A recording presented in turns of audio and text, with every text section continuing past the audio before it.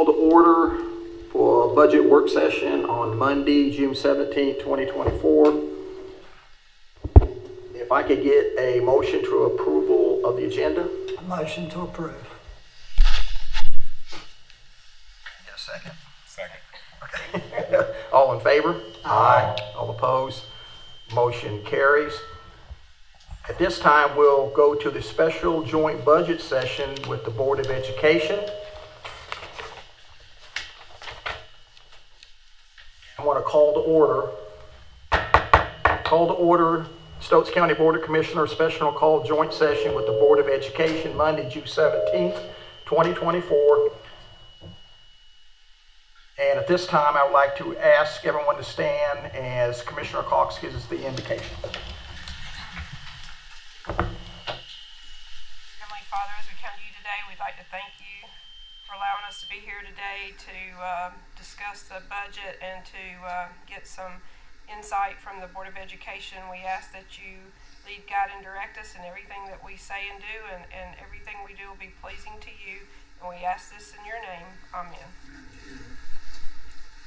Pledge allegiance to the flag of the United States of America, and to the republic for which it stands, one nation, under God, indivisible, with liberty and justice for all. On the Board of Commissioner side, can I get a motion to approve the agenda? Motion to approve. Second. All in favor? Aye. All opposed? Motion carries. At this time, I'll turn it over to Chairman Vaughn Robertson of the Board of Education to call his board to order. We'll we'll call the meeting to order, and then I'll ask approval of the agenda. Do I have a motion to approve? Motion to approve. Do I have a second? Second. Okay, all in favor? Aye. Any opposed? Okay, at this time, the next item up on the agenda is the current expense budget.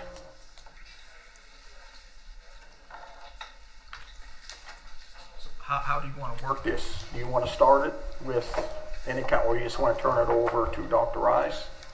Either one. Would you rather start? We would let Dr. Rice do a little presentation, and then we can go from comments from there. Okay. Well, thank y'all for having us today as we talk about what we can do that's best for students in the next school year. In reading over the county manager's budget message, I want to say that I appreciate the 9 budget priorities that have been laid out, and I believe our budget matches 7 of those very well. The first one was to raise y'all's fund balance percentage to 20%, and our board agrees with that as we have roughly $3 million in unappropriated fund balance at the end of last year at our audit in June of 2023, and we would like to maintain that. The second one is to maintain the current level of services. That I would like to mention about the fund balance with what we have done. When we received ESSER money, we moved some expenses to ESSER at about $800,000 a year in our stuff that normally would have been funded through current expense to ESSER for flexibility, not knowing with COVID what it was going to be, how long it was going to be, what we would need in the coming years.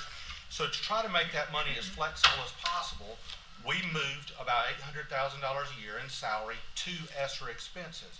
Well, over 4 years, that's about the $3 million that we have in fund balance now, is where we were trying to use that money wisely. It wasn't that we were not using $3 million worth of county money for those years. It allowed us to save the ESSER fund to build a fund gap balance that otherwise we would not have. If ESSER wasn't here, we would have still spent the same amount of money, but we would have had no fund balance. And so we've looked to maintain the services, but this year we do have to move it back up off ESSER, back into current expense. And so we are looking to maintain services. We did look to we have added a director of academic and emotional support during COVID. And we are asking, that's one increase that we did ask for, as well as one maintenance position. So that is really the only increase that we've asked for, is just maintaining our services. The next thing was to invest in our employees. adjusting pay to be competitive. Again, with asking for it to keep our current services, we're asking to keep our supplement the same, to keep competitive at that 5% supplement. The next one was to provide resources for public safety. Again, things in our budget, the line items there go for school resource officers, assistant principals, staffing for supervision, and substitute teachers. Those are all line items in our budget that helps for our safety of our students.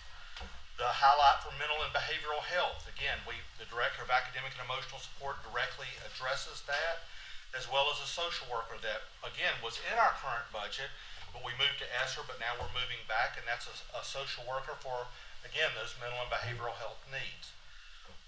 It mentioned improvement in technology, cyberbullying, and broadband access. We have our technology engineers in our local budget. And then with the look at the long-term plans for the hospital and the schools. Again, the county manager has listed in there the Article 40 and 42 sales tax. Again, we've asked for the $2.1 million in grant matching funds, which I know is a special agenda item later.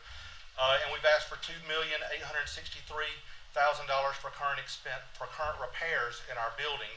And just a reminder that the Peterson-Gordon study that y'all's board commissioned for us said that we would need between $54 and $90 million for our current needs in our current facilities. And so the 2.86 is a drop in the bucket of overall needs, but those are current needs that are pressing at this time. And then the last two that y'all had on your list didn't really match our budget, with capital projects at the courthouse and animal shelter, and in economic development and new businesses. But I would say that our schools, I do believe, is an investment in economic development and new businesses. As other businesses may look to come into the area, they're going to look at the quality of our schools. And so that's where our budget, I do believe, is for the best interest of our students, to provide a quality education moving forward. And now I'll turn it over to Ms. Moore to kind of talk a little bit more about some of the things more in depth. But again, we appreciate the 7 of the 9 priorities that she listed. We believe are very much in line with our budget as well. Okay, with the request that was submitted from the board, it was actually a 7.89% increase overall. And if you go back and look at what the percentage was for the county appropriations from the county, was 7.70% from the year that we're in now. And that was allowing for our board to fund $1,100,000 fund balance to try to balance the budget that was submitted to you all. I just wanted to highlight, I know you all received the detailed budget. I want to highlight some of the things that makes up this increase. At this time, based on what the county manager is recommending and what the board requested, we're $2,430,081 difference. So that's kind of where we stand at this time. Dr. Rice talked about the ESSER positions, and he's correct in what he said. We actually moved those to try to help us build our fund balance. We actually put overall 5 of our technology positions. We done 6.45 custodian positions. We done a tutoring allotment of $60,000 that would have been in current. We moved a social worker, and also we employed 2 maintenance positions. And like he said, the director also was a new position. So we're recommending moving those back, and that's like $800 and some thousand that would cause an increase that we're talking about. I went back and looked as far as the salary increases. We're allowing like a 3% for classified, 5% for certified, and that's like a little bit over $100,000. Hospitalization, based on what we're hearing from the state, just for our local employees, it's additional $40,000. We're hoping to maintain the 5% supplement, and in this budget, it's like $33,000. It would have been more, but we had a balance. We budgeted more there than we're going to expend, so therefore, it's just a $33,000 increase. Insurances for workers' comp, liability, our vehicles, and our property is an additional $40,000. Technologies, $48,000. The overage on transportation to transport students for the yellow buses, we've added an additional $50,000. In fact, that would budget $750,000 just to keep our yellow buses going over and beyond what the state allots. And then charter schools, right at $108,000. So all of those come to $1,400,000. But as you go through the budget line item by line item, you will see we've actually decreased some line items. So that kind of puts it in perspective of why we have the increase in current expense. Any questions, we'll try to answer those. And like I said, you do have the detailed line item by line item for what I've just covered. Don't have any questions right yet. Not yet. That would you start with when we approved our budget last year? Unbalanced then what was appropriated Yes. by the end of the year, which I think is about $1 million something, and then what you're appropriating out of this proposed budget, and then what's the balance that's Okay. left after you do that? All right, with the understanding we have a lot yet to do in June, so it's an estimate. I don't want anybody to think it's the Yes, I big, understand. and you understand that. Yes. All right, our audit had $3,097,113 from June of '23. We appropriated, or the board did, $1,054,957. That left $2,042,156. Now, in estimating the way we're looking at our expenditures, we will not use that $1,054,000 fund balance. So let's just say if you take away that figure completely, I'm estimating we'll have between $300,000 and $400,000 left of just the regular money without looking at fund balance.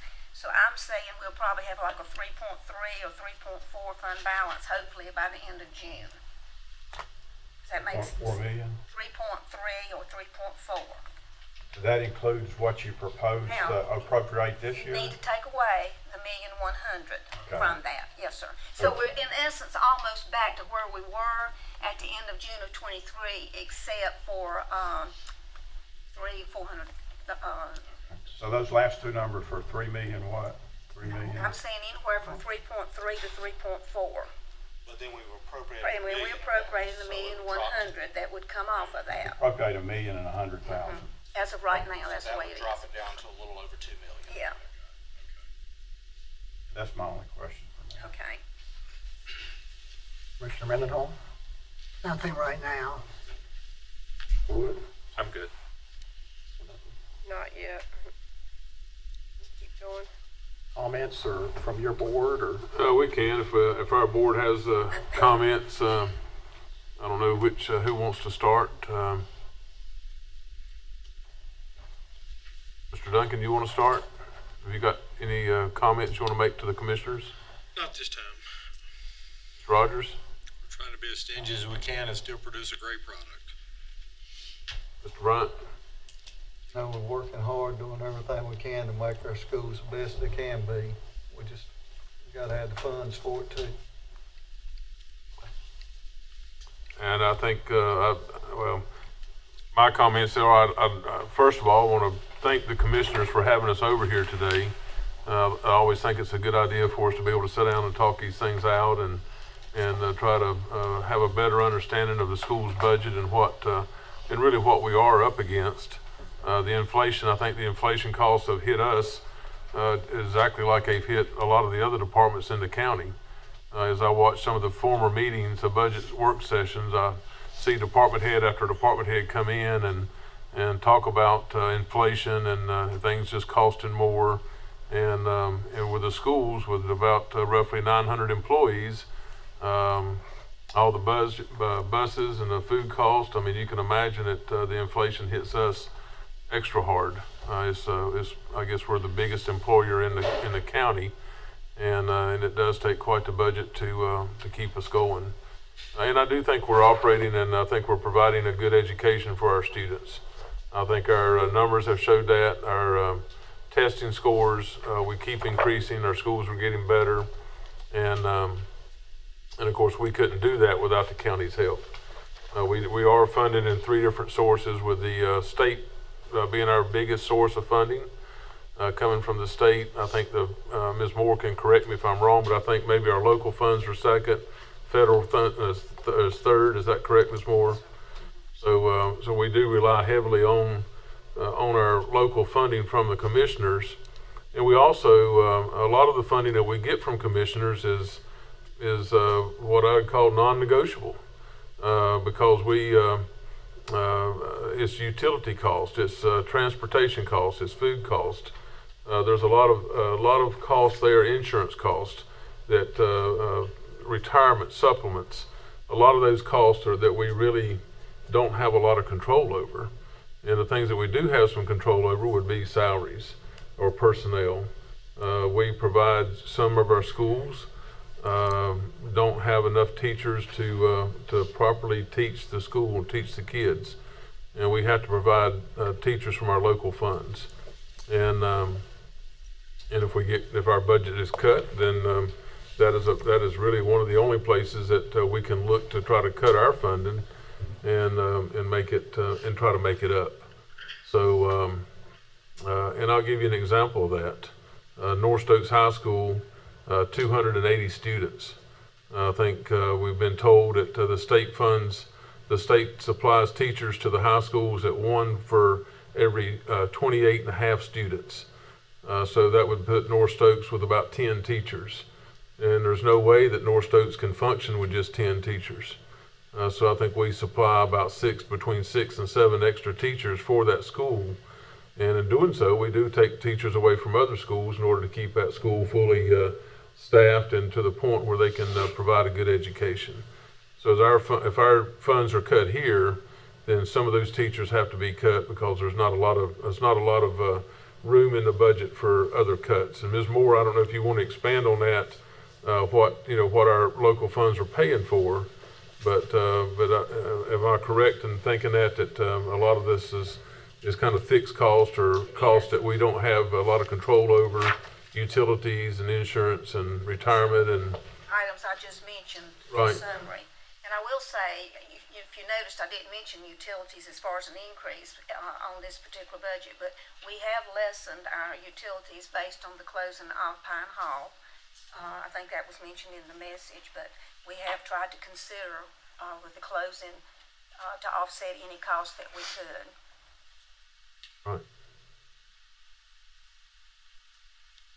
So we're not coming in asking for, we're not asking for more than what we've already asked for.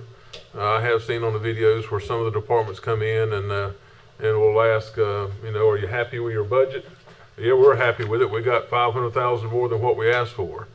We're not asking for that, but we would like to try to maintain our level of services and really meet the demands that was put out in Ms. Brown's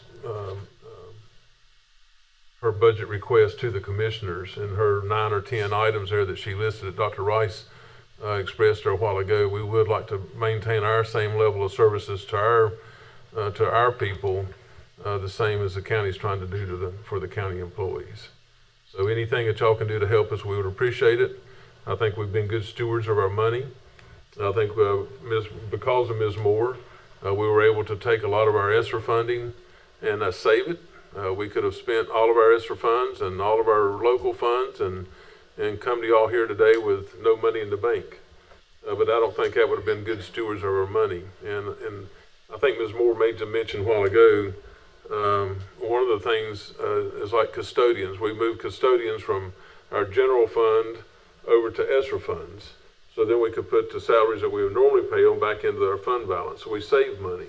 And I think that's just being smart. And then if we have something come up that we need extra money for, we want to do something extra, then we've got the money to do it.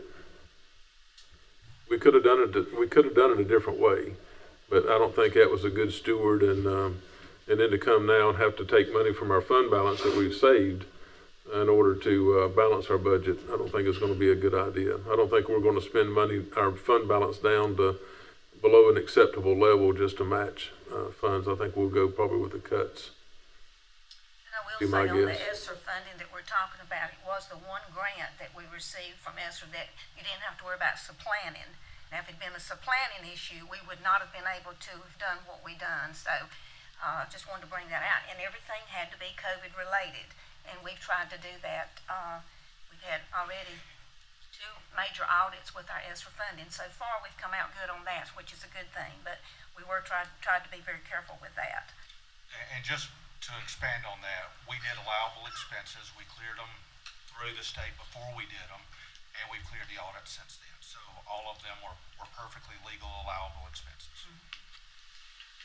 And you can bet with Ms. Moore on your side, you're gonna come out correct. Everybody in this room knows that. She does a great job. We're very, very blessed to have her.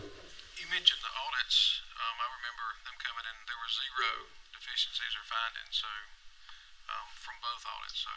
The ESSER audit we had was very detailed. We'd spent weeks and weeks, our directors, not only from the expenditure side, but the data pull in what we had done for students, and it was a major audit, and we were just well pleased with the results of that. So there are stipulations with what we've done, so we've tried to follow the rules and regulations with that.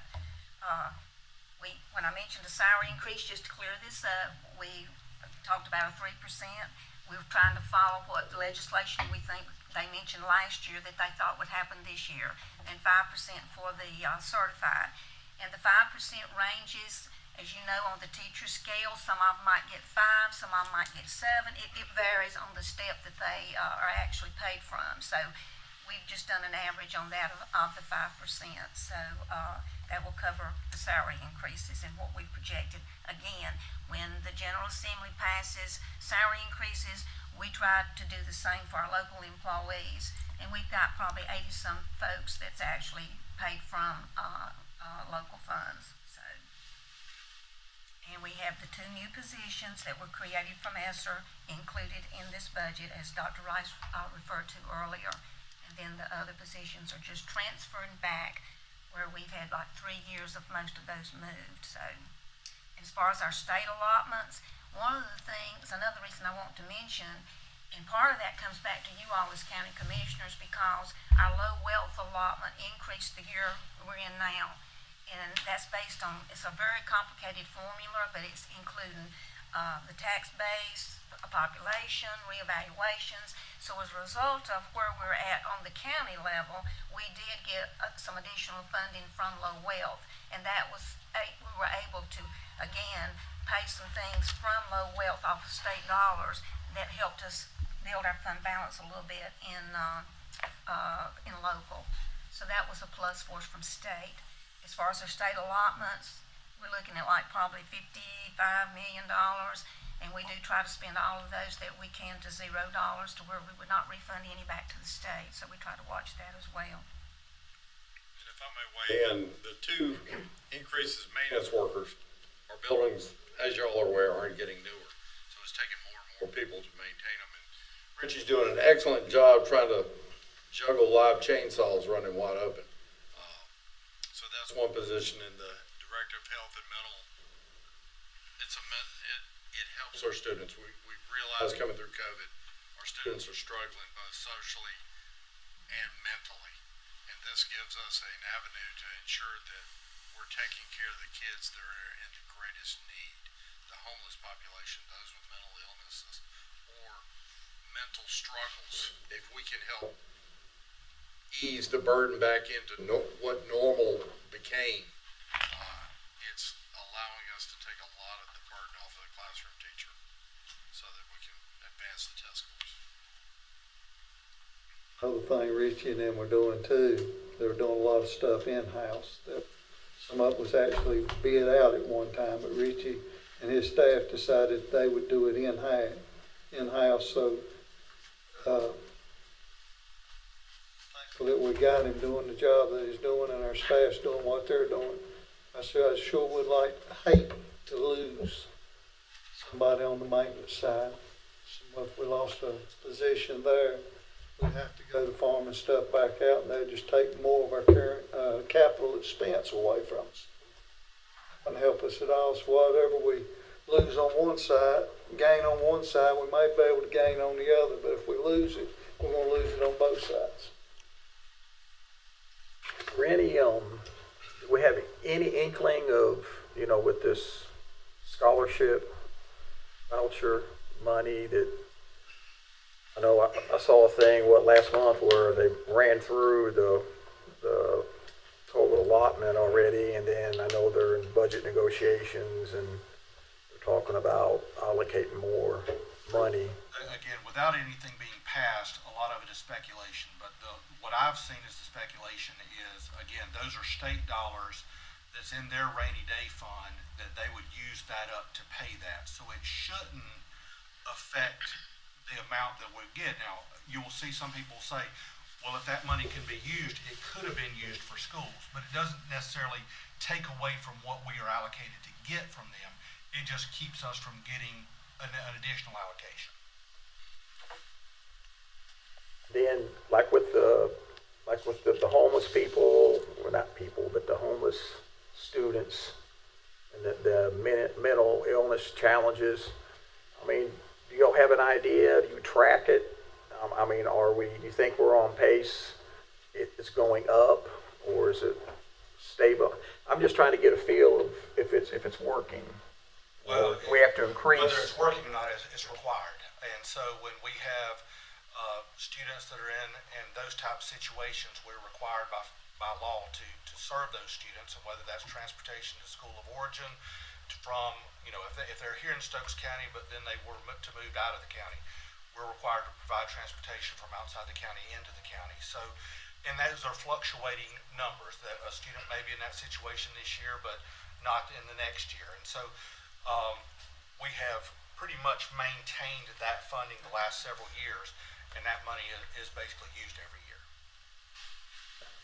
So you're not asking for an increase on that end of the budget. You're just stabilizing. At the beginning of COVID, we established the director to ensure that we took care of every student. Somebody had to ensure that the proper services and be kind of the gatekeeper, understanding what the student needed and what the resource to go get it was. So, and Jonna Cheek did an excellent job, and we transitioned with her retirement, but it maintains the quality of the education and the support that we can give a student that is struggling. The other thing I would just like to say, I know there's been discussion of going to a per pupil expenditure. Our per pupil expenditure comes in our staffing from the ADM money from the state.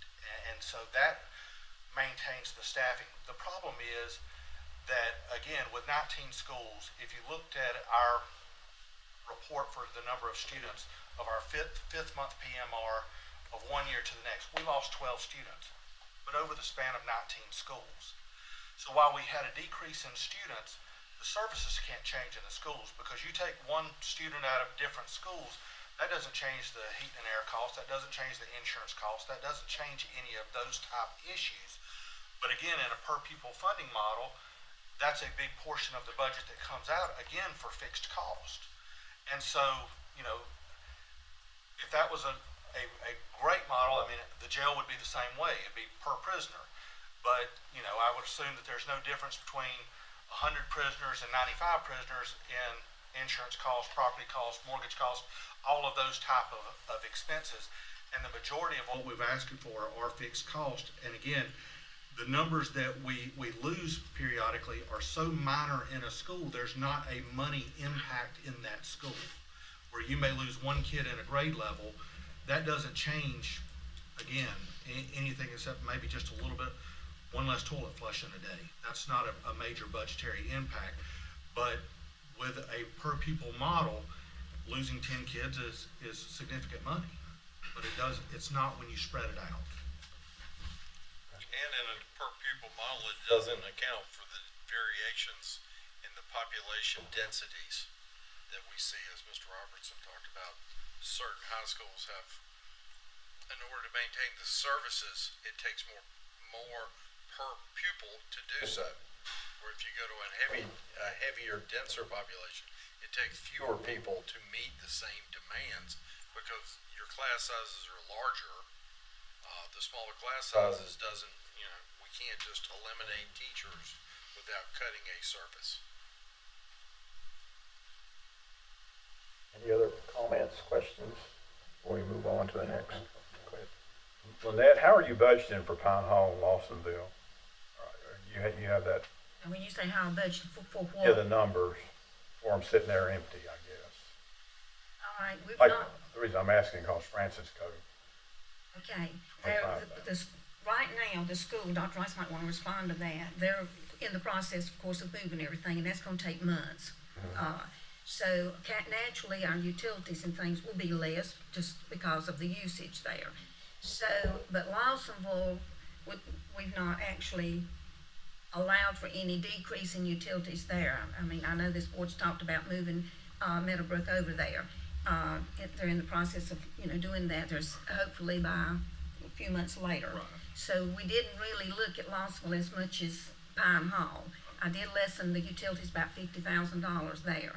Now, as soon as this building is emptied and whatever, if it comes back to you all, whatever happens, insurance will definitely come off that building. So there's just certain things we can't do yet with that will give us some savings, hopefully a little bit later on. okay. Are you tracking any savings from consolidation efforts so far? We are looking at tracking all of our consolidation expenditures. And this board has approved for some expenditures to be done, complete at Sandy Ridge. And we're tracking all of those costs. Actually, my next question. You have, what are the plans for capital at Sandy Ridge, capital expenditures? I didn't see anything on that list that you in the front. Got what they approved here, I think. That was in the previous year's budget. We had allocated the money for the consolidation. It's not in the new year's budget. What are you gonna spend at Sandy Ridge next, say, this year? This, the board approved for some humidification for the media area. They're going to replace the windows in front and cafeteria, some additional parking, and their mobile unit update, and some restroom renovations. So they approved $175,000 for Sandy Ridge to come out of the consolidation money that was already budgeted the year we're in now. That'd be this coming year, 175? They're working, hopefully some of that'll be done even before the end of June, but yes, most of that will be probably this summer. Okay. Was there not, refresh my memory, I thought there was, has the windows ever been replaced? Was there a grant you were trying to get and it didn't come through? Because I seem like I remember What you discussing. get back is when we first received the ESSER money, Yeah. the board did a look at replacement windows at Sandy Ridge, and that, we did not do that because of what we're looking at what happened as far as consolidation. So that's where that was mentioned, you're Thank you. correct. So I Yes, sir. didn't dream it. Yeah. So you said you're tracking expenses, you're tracking savings from consolidation too? Well, I You're can't going yet, to, but I or- mean, eventually, hopefully, we can monitor that as we go along to see our savings. Again, right To now, see- we budgeted a $50,000 savings for the power. And so that's the initial savings that we plan to see right now. From Pine Hall? And then going forward, again, we got to transition, we've got to clean out the schools and all that, and then transition to it, and then the future savings would come at a later time. Like for Sandy Ridge, when we get the windows in, for example, we can compare our costs for electrical heating and all that from year to year. So some of that will come a little bit later. Okay. Okay. What's the latest on the Johnson Controls program you guys are doing? Like just some numbers, or is it still underway, or? We're still under the previous performance contract, but that's supposed to come to an end next year, December of 25. December of 25, that contract goes to an end. And there's money in this budget to finish out that contract. Yes, sir. And then it'll end when? December of 25.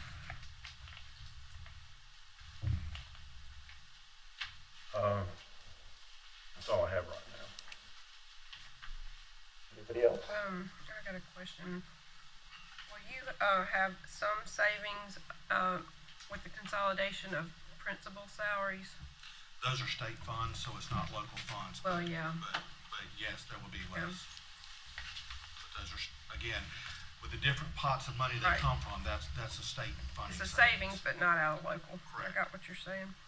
Okay, Where that comes in is if a school is below 100, then the local has to pick up that cost right. from the state. So it could be something that hit the local if it were Right. If Pine allowed Hall to would have stay lost a open. couple of students and we would have stayed in school, that would have been an extra expense for the local For the budget that local. we've saved by closing it. Well, yeah, that makes sense, of course. In the recommended, budget from the county manager, if I remember it right, Amber, were you already allowing for, with what was recommended, that they have to use 500,000 of their fund balance? 500,000 that I included in the 15 million number that I gave for recommended for current expense. That the 500,000 is from the current the fund balance we have here for them, I said county. Yeah. So the 1.1 they're talking about, I haven't touched it because I can't appropriate that. So I haven't included that into the figure at all. It's what we had here. Yes, yes. So if they wanted to use the 1.1 theoretically, it would go on top of whatever I recommended. But that 500 is included in your 15. 15. Yes, yes, Yes. yes. We're on the same page with that. Yes. Are y'all making any type of concerted efforts to try to eliminate some more of the combo classes? I know at one time we tried to do that as much as possible. We are looking at a Title I set aside to see how that could go. Again, we gotta have our local budget number finalized to know what we can do. But yes, the goal is to take away as many of those as possible using Title I funds and possibly some of our local funds for our current teaching positions that we pay for to do that. But we've got to find out our local budget before we can finalize those decisions. That'd be the first time that we've actually set It would be aside the to first try to time keep that those combos. Yeah. First time. But with the consolidation, that eliminated, it appears that it will eliminate several of them, over about half of them, and so we're trying to see what we can do for the other half. Yeah, that's pretty important. I think it's, we think about how it impacts the students, but, speaking of a parent that's, I have a daughter that teaches combos for the last 2 years. When you are making the same salary as your other, companion teachers, but you're planning for 2 grade levels, that's a lot. That's a lot of extra work, and no extra compensation, of course. So, but looking at it from the student aspect, of course, with test scores and everything, I think it's, I've always told parents that would talk to me when I was on the school board about, I don't want my kid in a combo class. I'd be like, but the good thing about it is you're going to have one of the best teachers probably in the school because you don't give combos to the ones that are struggling. So, that being said, it's not always bad for the students, but, I guess I'm thinking more of a... We would rather have those great teachers teaching 1 grade level too. Exactly. To get that Growing impact those on them. kids, it's hard to grow and the disparity in student achievement since COVID is just crazy and mind-boggling. I mean, I've heard lots of teachers say that when those students came back, that was not the same. And I think we're making some headway with that. And we are seeing some reports from the state that shows the recovery up from that, the COVID recovery, and Stokes County Schools is matching the state recovery, if not higher, in nearly every subject. So we're doing very well with that. Yep, you're to be commended for that, because that put everybody on the struggle bus, I think, there for a while. And in Might have regards to another your question. combo classes, what we saw with the consolidation of the northern end, the April snapshot showed 0 combo classes. Now, you never know what's going to enroll first day of school. So I don't want to say that that's the gospel, but it eliminated where we had multiple combo classes, eliminated all of them. And a few of them in the southern district. We're hoping to see a marked improvement in that next year. So the loss of the ESSER funds and what the request is about 800,000. And 800 and some thousand for the positions, yes. Okay. That's all I've got right now. I did want to note really quick that like I said, the 500,000 is from what the county has in our funds for what was appropriated from their tax rate that we set aside for current expense. But as of June 2023, the audit reported having 955,264. So that 500,000 could potentially go up using their fund balance here if the commissioners wanted to give give them more towards their current expense request.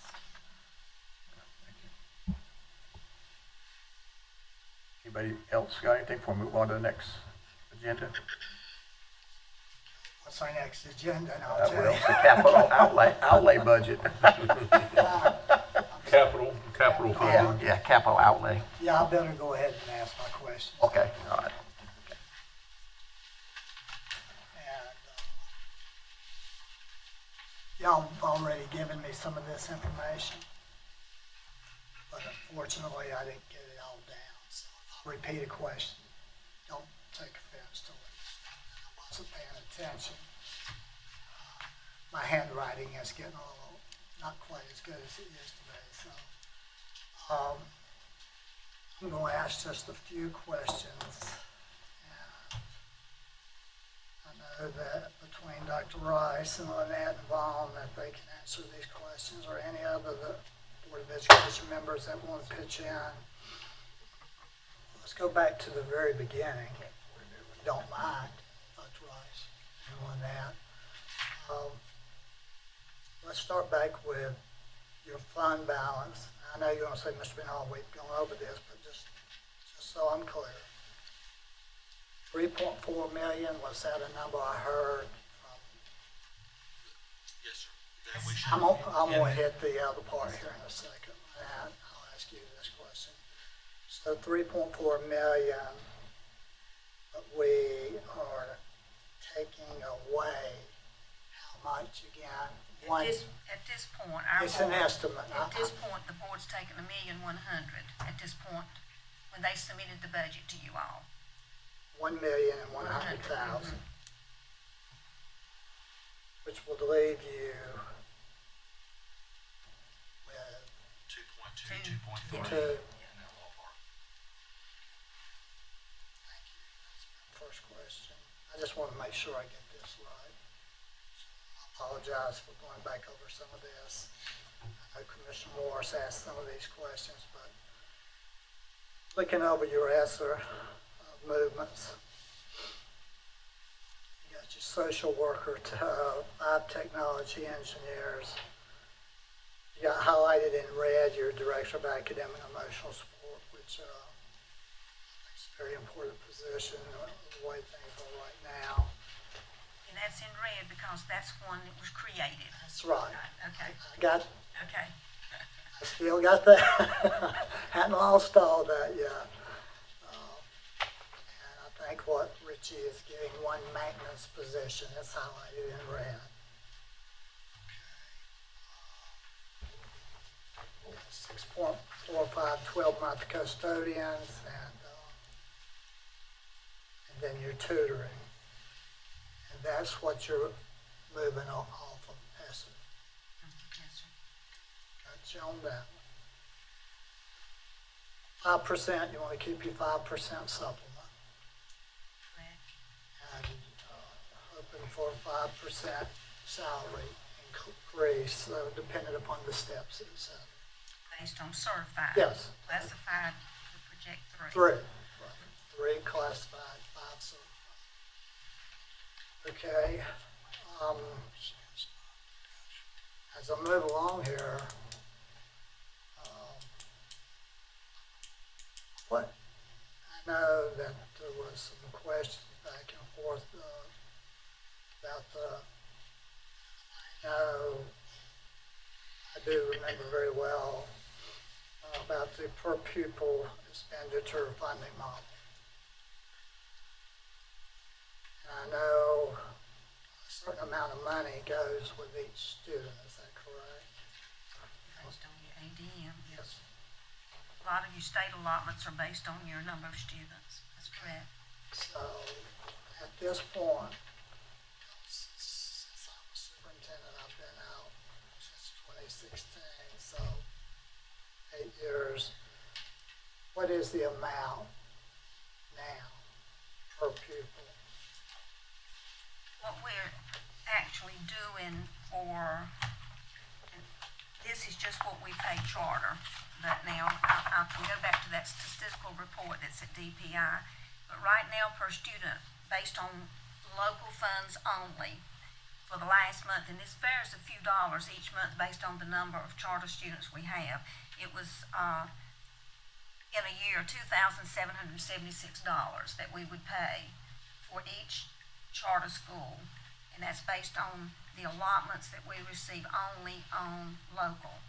Now, I do know, you'll remember that report that comes out from DPI. I do not have that with me, that shows state, local, and federal, and it gives you a per pupil.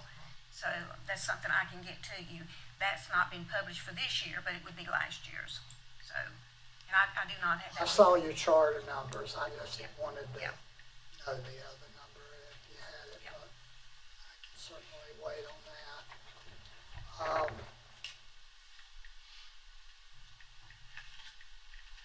I did want to ask about the charter schools. If you don't mind, I'm comparing, just a comparison here. 23, 24, you had 167 students I'm looking at here. And above that, it's showing 190 students, multiplied by $2,745, which equals $521,550. Is that accurate on that? Yes, sir. And let me explain that we projected right now, as of the last billing, and I have ones just come in we've not worked up. We had 159 charter school kids from 12 different charter schools that we're paying. So with the consolidation and what we projected that might change, so the figure that's in the budget is a projection, and it is more than what we have right now. We've ran from 100 and usually 60 to 175. That's kind of the average that it's been. But we did actually agree to increase that, not knowing what might happen with the closing of this Pine Hall in Lawsonville. So can I ask a question, Dr. Rice, or Lynette, or Vaughn, or anyone that wants to answer this? I think you said this 190 students that you're projected. Yes, sir. We're coming from 12 charter schools. Yes, sir. That's what we have currently, 12. Can you tell me, you might not be able to be exact, but can you give me an estimate? Where are these 12 charter schools? What counties are circumventing getting some of our students? We have them in Surrey, Forsyth, Guilford, and then some of them are actually what kind of like online courses that they consider like a virtual. We have 2 virtuals included in that 12. But mostly, our largest one would be Surrey County, the Millennium. So Millennium Yes. Charter still heading us. But we have some at Summerfield. I mean, it's everywhere. So Guilford, Surrey, Forsyth, Forsyth, mostly. Those Surrey would be your largest one, yes. three. I'm assuming Millennium is still really We trying have to. 98 coming from Millennium. And, you know, they offer their transportation even back in yeah, Stokes oh, yeah. County. Yeah. I hadn't forgot that. Yeah. Okay, can I get an answer on the one above that, Lynette, or Dr. Rice, or whoever? Number 2, under operations, your estimated amount over state allotment for the yellow buses. Yes. You know, is, we're saying 22, 23 local cost was at a 694,000. 694,988, is that correct? It was close to 700,000, yes, sir. I mean, whatever figure I have there There would be our cost. Near the back. Under operations. Yes, sir.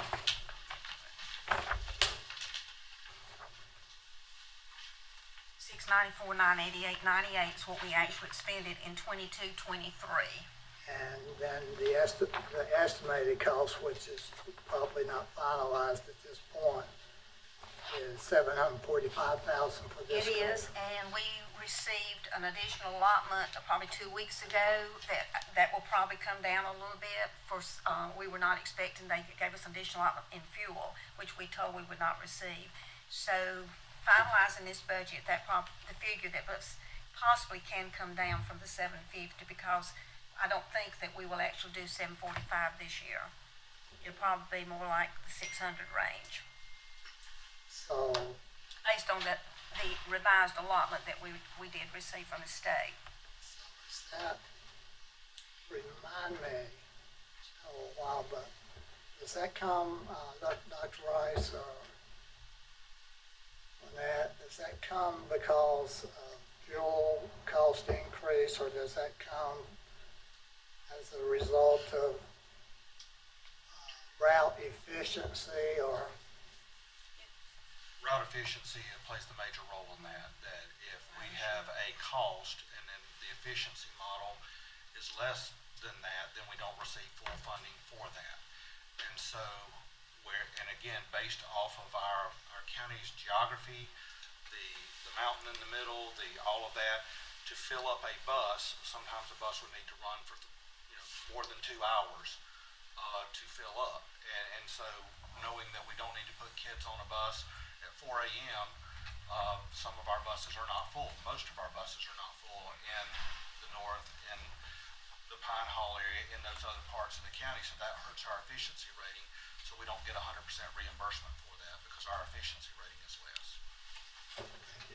I only have one more question, Mr. Chairman, at this time, because I know other people wants to pitch in, and so I'm gonna stop after this. Okay. My last one is, as you approach the upcoming year, and we know that you have closed Pine Hall. And my question is have y'all final, I heard Vaughn may comment a while ago on Sandy Ridge or something, but have y'all got a finalized plan, like somebody mentioned Lawsonville and Meadowbrook possibly coming to Lawsonville, which I would suppose have to be second semester if it occurred, is that correct? That's correct. Because it'd be hard, anyway, to get it happen first semester. So Pine Hall closing down, Lawsonville sending their kids to, is it Sandy Ridge and Nancy Reynolds, or just Sandy Ridge? Sandy Ridge and Nancy Reynolds. Okay. And possibly second semester, Meadowbrook going to Lawsonville. Correct. Would that be all of your changes, or are y'all still talking about it in your meetings now? Would that be all your changes for next year? That's all the changes for this school year, yes, sir. So Lawsonville would go to either Sandy Ridge or Nancy Reynolds, depending upon where the student lives. Yes, sir. I'm assuming. Then Meadowbrook will be coming to Lawsonville second semester. Yes, sir. Pine Hall is closed down. And I think you said a utility savings of $50,000 at this time. Yes, sir. That's all I have right now, Mr. Chairman. Just a quick question, so like on the school buses, I mean, is there statute that says that the school buses have to be a certain size in order to get funding? Well, if you're asking if running a smaller bus would increase the efficiency level, no, sir.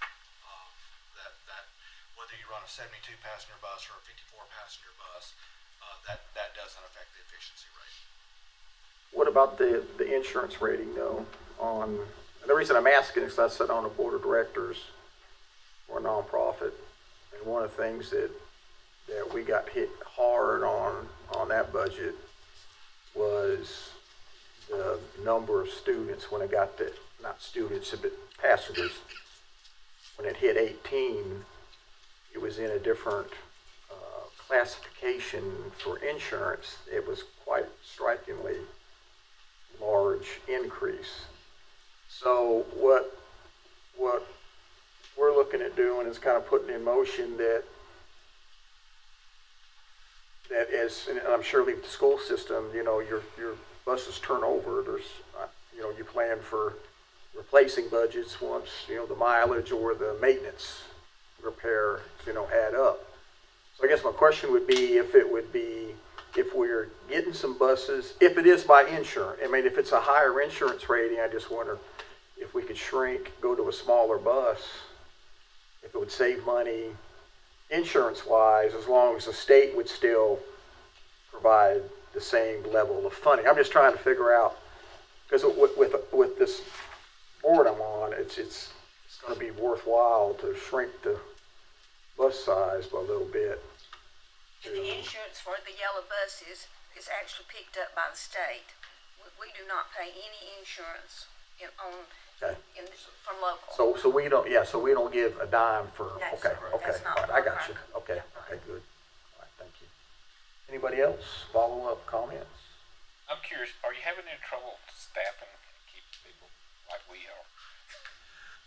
We are not as in bad of shape as some other people, in surrounding areas, and so we're blessed that people like living in our area, and we just had our teacher working condition surveys, and ours are the best results in our region.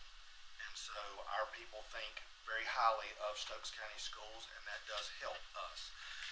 We don't have the number of applicants that we had 5 years ago, 10 years ago, for positions. And we have some vacant positions that we have not been able to fill, like specialized positions, whether it's EC teachers, automotive teachers, certain CTE positions. It is harder and harder to fill those positions. For the most part, we do a good job with that, but there are some particular needs that are difficult to fill. But the biggest thing that we have is a lack of applicants.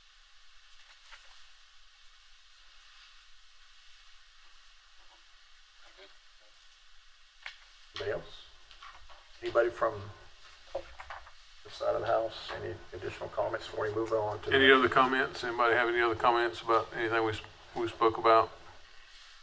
I just want to clarify one thing. Commissioner Morris was asking about the improvements at Sandy Ridge, and the improvements that we have on schedule for there are in this year's budget. I don't know if that was real clear. Yeah, it was. Okay. If that's coming out of this year's budget instead of next year's budget. You just encumber it if you don't get all the money spent. You just encumber it. Shows it's a so we go. carryover project. Yeah. At this time, we'll go to capital outlay budget. Ask Dr. Jones to. Sure.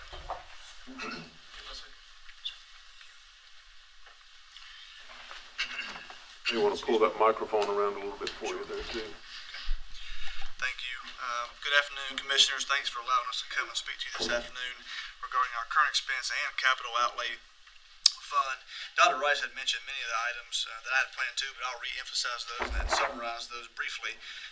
As you know, hopefully you have seen by now the one-page summary sheet that outlines the priority items, the 35 priority items established and approved by the Board of Education, which totals $4,963,000. Of that amount, there is the grant match of $2.1 million that was included in that fund. And so when you subtract that amount, we have $2,863,000 to fund the other 34 priority needs established by the Board of Education. And in looking at the county manager's recommendation of $2,675,000, that is $188,000 less than we had recommended for the additional 34 items. And so, as Dr. Rice mentioned, as a result of the Peterson-Gordon study, there is anywhere between $54 and $90 million worth of needs, and you all, that's not news to you, I know, but wanted to make sure we emphasize that and ask that you consider that as you consider the county's budget and the school allocation for capital outlay expenditures. I'll be happy to take any questions, and Mr. Roberts, our Director of Maintenance, is also here. I'll be happy to take any questions that you may have at this time. I got one question, and I've already talked to Vaughn about this, and he sort of explained it, but other board members might have the same concern, or not concern, but just question about the fencing at King Elementary. And I know the day treatment program is housed there, as well as some other children with special needs and things, quite a large population of special needs there. So maybe you could explain again about how we're trying to keep the runners from running. Because I know it's not far to the railroad tracks and, to the main roads. And matter of fact, we used to walk to school on those railroad tracks from where I work now, from the garage. We would walk, in the afternoons, we didn't ride no buses, we walked, weather permitting. And so, I know it ain't far. No, it's For a not. kid that wants to You're hightail it out of there. a quarter mile from highly trafficked roads on both sides and a railroad track on the other and a park on the other side of the school. And so we have, and do have on occasion, students who do run. And so in our capital outlay budget, we felt like it was a priority to try to enclose that space with a fence and electric gates to keep that school contained into one. It wouldn't be one building, but it would all be fenced in and to provide a barrier there from the general Obviously, public if you and had a from- building that was all enclosed, that wouldn't be Yep. an issue. So this may be a temporary solution. It Yes, very that much Um, is. Yeah. If you think about buildings that were built in the sixties and seventies, which most of us went to, the separate satellite buildings were the model. And again, when you have a hallway, you have to light it, you have to heat it, you have to cool it, you have to do those type things. And so they were built with open campuses. And that's the way most schools were done. And a lot of schools that are still facing that, I know this weekend, my wife and I were out traveling, we saw a school, they had put up the fencing as well, because now trying to keep the kids contained and keep runners away and keep other people from entering the campus are all important safety issues. And so, yes, that's a temporary fix. Again, the final agenda item is discuss the grant. If we get that, it would be a self-contained school, all enclosed. Would that fencing be, removed and used, say if you do get the grant, if you do build a school, whatever, you got that fence in there, I'm sure the playground and all that would have to be moved as well, but, so it wouldn't just be like money you're, throwing away in a sense, it would be able to be reused somehow. We could certainly repurpose that, don't you think so, Richie? Yes, sir. Yeah. But again, even if we get the grant this fall, we're looking at 3, 4, 5 years of Yeah. use, and that's a lot of time to keep students safe. Yes. That's all I've got right now. In the condition of the fence, it might not be that good. On the grant, that's the same as last year, rebuild at King Elementary, same location. Yes, sir. Have you thought what's your plan if you're gonna try to do it for meeting the criteria that's in the grant that says, you're gonna close 2 or more schools in order to, consolidate them into one new school? So have you got some more schools you're gonna close now in order to do that, or how are you gonna try to meet that criteria? Well, again, the goal is to build it where it could house whether the overcrowding or closing of schools, again, whatever the needs are 5 years from now, as we would have to open it. There's new construction going on now that could overcrowd other schools, or if it doesn't happen, then it could consolidate other schools potentially as well. What do you put in the grant request then that you're gonna do? How are you gonna answer that criteria that you're gonna close some schools? The long-range plan that the Board of Education has approved is looking at closing Pinnacle, and that could be considered in that grant. Okay, so Pinnacle and build back in the same location, the same school. Yes, sir. Okay. That's all I've got. Any other comments, questions? Capital outlay. Sorry. We have 4. Oh, sure, yes, sir. Just a minute. Yep. Caught me at a bad time. I had a piece of I'm candy. sorry.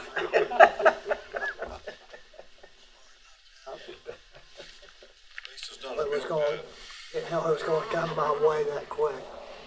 And it's not, just a couple small questions.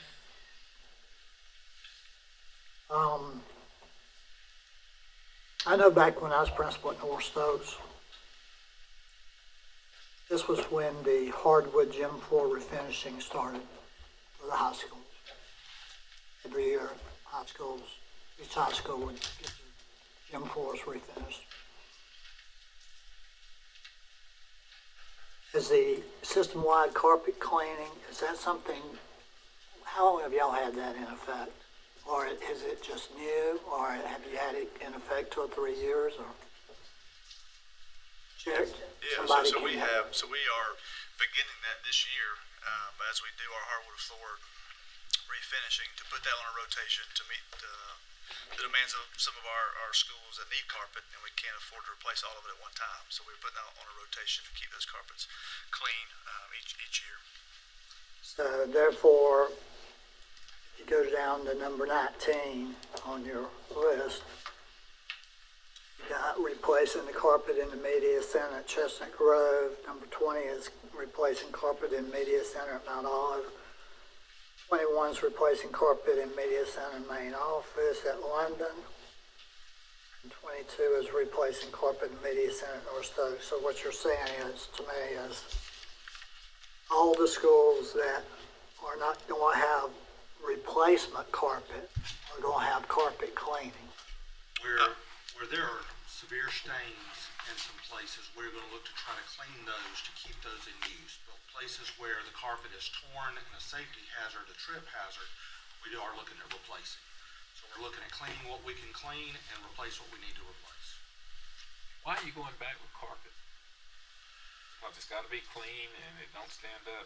Well, for noise, Catches all for germs. students that get on it at times with lower kids, and again, the noise factor, there's just some places where it makes more sense to have carpet than not. I mean, in this room is a newer room, but it's got carpet in it. There's just some rooms that it's more conducive to having it than others. There's not many classrooms that actually have carpet anymore, is there? There's some that have it, but most of them, they either have a section of it that's carpet or a tile with rugs. But things like media centers, and was places thinking like media that, there are center. places where noise, it helps in those areas. There are some places where we're taking the carpet out and putting a laminate floor down. Where we can make the switch over, we've done that. We did a facilities tour. We traveled and toured all the schools and looked at the carpet, and that's how we determined if we felt like it was in such bad shape that there's no cleaning it.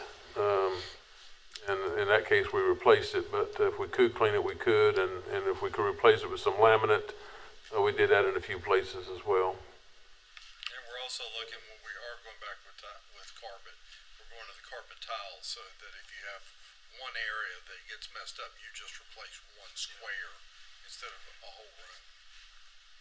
Right. And as wear occurs, you can move the wear around. I guess my only other question, so I know, there's people waiting to make comments. I see we have converting 5 buses into activity buses and the purchase of 3 new activity buses. Is that correct? So that will add 8 activity buses to the system. I'm assuming that each high school, northwest and south, made recommendations on how many they needed, and it came back to y'all, and We looked at our overall fleet number, the mileage, the years of the buses, and there's several that we need to take out of use because they are so old, and some of them can't be repaired anymore, can't get parts for them, and others are to the point where we don't want to send them very far out of the county or staying in county, and so we just believe that we've not bought new full-size activity buses in many years. I think there's been less than 5 bought in the last 25 years, to try to get some new ones in there for the longer trips, but then converting the yellow buses to try to be efficient for shorter trips. So we're not adding 8, we're replacing 8. We'll take some We've got some in off- Southeastern that I wouldn't trust to ride to London. but you can always walk the line. Yeah, you can walk to London. You can walk the line. I'm just picking, Mike. My wife's trying to get me to a 5K until we can get the golf cart to get that far. I'm not doing it. Just picking with you. That's all I have, Mr. Chairman. Anything else on follow-up? I have another question. I know, as we're talking about our capital expenditures, I know our capital funding comes from, mostly from sales tax. And there are 2 funds, Fund 42, I think, Fund 40 and 42, and that money comes into the county, and then the county in turn, that's how they fund our capital requests. Is that correct? Can you give us a total of how much funds are coming in on those those two accounts, or how much of a fund balance the county has in our capital funding?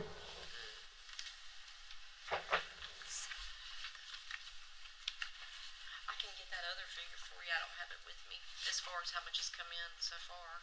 If Well, you'd like for me to. If I can just speak on the recommendation, if you're talking about for next year, it matches, our estimation is that the sales tax, the articles 40 and 42 that you're talking about will match that, the 2.675 figure that was recommended.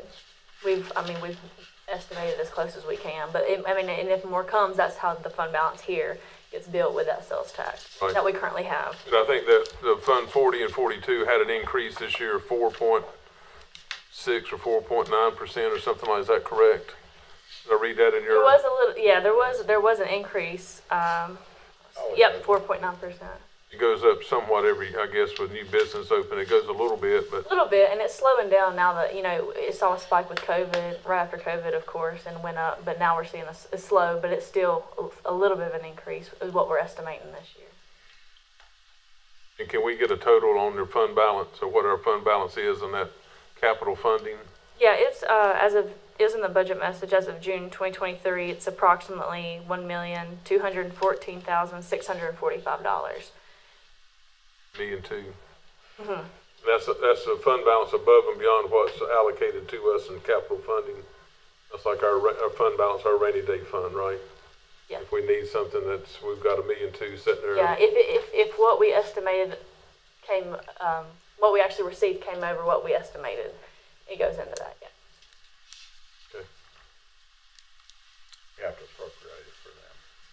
Right, but the Fund 40 and 42 cannot be used for anything but capital funding for the schools, is what I understand. Is that correct? Y'all can, Yeah, that it comes specific to the county and portion. y'all hold it and allocate it as needed to us. A portion of 42, yeah, because there's a portion that's for other things, designated for other things as well, out of 40 and 42, but there's a portion specifically designated, yes, and we can't touch that portion. 40 and 42 is the two. Yes. That, You do have to appropriate it. yes, that's correct. Lisa produces a sales tax report for us. You could get a copy of it anytime you want it. Yeah. It's what, 2 months behind usually, but, Yeah, it's 60 days in arrears. yeah, but it shows what the sales tax is doing. Does that show individual businesses and how much they pay in sales tax? Just a total? A total, yes, sir. Shows 40 and 42 broken out separately. Yeah, but not as far as certain businesses, what comes in through businesses. You have no way to track that. But we're hoping as King grows, as a new shopping center opens and new businesses open, that hopefully that sales tax will increase from one year to the next. It should, but we're hoping that. And if we can get the quarter-cent sales tax approved on the referendum, make it up to 7%, that'll help. But the quarter cent really won't affect ours, will it? I think the quarter cent Sales tax? sales tax, because the 40 and 42 is just a certain percentage of the existing tax. For the schools. Right. That's correct. I think the quarter cent would be part of the 40. It's not part of 40 and 42? It's different sales tax? So like the local? Yeah, 39? I can confirm what article it is, but yeah, I don't think it's a part of the 40 and 42. For anything. Yeah, Does 40 and 42 allocate a certain percentage of the money brought in from sales tax? Yes, there is a specific percentage that has to go to the school systems. And I can get that for you. Just don't have it. So the quarter cent sales tax may improve our, I would think it would improve the amount collected overall of sales tax, but, it will improve that amount, yeah. right. If the commissioners choose to give a portion of that, that would just go into the overall, capital or current or whatever you wanted to use it Before, for. when it was put on a referendum, the previous board said what they were going to use it for. We have not, as a board, said what we would use it for. And they thought that it would help be a selling point to the public to say what it was going to be used for. And so far, we haven't clarified that.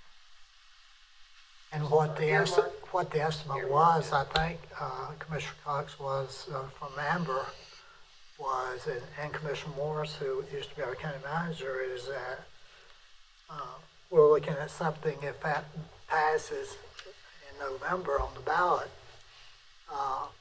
we should be able to gain somewhere between 800,000 and 1.2 million. Was that not the numbers that? Yes, sir.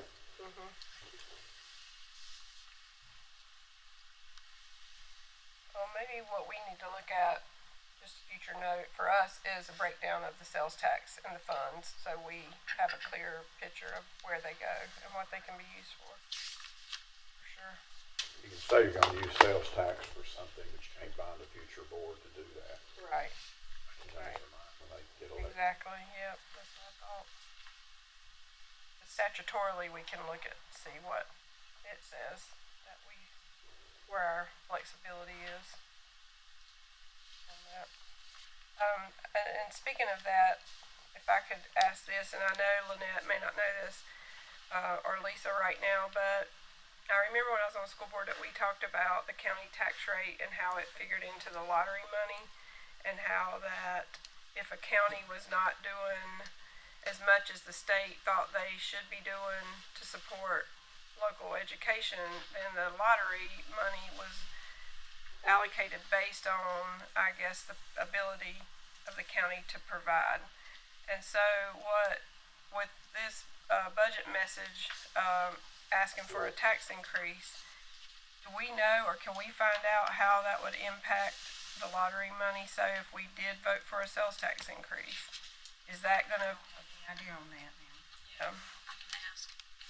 Yeah, because that would, I think, be something that we need to know. I mean, because it may benefit us if we do raise taxes, and we get more lottery money, it'll be a win-win.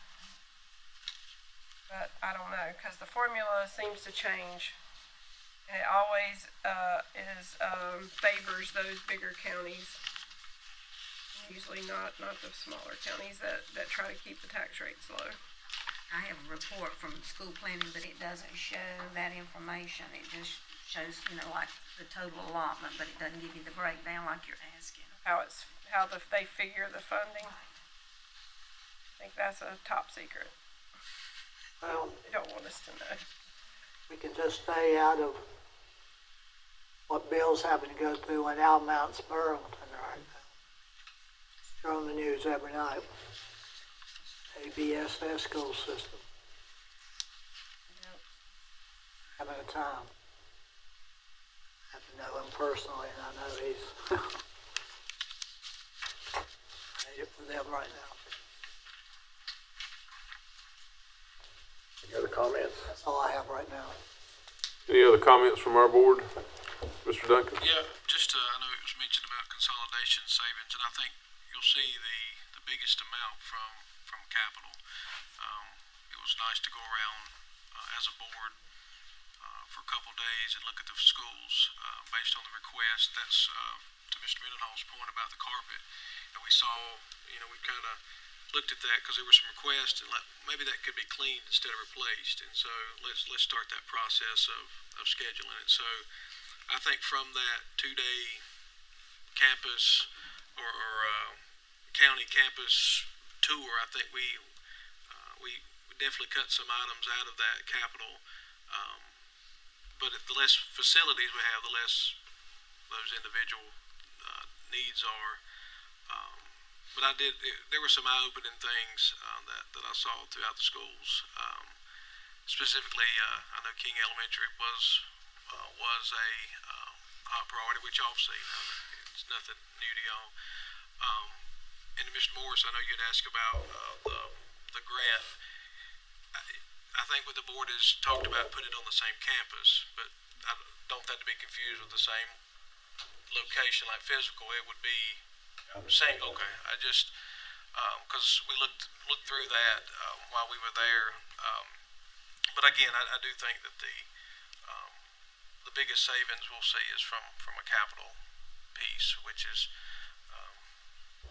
again continues to grow as and I appreciate the maintenance team. There is some things that we noted, that we're gonna try to look at possibly bringing in-house, you know, to save some extra funds. So, that's all I've got right now. Okay. Mr. Rogers, any closing comments? Thanks for your time. I mean, we're all tackling this elephant together, so. This is going, beating a dead horse. Okay, Mr. Bryant? I just want to reiterate what Justin said there. I was sitting here thinking about that it was going on a different area of the campus at King Elementary, not down in the hole, but up on the hill, because that seemed to be a big misconception that people had a while back. And our maintenance team is doing an outstanding job and bringing stuff in-house. Just want to thank y'all for meeting with us and everything.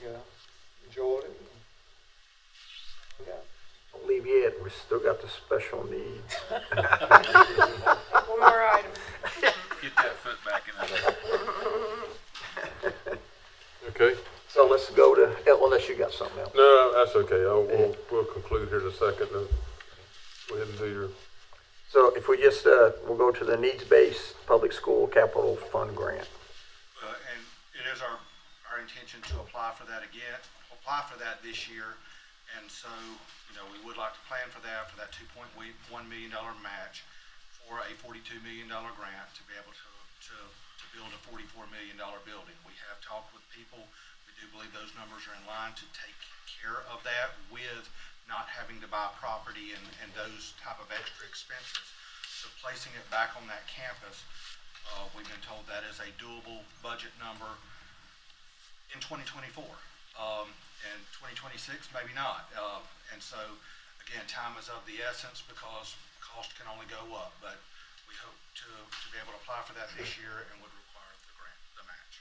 That application should be ready when, August, September? It depends on with the budget, with the state. You know, we have a biennium budget, but they are looking at adjusting some of that. But we hope that grant application is open in August or September again of this year. Would you have to rebid the architectural? We haven't bid that to begin with, but we would need to go through the bidding process for all that. What did you do last We did an RFQ. We just asked for a request for qualifications to see what companies were interested and what their qualifications were. Okay. We did not bid that out. All right, I'm with you. And I think we're gonna be in for another one of those years with a long wait. I talked to 2 House representatives last week. And as the budget proposal goes to the House, there's, I think, quite a discrepancy of what the House is wanting to do and versus what the Senate is wanting to do. And when they're that far apart, which I know they are, I've talked to both groups. I don't know when they'll finish it up. There has been talk with some of the lobbyists that they may pass pieces of a budget.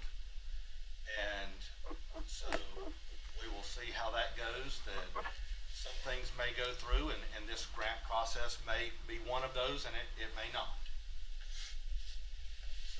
So but there may be some mini budget bills. You can't make this stuff up. Well, it's just nice that we all stick to our deadlines as statutorily required. And they're statutorily required to approve one by June 30th, I believe. Isn't it amazing? We made our have ours deadlines. ready by June 30th. We make our May 15th deadline, y'all make y'all's June 30th deadline, so I want to see them have theirs by June 30th. It's not going to it's happen. not gonna happen. Any questions, Commissioner Morris? Commissioner Wood? I'm good. I think they've done a good job of answering questions. Yep. I would support your applying for a grant again. I think it's needed. I think it really will be needed by the time it's constructed. Nothing's getting newer than we have. Every year, they're all a year older. Anything from your side? I think does that conclude? Yeah, that's it. The next thing thing would just be adjournment if you don't have to add anything else to Any other add. comments, Dr. Rice or Dr. Jones, Ms. Moore? Anybody else have any comments to add? Have additional questions, just let us know. We'll try to answer I them. appreciate y'all coming and meeting with us and getting our questions answered. So if I can get a motion to adjourn, and then you'll do yours next. Yeah. I can get a motion to I adjourn. make a motion that we adjourn. Second. All in favor? Aye. All opposed? Motion carries. Okay, and on our side, Motion to adjourn. before we do a motion to adjourn, I just want to say, I just want to thank the commissioners again for having us up. It's always nice for us to be able to get together and do this. So, thank y'all for having us, and now I will entertain a motion to adjourn. Oh, I've already made it. We're good. I'll second. So I've got a motion and a second. All in favor? Any opposed? Okay, we're adjourned. Okay, yeah, so, We need to recess. at this time, we're gonna recess from the original budget work session for 15 minutes. I get a motion? Second? Second. All in favor? Aye. All opposed? Motion carries. We're recessed for 5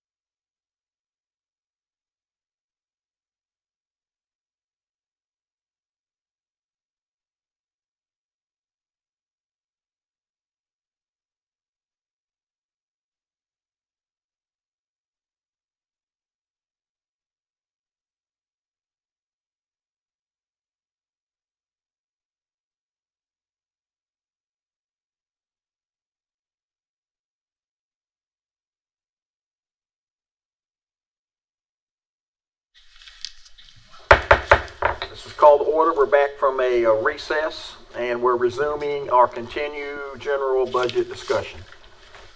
So with that being said, I guess I'll go to Commissioner Mendenhall to start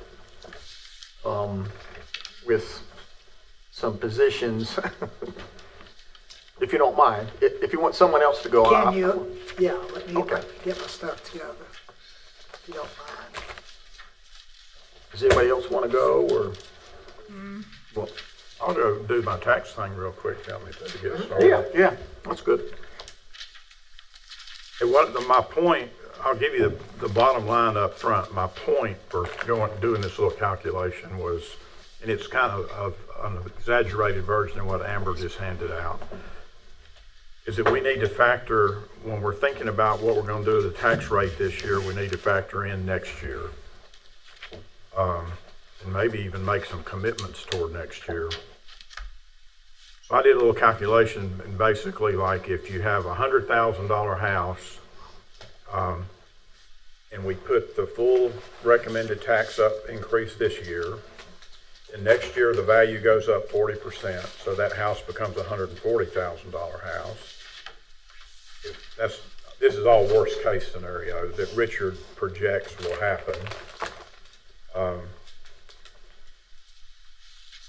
And then you don't adjust the rate down, which we all think we're going to do that, but I didn't know what amount we do, so I just left it the same. But I doubt we'll go to revenue neutral.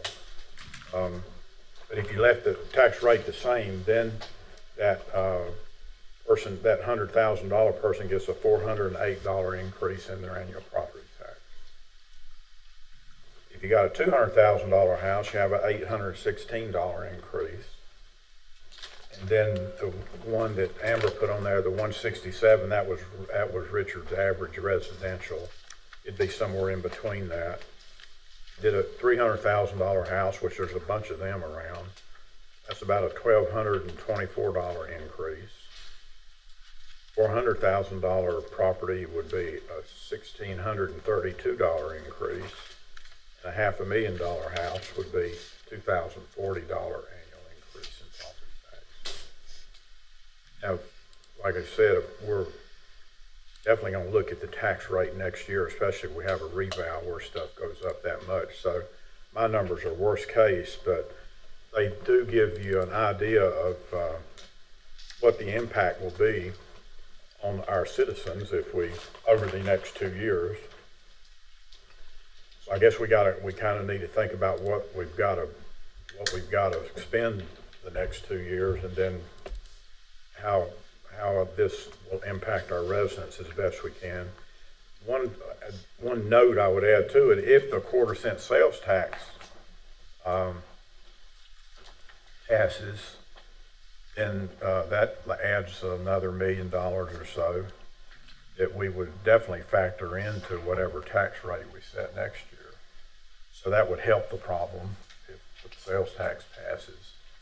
If it doesn't pass, then we're set with these numbers, worst case, which we will mark them down a little bit, or to some extent by adjusting the tax rate back down. So that's kind of just the thought process that would be good to keep, in your hip pocket as we talk about all this stuff that we want to do this year. So that's my first term.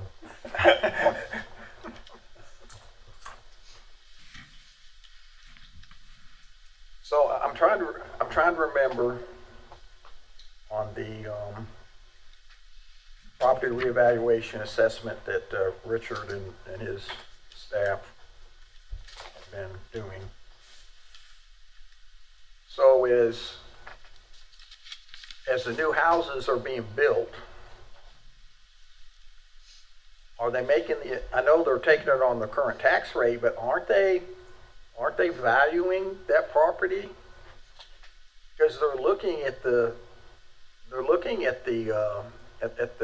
current market. Would they not take that in place? And because I'm again, this is I don't really know. years ago, but I know that when I finished my place off and added the main part of the thing, when I knew I was gonna retire in 2015, so the house is completed at the end of 2014, and I know that when I got the tax bill, I mean, it was current, is what the market value was. So I'm just, I wouldn't, do you know anything about that, Amber, that where you can, so if you build a new house today and the tax department goes out and evaluates the property in the surrounding area, I mean, wouldn't that be a current value? I guess what we're trying to get at is some of this stuff that we're going in, especially with some of the upper end stuff, is already baked in. It's still the same tax rate, but it's already baked in. So your question is, if somebody goes and buys one of those new houses they just built in King, like along Mountain View Road or whatever, Right. they pay $350,000, that's gonna be the value of it, right? They're not gonna put 40% on that. Right. Yeah. That's Oh, that's what I think. Right. That's what they did to me back I in. would think so, but I can confirm. For I think 2014. I think we need to know that, right? Oh, I agree. Before we Why is get Richard there. not here to answer these questions? Can be. Is Richard in the building? Not today. I'll reach out to him when we take a break though. I can call him. He'll be able to answer that quickly. He may be watching, so maybe he'll text me. They just appear, okay. Yeah, Time yeah. passes, I mean, it's gonna go up. That one's from Rick. Yeah, but Which it's one is how probably fast? current, they're probably current. They should be on their current if they're value. brand new. Yeah, I would Yeah, think so. if they're brand new, they're gonna be current on their value. Like Amber bought her house, like a year ago? Mm-hmm. And so it'd be interesting to see what they do to that one. I mean, with you having it for 1 year. Mm-hmm. Yeah. Yeah, because it wasn't at the cheaper price. I can tell you that. Yeah, it had already been increased. I'm not gonna tell you about the 2 articles I read this morning. So anyway, so that, you know, if a lot of it's not gonna get marked up, then that does help the situation too. Yeah. A lot of it, the existing ones, I guess they are going to, though. Right. Yeah. Okay, we'll just put that on the list for whenever, maybe hopefully this evening before he goes, we can see if he can pop up here and look. Yeah, I'll call him. So, You out of the building? Today, yeah. okay, so we Yeah, can. but I'll call him. He's normally very quick to respond.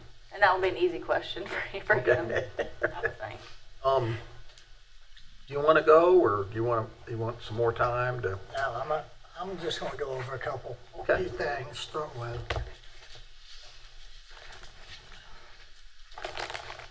Just wanna go back over and remind, and I know every commissioner has read this book probably twice, but I just wanna go over a few things that I think you need to, as Commissioner Moore said, talking about the reval.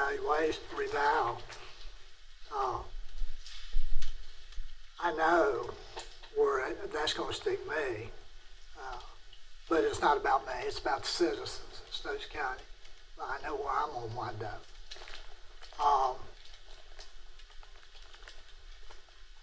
We need to remember what we're asking here. 6-cent tax rate increase ad valorem. 2-cent fire tax increase, which will move it from 8 to 10 cents. Recommended budget was $72,531,453.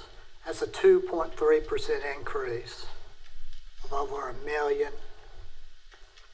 over 1.6 million.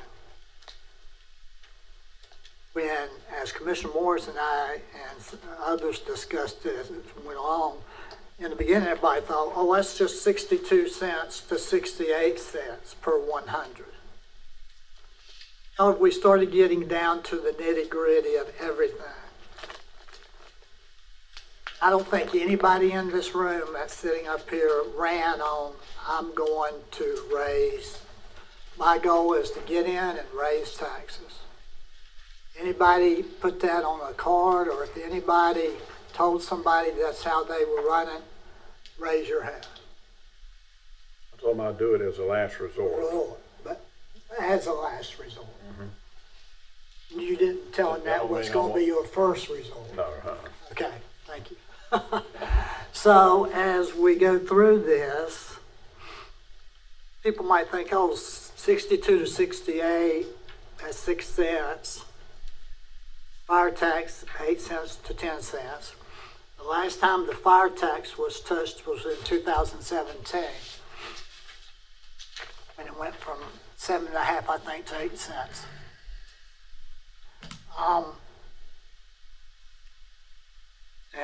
And as I want to say and get out here in front of everything, I've heard it mentioned over and over that we're having to borrow money or take money from the county's general fund balance to balance our budget. And that's because we've not been raising taxes along the way. Only way we got increases was through property revaluations. So when you take 62 cents, you add the 6, that's 68 cents. Then you take the 4 cents for the dedicated education fund. That puts it up to 72 cents. Then if you do a 2 cent increase on the fire tax, that's 74. And then you got an 8 cent tax increase, which would put it at 82 cents per 100. 82. So this budget, even with the tax increases that was recommended, is still going to use $4,192,281 from the general fund balance. Still going to use that amount, even with the tax increases. Stokes, in Amber's proposal since 2013, you had in there, Amber, and I'm relying on your information, you put in there since 2013, Stokes has decreased in population by an overall 1.5%. Is that correct? Yeah, from the resources I used, yes, sir. Okay.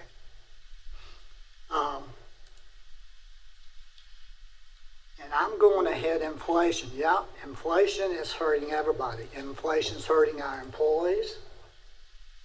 It's hurting the school system.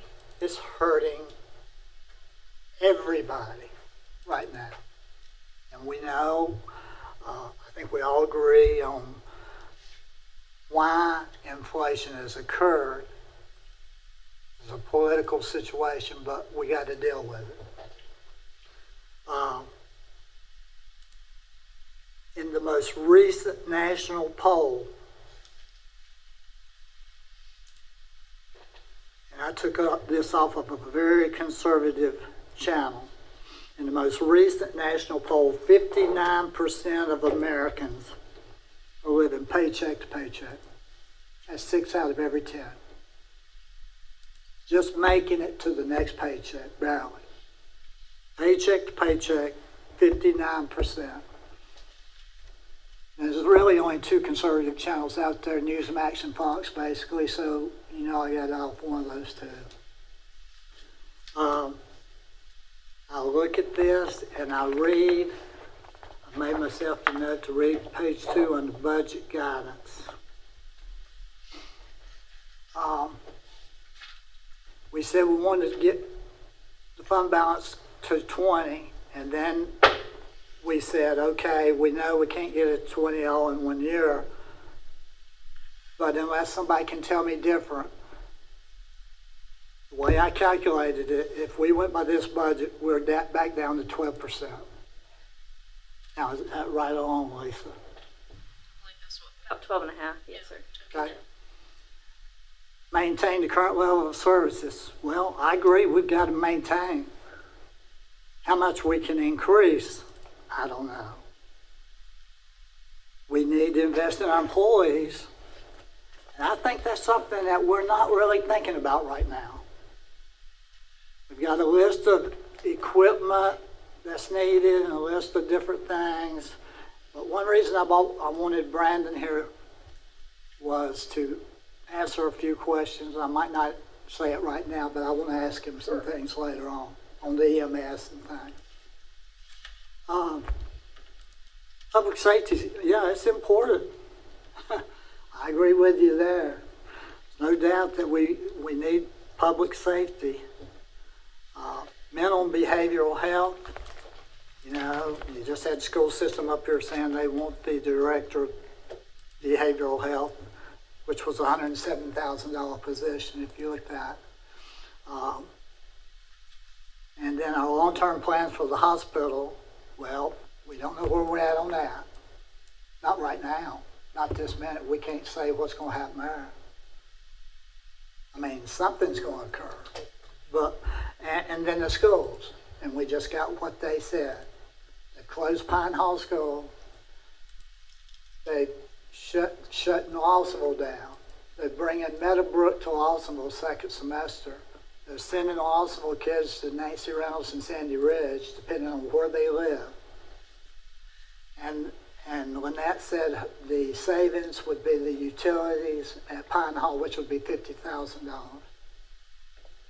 at this point. We got to always be looking to invest in development and businesses.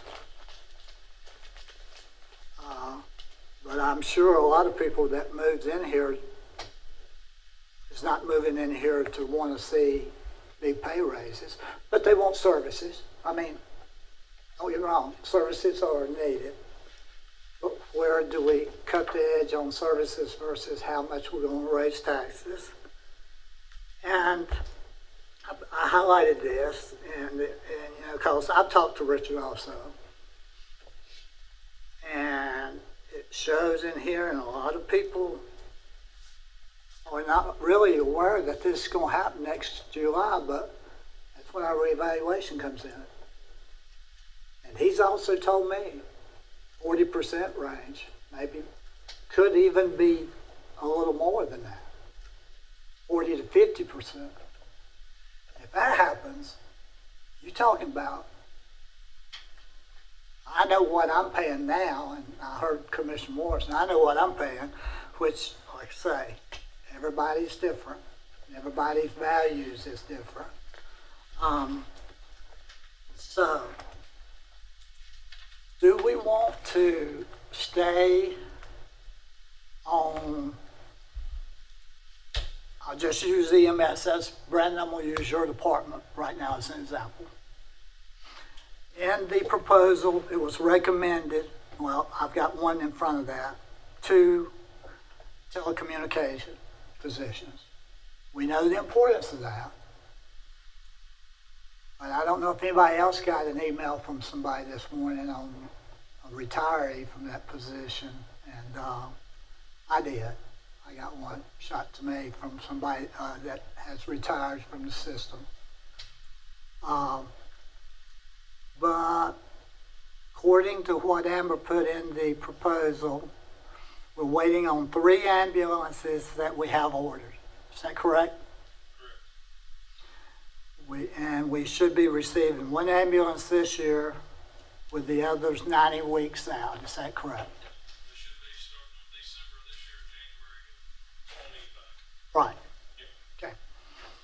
So, and she also recommended the Life One supervisor. Is that correct? 7 of the power stretchers. Now, this is all equipment we're reading now. This is not personnel. This is not keeping people. And I heard Commissioner Wood ask the school system a question. Basically, it was a turnover question. Are they keeping people? That's a turnover question. So, Brandon, did you tell me, or the commissioners, and I don't want to get it misquoted, but did you say you had 7, 8, or 9 vacancies? 9 vacancies as of today. As of this moment, you have 9 vacancies in your department. Yes, sir. So we've got a big situation with personnel right there, don't we? Yes. We have equipment, but we got 9 vacancies. Who's gonna who's gonna roll those stretchers down if we don't fill those positions? So then it looks like on the fire tax, and don't get me wrong, my dad was one of the first volunteer firemen at South Stokes Fire Department when it opened. So I know the importance of that. But we got 2 cents. 1% it said in the proposal was equipment operations. And the other one, though, said it was for future personnel situation. However, there was a sentence in there that said at this point, there's no plan in place. Is that correct? For that? Not one that has been approved, correct, yeah. At There's this a plan, point, just hadn't been approved yet by her. so at this point, though, Yeah, well, I mean, it goes through you, and then it comes to us. so at this point, though, no plan, no approved plan. So, I mean, are those 9 vacancies? That seems pretty important to me versus maybe cutting out some of this equipment we just read off. That's just me. I'm just expressing my opinion now.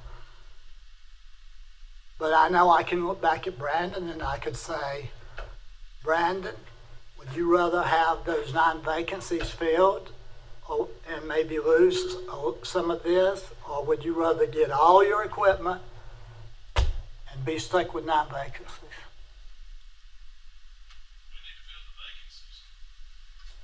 So that's a priority to you over some of this equipment. Would you say that? I'm asking you. Yeah, and I mean, I put something in my budget to help with the retention and the, try to keep people from leaving, put them on a different schedule. Getting to that. Okay. So we talked about 2472, right? Yes, sir. That seems to be a number that just won't go out of my head. Explain to everybody on this board and everybody watching this meeting right now, what does 2472 Commissioner Mountain, mean? have them come up here so I Yeah, think come on up front. Yeah, that's fine. everyone can hear them. Sure. I want everybody to know exactly what 2472, because that was really emphasized by you in your proposal. Yes. So, right now, our current EMS employees all work 24 hours, 48 hours off. That's been normal for the history of Stokes County EMS, So they work 24 hours all 48. and then they get off 48 hours. Yes. Now explain the 2472. They work 24 hours, then they're off 72 hours. And we're losing people from your department because they're not on the 2472. They're finding other places to go Correct. that has the 2472. Is that correct? Yes, that and working less hours. So Stokes County EMS they work 9 pay periods of 216 hours. They work 4 pay periods of 240 hours. Every county around us works 168 hours a month. All right, our compensation is good. If you compare it to another county that's working 2,184 hours a year, we're working 2,904. It's not comparable. Right. So that was the biggie with that. But yes, it does cost to add another shift to do that. And we've lost the 9. One's retirement. We can't do nothing about that.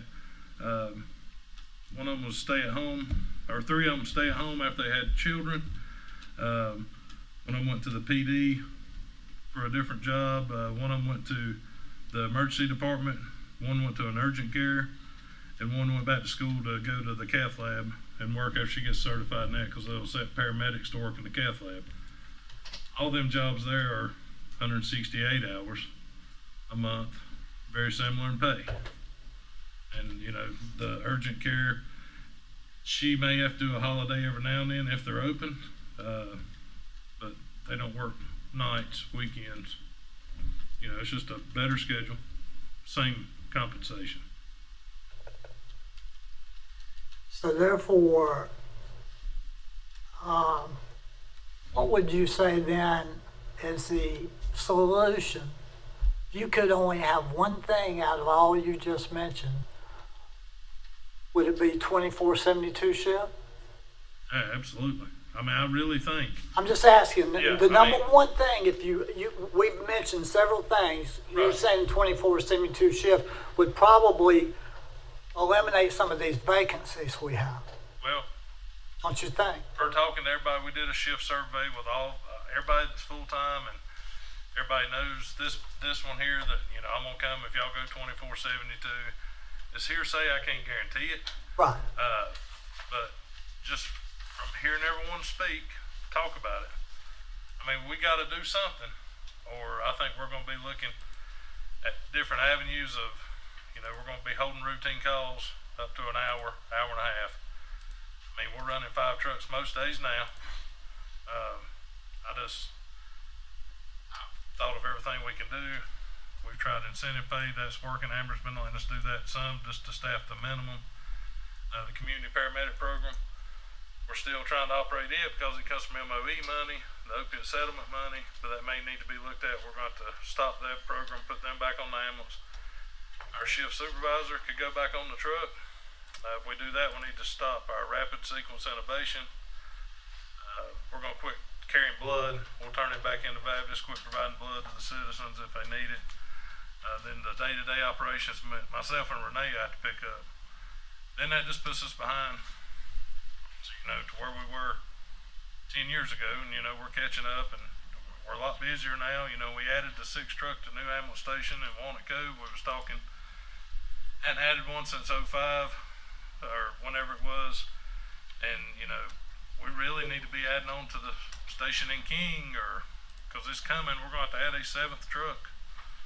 And how blessed were we with at the one at Walnut Cove?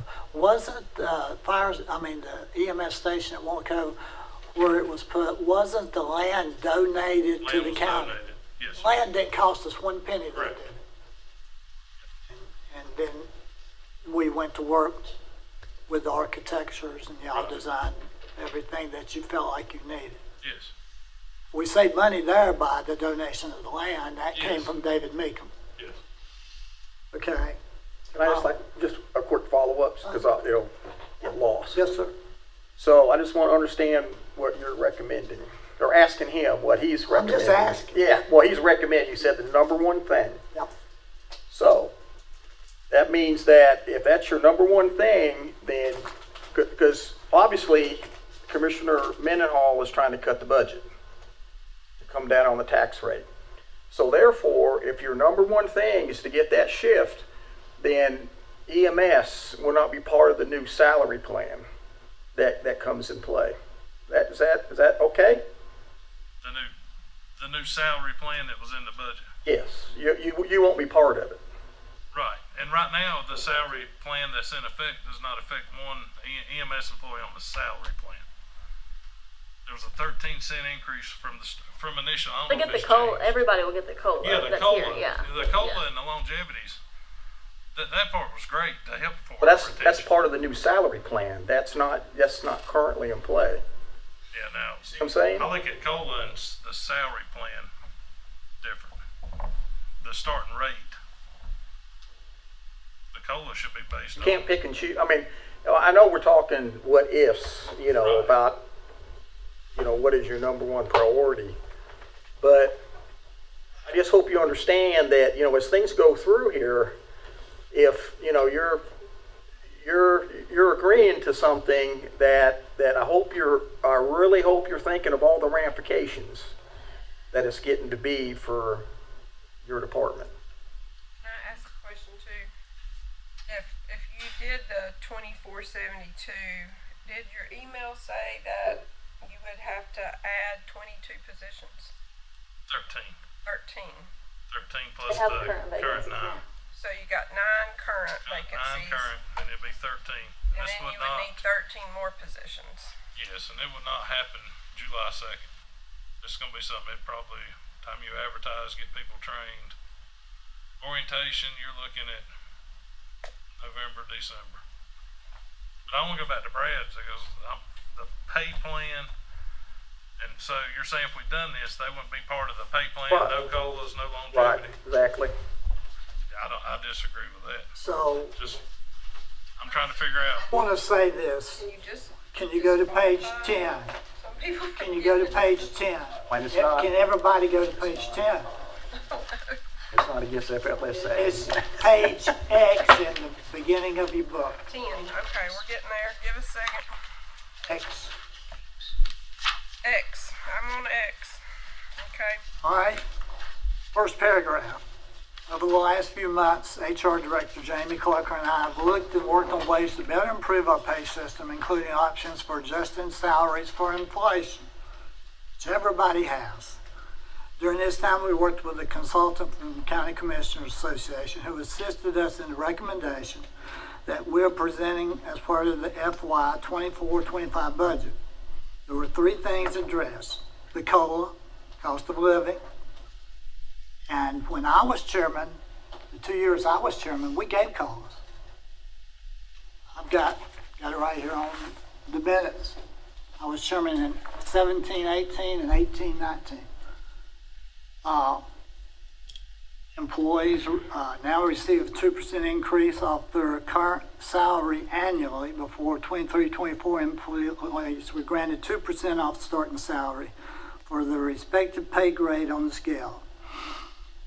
Then she talks about how 2% is an increase, but inflation's far surpassed that. So as you go down to the bottom, I got an email from a retiree, and I guess I missed out on this. This morning, someone that retired from here sent me an email and said that we were taking away their insurance. No, we didn't say that. Told you that's gonna happen, you start talking about Well, that. You know, All we I mean, I asked- get it, but I know. I'm not gonna call the name out. All we asked was how many people were currently, getting that, just for our, so we would know a number, but we never say anything about cutting it. I'm How do you just, not discuss stuff not without discuss somebody it. taking it the being wrong? offended. good morning, Oh, we all Commissioner need mental Mendenhall. telepathy, I guess.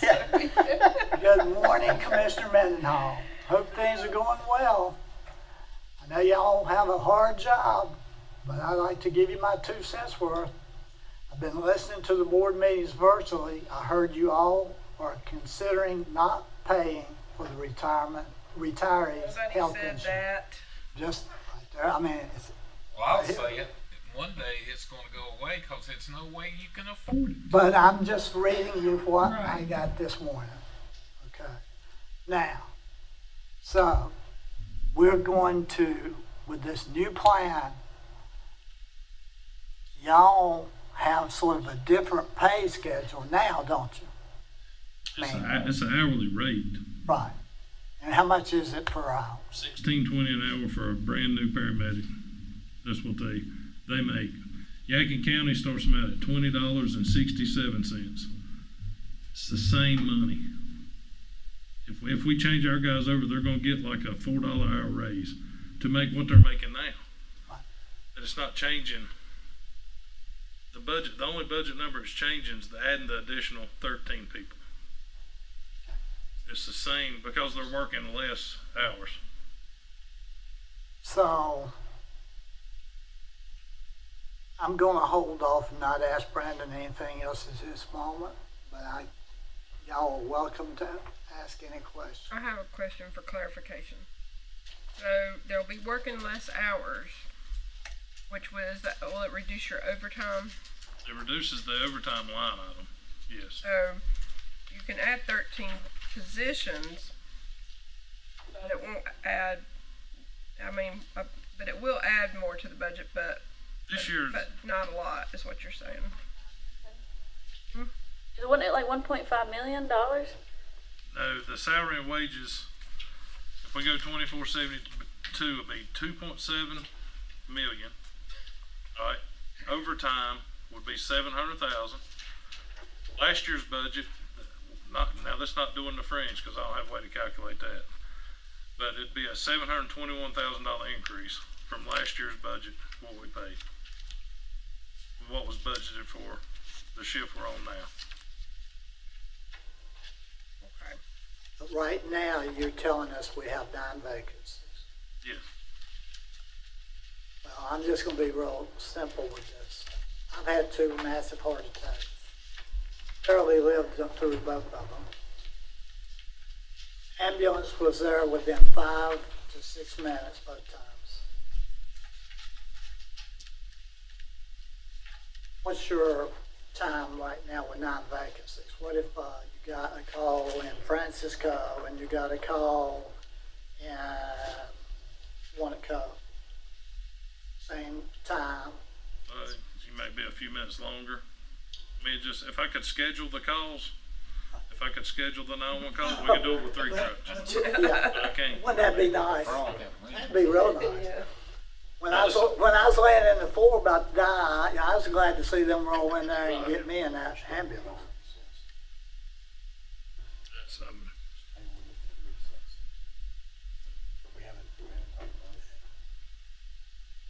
Well, I just wanted to, and Well, I know. I'll stop right here and pass it on to someone else then. So I guess, real quickly, so you're okay with, there's no ramifications for not replacing the stretcher, the lifters? if we had to go another year, because we're not gonna have nobody to push them. I mean, really. Let's say we do I mean, get we people can- to push them. Yeah, we'll just go another year Then why'd you put it in this year's budget? because they need to be replaced. But we need to either have people to come here and work, or they need to be replaced. And I really think we should lease all that anyway. But, you know, we cut that out. If we can get, you know, we buy the 7 that has to be replaced, we'll go with that. You know, for 600,000. And leasing them was gonna be, actually, we just got a credit score back Friday, and the payment come down from 415,000 a year for 10 years to 394. You're saving money in the long run. It's $1 million over 10 years. It's not gonna be seen right up front, but it's a reoccurring $394,000 a year. And that's for all the heart monitors, all the stretchers. You know, that's And maintenance agreement. maintenance agreement, battery replacement. So, and there's not one person up there that wants to raise taxes. And we'll go back to, you're right, I didn't run on raising taxes, but I ran on being honest and having integrity. So what we could do is just do like we did almost 4 years ago on the last reevaluation, where people got reevaluated on a property, and then some of the commissioners, you know, just said, hey, we did not raise the tax rate. That's right. But you still raised taxes because you didn't come off any towards revenue neutral. So I know, and I said it when I was out campaigning, when I got my tax bill, pretty good increase.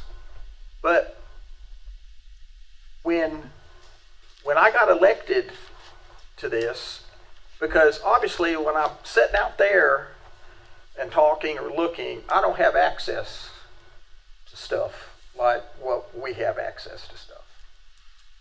So I'm just being honest with the public, saying that the Stokes County government has been severely underfunded for years and years and years and years. And I'm going to give just a quick example of why I just want to make sure, and I get, you know, that you're, you know, what you're picking and choosing, but I'm going to give you an example about law enforcement, the sheriff's office, of stuff that why we're in the shape we are too, because there are so many things that are reoccurring expenses. So I don't know, and I'm not talking bad about this RMS system. Spillman is a good RMS system from at least back when I dealt with them in 2012 through 2015. And Stokes County at that time was like the only one in the state that had Spillman. So the only way they had connectivity with the other RMS systems will be through bridges, interconnectivity. I don't know if they even did that.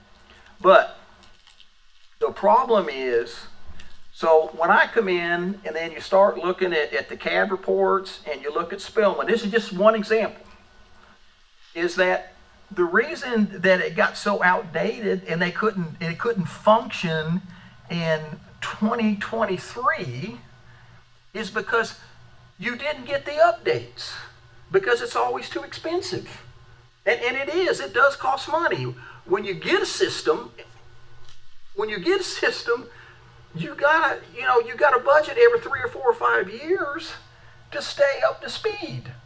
So when I come into Stokes County government and saw everything laid out, it's a massive undertaking to get things up to the modern era. Not only does it put citizens in jeopardy, it puts deputies in jeopardy, and it puts his EMS people in jeopardy. It puts his fire department personnel in jeopardy when they're responding to calls and how they're responding to calls. So I don't want to raise taxes. I wish that we didn't have to raise a penny. But I took an oath to look after everybody in Stokes County, the citizens. And I get it. I hate it. I tossed and turned many a nights, thinking, what can we do differently? How can we cut this and cut that?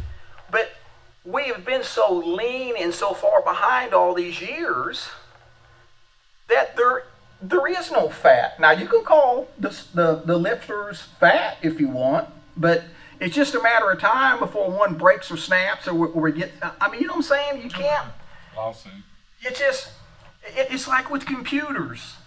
And then with your radios. In our budget, it should be every year, 3, 4, 5, 6, 7 budget. The radios are budgeted. So as the ones that are getting old, they go out. Here, we're just now getting ready the ones from 1975 and bringing them in. And having, it's way too much money on the overhead if you just do a little at a time. But we got to catch up first. We're never going to catch up here. I've almost come to realize that, you know what? Our volunteer firefighters during the week, we have a hard time. Everything is laid out in the manager's thing with the statistics, the call volume, where the call volume is.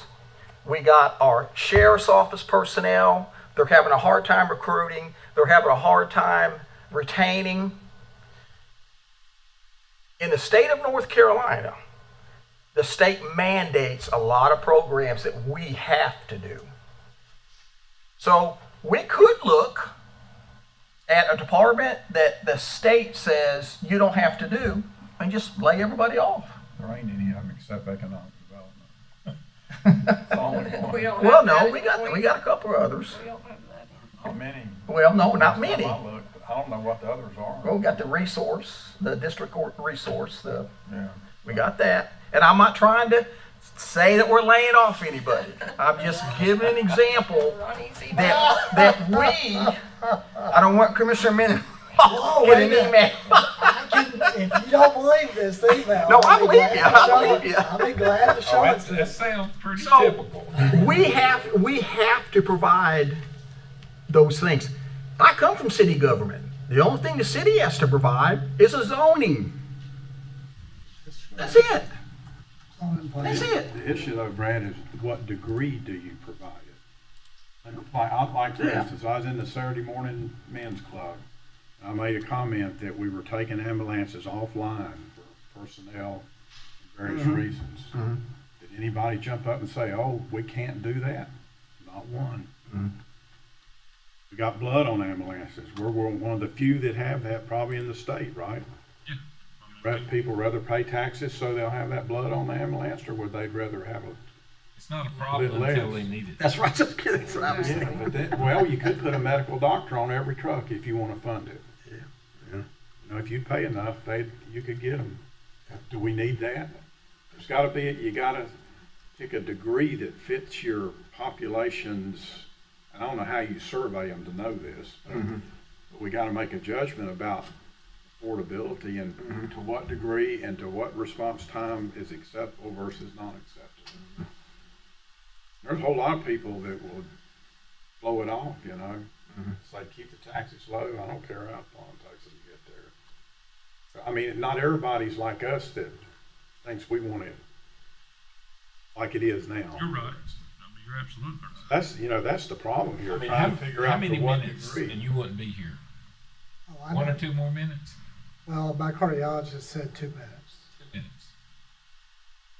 And Brandon, I want you to know up front, I want all the commissioners, because you talk about transparency, I'm always transparent.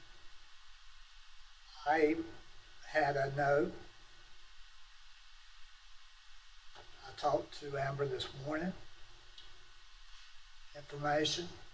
So Brandon, I don't want you to think I'm putting you on the spot. Do you understand? Oh, yeah, I understand. Because when I say, I know that Brad came back with, when I said, what's your number one priority? And you said 24/72 shift, then he went to the pay scale deal. But I want you to know, as a commissioner, I'm not trying to put you on a spot here. I wanted to give you a chance to express to the whole board what I have heard from you and Amber and others. Well, there's email, I don't know if anybody got their emails before they came here, I didn't see it till. I got We it. have one from Dr. Nelson and. Yeah, I did.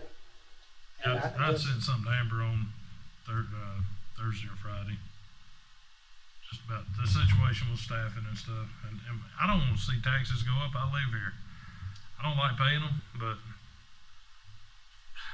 one day you got to say, if I call and need a deputy, I want one in my house. I want an ambulance. I want a fire truck. I want the services. I live here. My family lives here.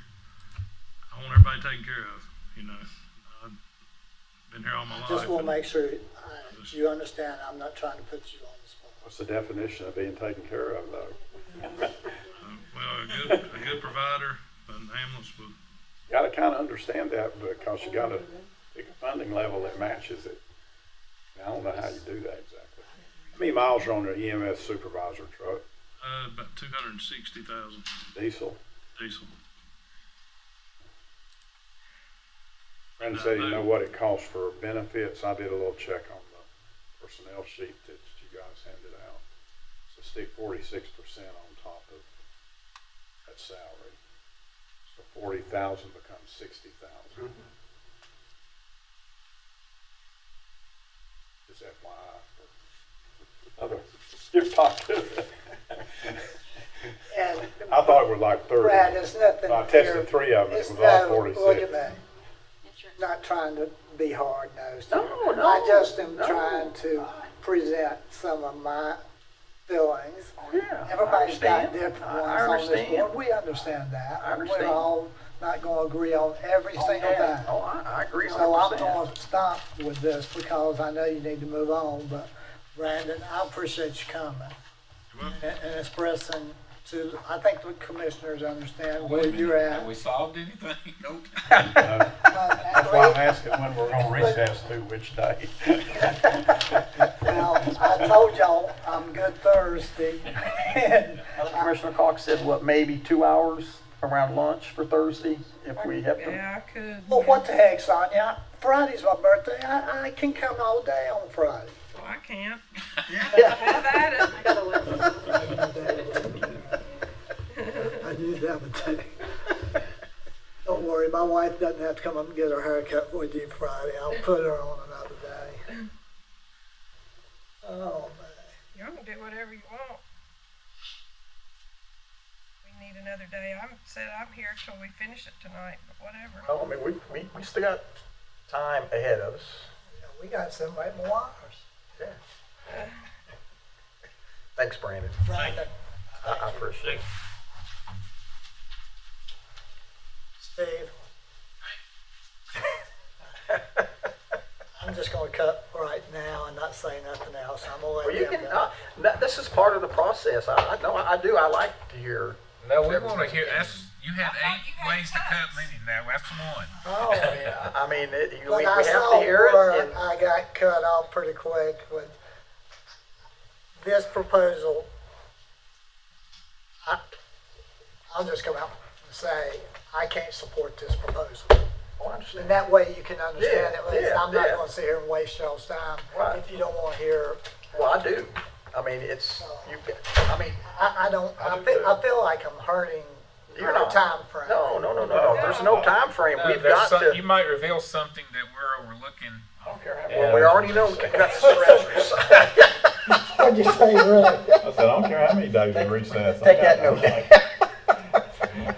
Well, Amber, how many days can you make it every day? Here every day. Yeah, I got a wedding to go to Friday afternoon, but that's about it. So. I got one thing I can do if you want me to. I got a whole list of things we got to solve. Alright. I'll just go through go them. ahead. Go ahead I'll and tell you what all pick they back are. up with. Yeah. Are you going to tell how to solve them, or are you just going to No, say? no, that's not, that's what we have to figure out jointly. Okay. Just random stuff that I wrote down. Okay. All right, random list by Rick. One thing I was, when we talk about the tax rate, I forgot to mention, I was talking to Jane Cole Saturday, and she took the position that they were not gonna raise taxes. I think they had 2 and 2, and then Mayor broke a tie. That's how it, And yeah. she said, reason she didn't do that, well, the reason she didn't recommend raising taxes is because they had fund balance. And, she thought they should spend that before they raised taxes. And my response to her was, Jane, we've spent ours already. So, Yeah, I was I respect that. I agree with you on your philosophy there, but, unfortunately, we're not in as good a shape as you are, I don't think, so. Whatever, I don't know what our fund balance is, but, 300 and some thousand. anyway, so the thing that I wrote down were, this thing that Paula and Vicky are doing for all the senior citizens. I mean, everybody, and Amber had it in the message about the senior population's big and growing and important. We gotta take care of them. So she said it would take $80K to keep the same thing going that they've got going now. I think 60 will do it. So I gotta think, so my thought is, the reason I wrote it down is it seems very important to me. It's one of the things, we always say we're gonna measure something and see if it's any good. If not, we're not gonna keep it. Well, this measures out better than about anything that I've talked about or heard about in the county as working. So I'd like to give serious consideration keeping that going. I'd like to, we gotta decide on what our fund balance is gonna be. How low will you go, or how high does it need to be? So we need to think about that. The assistant county manager clerk breakout, we need to do something with that to have it ready to, then I guess when we get a new county manager, I mean, have some way to execute it, not wait another year if that's what we Oh, want to do. yeah, that's gotta be ready. Yeah, and I think by not funding an economic development director and counting that salary toward this, we ought to be able to come up with a good solution for an assistant county manager, extra duties, and county I would manager. rather wait till we get a county manager and let them have input into that decision, what they would prefer to see, whether it be. That's what I said.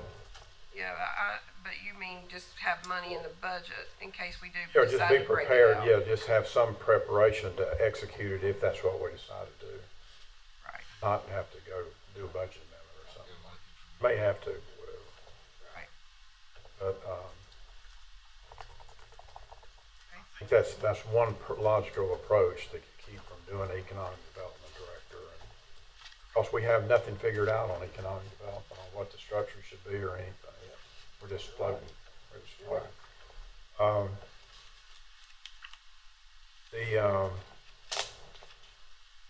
Amber, you know if we have any employees that don't take our insurance? There's a Health insurance? there's a few, but not many. Okay. I can get you an exact number. Let me. They're probably covered. Jamie's here, so let me just message. Don't worry about it right now. The reason I'm asking is, when I was looking at, when I was calculating this percentage of benefits, what it is, it's like $9,000 a year. If we got some people that don't take that, they're not charging us that, it seems to me they should get some benefit for that. It's just a thought. The employee should? Hmm? You talking about the employee should? Yeah. Yeah, if for some reason they don't take it, don't use it, and they're taking a $9,000 hit everybody else is getting. So if y'all, I don't know what y'all just think about that. That's right. School budget. I have a question for our school experts on each end here. I have, when I was county manager, my philosophy of the school budget, the school should have a $500,000 fund balance in current expense. Nobody ever explained to me why that wouldn't work. What they have now is $300,000 in capital and $2 million in their fund balance, just because they got some federal money. This idea of being good stewards, that argument doesn't work with me, that Vaughn's making a while ago. That money, we're sitting here with a 12% fund balance, and they're down there with $2 million going to be left in their fund balance. So I'm ready to go mining that fund balance big time, if the other board members would agree to do that. That's all I have on the school right now. Every 500,000 we get will put us up another point, right? That's right. 500,000 gives us 1%. They don't, they're not being measured on what they keep in their fund balance.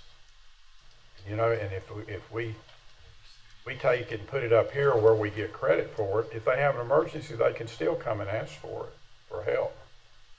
So to me, it makes no sense for them to do this drill with. Let me ask another question too.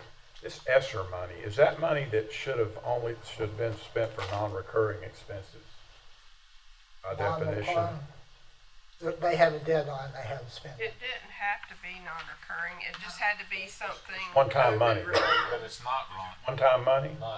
Yeah. It was one-time money, right? Yeah. Yeah, See, they've so it run should have out. been spent on non-recurring, in my opinion. But it also had to be COVID related, so that's why they put the counselor, the lady that was doing which was Jonna Cheek's job on there, That's her because behavioral health. So they did go with some reoccurring costs. they did have reoccurring. So if That's how they you built looked that at fund it, balance. That's Keith, how they if you got this looked big at it fund this balance. morning, what Rick is saying is on that, the ESSER, and they had a list of 6 or 7 things.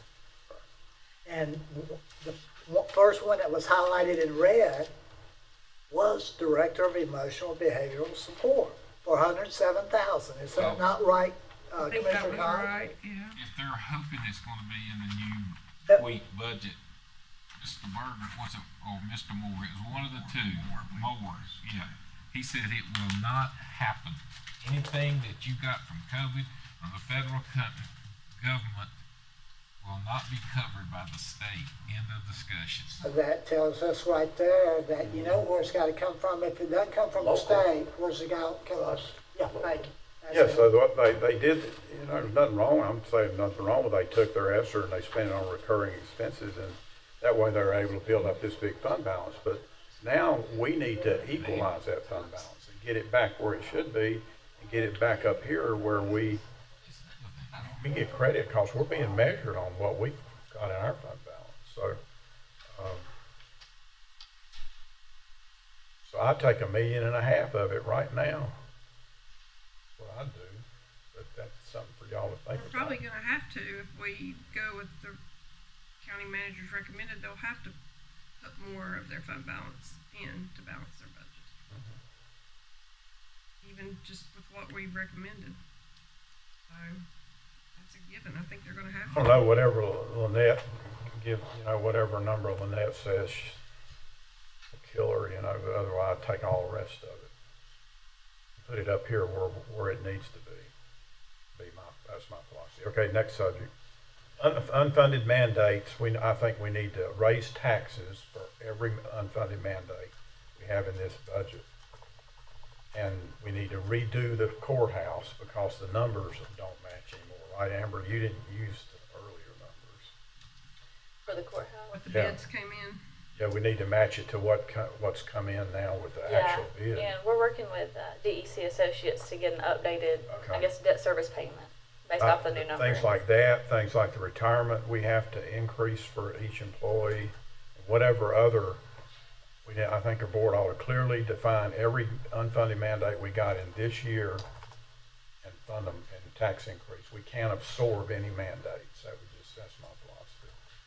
Because, you know how much trouble we're in without the mandates. So, and I think that's easy to explain to the public. Yeah, we had to do it, you know. We got a $11 million courthouse bid. We can't fund it out of the current money we've got. We don't have no choice but to do that. So, When will we know if he can cut $1 million out? We just said, Who, Perry? yes. I think we were trying to wait to see what DEC Associates said back, because if, Now, I we mean- need to cut $1 million out. well then, We don't well then we get just need to more. give Perry the go-ahead to do it then. Yeah, I don't even think that should be a question. He should be working on that. Well, and he may be. You talking about the courthouse? Yes. Do you realize how much that's gone up since we first, Ms. Puckett sit right back there and told us that that was a mandate? And I never will forget Commissioner Morris saying, are you sure it's Well, I was here in the mandated? crowd. You were there? So then you heard it, didn't you? Yes. Okay, did you hear what Perry's first amount that it was gonna cost? 7.5 million. Okay, he came back. He said, Ronnie, I hate to look at you and tell you this, but we're up to 8.5. Then we get an email, didn't we, the other day that said it was 11 something. 11 of what? Yeah, I text. 11,097. That was a low bid. That was a low bid. Low bid. So, And I looked at first him, I time- says, you're in trouble when you get in front of Ronnie. and the thing about this is, the whole deal is we started out at 7.5 million when it was brought up, and now we're sitting here and it's almost 12 million. That's almost $5 million increase in just 2 or 3 years on this courthouse. we can't afford it. We gotta raise taxes to cover it. Still mandated. And we need to have a plan for the animal shelter, whatever our latest strategy is, address that in the budget, where we're at with it, I think, or whatever, if anything's required.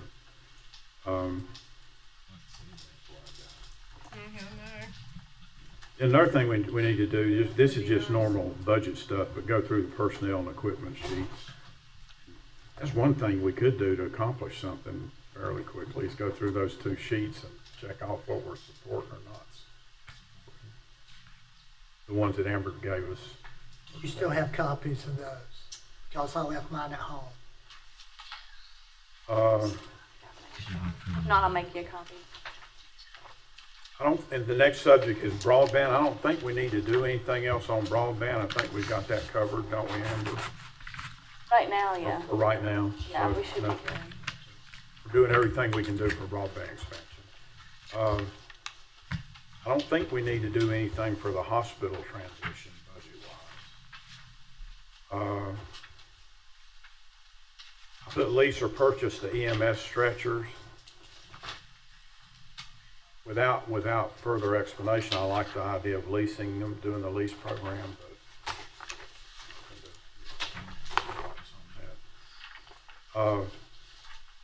we're gonna do something about a new pay structure for commissioners. We wanna do that during this budget cycle, right? We'll get a fixed pay instead of the whole system. And that's not a pay increase. I was gonna say, By the way. What's the emails coming in? make sure make sure that's You correct. confirmed that it is possible to do that if the pay Because is. I don't want to get hit with 10 more Yeah, emails tomorrow yeah. morning. I'll double check with HR, but yeah, I mean, that's what the majority of counties do, is just do a flat rate, like a flat. Yeah, but I think if it's But I if you would don't do an see how it increase, can work. it can't be, it's gotta be out of cycle. In other words, we wouldn't be able to vote for a pay increase on the same budget. Is that Yeah, right? I understand that. I don't like the whole idea. I mean, because what if we have a month, if we have a flat rate, what if we have a month where we just have our 2 meetings? back and forth It money. all comes out though in the end. That's why every other county just about does So it it- that way. Will it come out in the end that, Right, because some months you're gonna have more meetings like this month, but other months you're gonna have just two. And it all is an average that she used. Main thing is just to stay kind of even with the other counties, I think, not be way above. Just make sure no way, Still way shape, below most of them. make sure no way, shape, or form there's an increase, not even a nickel. I took the averages off of all of y'all's W-2s because I wanted to make sure I used everybody's, all 5 of yours, so it's an average. so you took each person what they made and you added them together and averaged, come up with an average. Yeah, I did it that. And that's what our rate's gonna be. Yeah, I mean, it's not 50, it wasn't that exactly. I mean, Right. to the, But I want to make sure That's- what they heard Keith say. No increase. correct, Make sure the public understands that on a correct. budget year like It's just this, a- that the yeah. commissioners are not, Maybe I'll Yeah. just look at the camera and all of us say it together. I'll be glad to. Yeah, Don't get me cranked up right now. yeah. It's just an average of which I've already been making. It's just a flat. Eric? But that's minor right now. We need to get, Oh, yeah. we need to get to It's the, all stuff we need to decide if we don't Yeah. finish tonight. well, Then, the other thing, if we can talk about inflation and how that might affect tax increase, because everybody's experienced inflation. Well, are we gonna do anything with the Francisco Park where Mark Black donated? we're in the initial stages and it's gonna be tied in with a grant, but Tori's got the lead on that. Okay. Then, and the rest of stuff just go to personnel and equipment, I think. I figure out what we agree or disagree with on that. I'll go make a copy real That's my list of stuff that we quick. The got. equipment too, or you need more? Wait a minute. I'm sorry, I left mine in a box at home.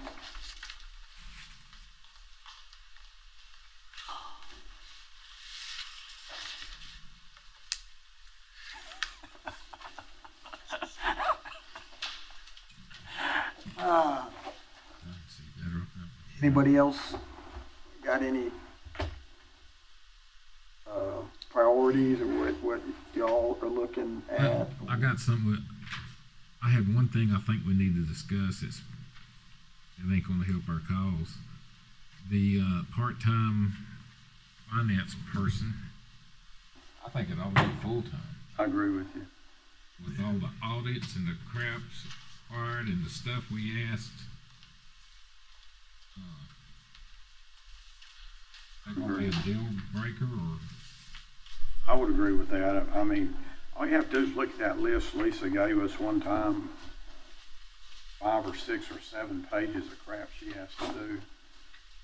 You know, there ain't no way you can get that done, I don't think, by our current staff. And she needs that to free her up to do more strategic stuff that we're interested in, I think. Well, it helped too, because, you know, like I say, you can do internal audits and then do the pre-audits, even like for grants.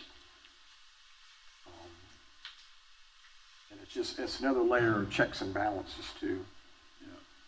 Because pretty much This number could be. Lisa's and then, you know, the assistant, they're both doing.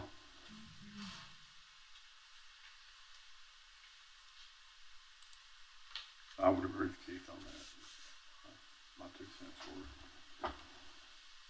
If you lease the stretchers, all that stuff comes down how much? Cause you gotta, I'm looking at the equipment list and it's 1.1 million. So if you get a lease, we do a lease payment of I got a number in my head of 300 and some or 6. It's the stretchers. Yes, yeah, all your equipment stuff. Yeah, that was the supervisor vehicle, 1 ambulance, and 7 power load stretchers. Okay, so The stretchers at 600,000 that's where you buy them, correct? By 7. You buy 7. That's not a lease. You buy 7 for supervised 600,000. Supervisor vehicle, finally got some numbers back on it. It went from 185 down to about 150. I like 100 better. Well, man, I really think there's some other options there. It's diesel truck. You talking about the supervisor's pickup truck thing? Yeah. I thought those things ought to go 300,000 or 400,000 with a diesel engine in them. What's the maintenance record look like? Are you putting a lot of maintenance on it? No, not currently. Not compared to our ambulance system. I mean, take it off, we'll go another year. Thanks. Check. You're not gonna get no argument from us. Thank you, Brad. I'll put a limit down. What model year is it? 2019. Okay.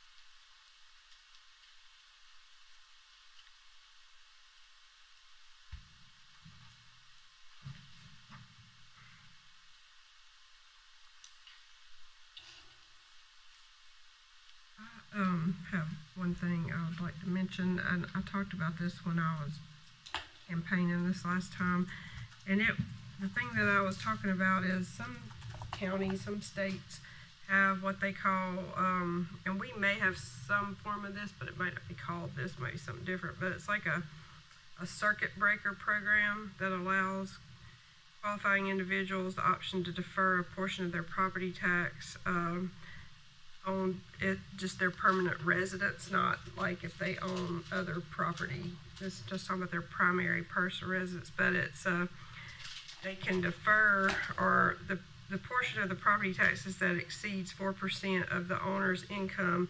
It's basically for elderly people and low income and basically the needy people that, where it doesn't impact the overall tax rate, but it's a way to help the elderly.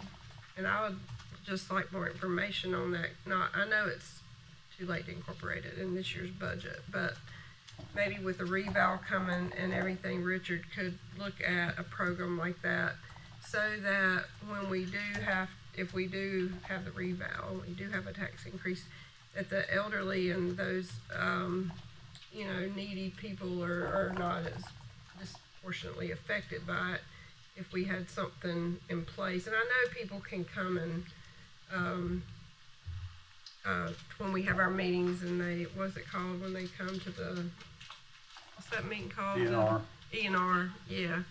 And that may be what, in lieu of this kind of a program, maybe that's what we do as, but people aren't always aware of that. But I was looking at, said half of the states have a program for property tax relief to low income. And they call them circuit breakers.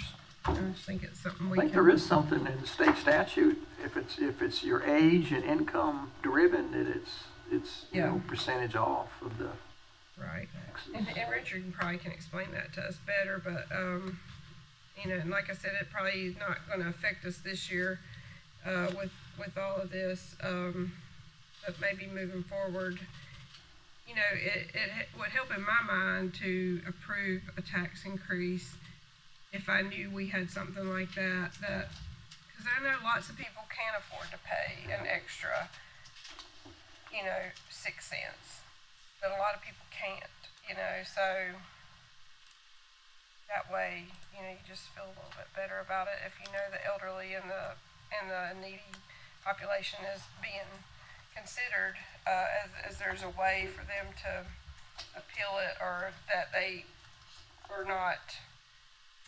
Sometimes you can apply the tax increase to maybe not everybody based on their age and how long they've owned their I don't know what formula you would use for that, but just throwing that out there. Also, one question I had that we haven't had answered yet is, we were talking about reallocating some of the fund balance that we didn't use back into the budget. Do we know yet, since after the audit, how much of the fund balance that was allocated last year that we didn't use that we can reallocate back into this budget? Remember, like, we had a sheet that showed us last year in the budget, each year, and how much we didn't use that went back into the fund balance. She's working on that big budget amendment right now for the next meeting, and she's got all the expenditures done. Did you know? I mean, that's a big thing for us looking at, that's the kind of information I cannot make an informed decision about a tax increase or what the fund balance is gonna be, cause I don't know all the information. You wanna update on That is an important It's thing. never gonna change.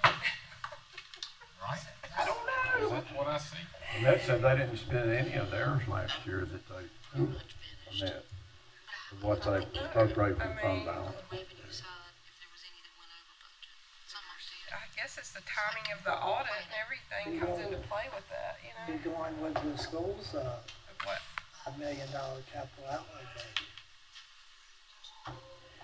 What, 1.9% on that? Cause it's 4.9 million, what they I'm asked not for. going that damn grant, I'll tell you Well, that.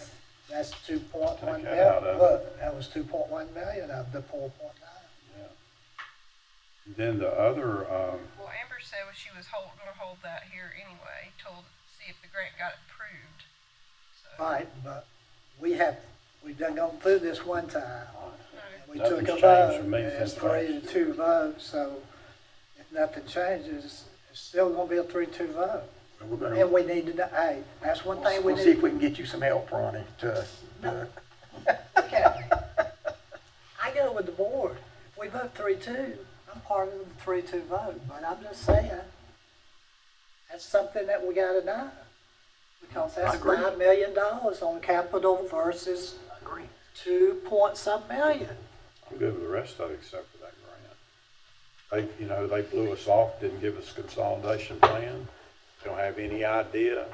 Then we go spend that money on that grant, put it down there in that congested area. And we've blown our chances for a grant anywhere else to do anything that might really make more sense. how does that mean we've blown our chances for another grant? We're not gonna get another one if we get that one, Well, ever.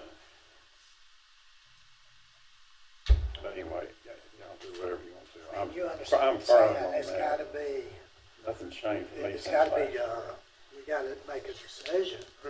Because that's Part of the budget. $2.1 million in our Yeah. budget. yep, but at the same time, she's saying not to give them that money yet anyway. It's just, we're gonna hold on to it. So what changes about that? We hold on to it. And we can decide later, if they get a grant, what we're gonna do. We gotta commit to it before they send it in.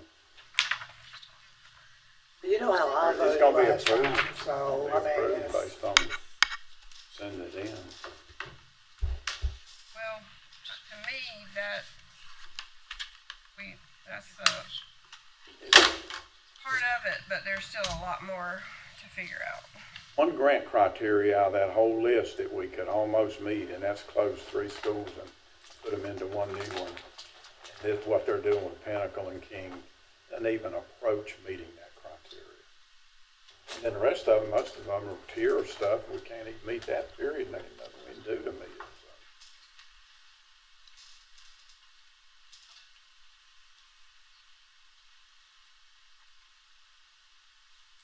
Any other comments about that? I mean, we're gonna have to deal with that, but I'd like to maybe start hammering down a little bit here. You wanna go I over got- the? I got a quick question. It's simple, I think. I probably just don't understand it. it can't be simple. I'm still on the equipment thing. E911 fund. It says there's almost $250,000 there, but it says it's state funded. It's because what it is it's the 911 board, they stipulate what we can use that money. And what that money comes from is you pay a tax on your cell phone. And it comes to Stokes County, but it's a county limited. thing. And ever since that I was able to go there to these meetings and complain, it's very strict on what they give the dispatch centers. No, I'm all for it now. I'm glad to say. It just looks, I know what it how looks it looks, weird when but it yeah. says state funded. Why is it in our budget? Well, if it's state funded. Well, it's tax coming from the cell phone. Yeah, it's a pain negotiating with them. Police I know when you, Do you wanna just go through the equipment and the personnel, the new stuff? Yeah, that's a good idea. Yeah, I think we need to do that. Might be something we can do. Move us toward the goal line. Yeah. We need to revise the number on the EMS. What is it down to now?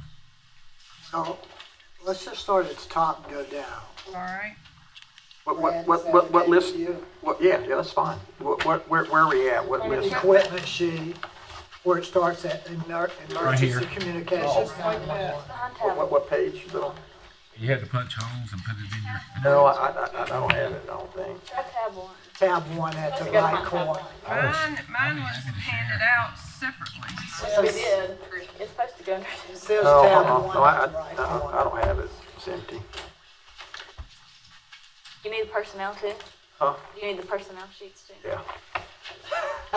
See, I wasn't the only one, Amber. Brad, I'm glad you did, because I had to ask for it too. She handed them out to y'all. She did. And look at me, Sonya, I know she did. Mine's sitting at home right now, I know where mine is. It's my fault I didn't bring it today. Might have been after that. Might have been after that one last meeting, at the fourth meeting of the day when we were getting out of here. So I admit that I left it out. I will be the first one to admit. Tell you what I could do in between breaks, guys. I got my fungo in the car. Steve, you can catch the Derek in right field. You got 2 pieces of the game. Because Eric played right for me. You call him. Brandon, I can put you at first base. We got the third of the team now.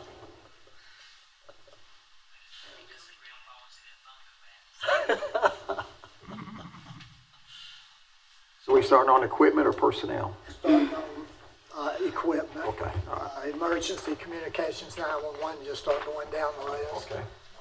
If that's okay with everybody Yep. else. Sounds good to me.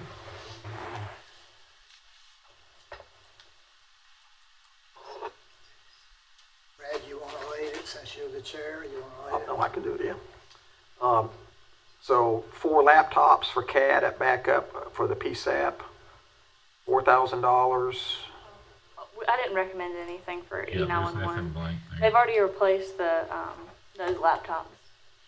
That's why I put in the comments. So 911, we don't even have to worry about it. Correct. Unless you want to put something back in there, but those have already been replaced. We're not looking to add stuff, Amber. I'm just, I'll have the option. Down at EMS, we were talking about the truck. Yeah, EMS is the one, the first one that I recommended stuff for on that sheet. So this is the stuff that you did not approve, that we're looking at on the equipment. Well, there's, It's in got the the numbers on the right. top It column, is approved. Recommended is what's in the budget. Oh, okay, I got you. So on EMS, there's you've already crossed out the supervisor vehicle. Okay.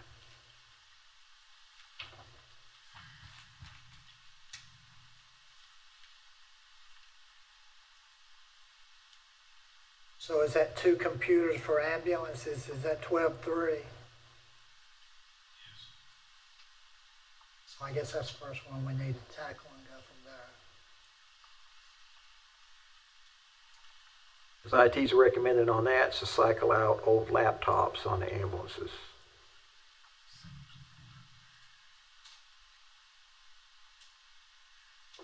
So on the 7 stretchers, it's purchase stretchers through financing instead of approving lease program. Do we need to open that discussion of looking at lease, or do we just If we lease, scratch we it? save money, right?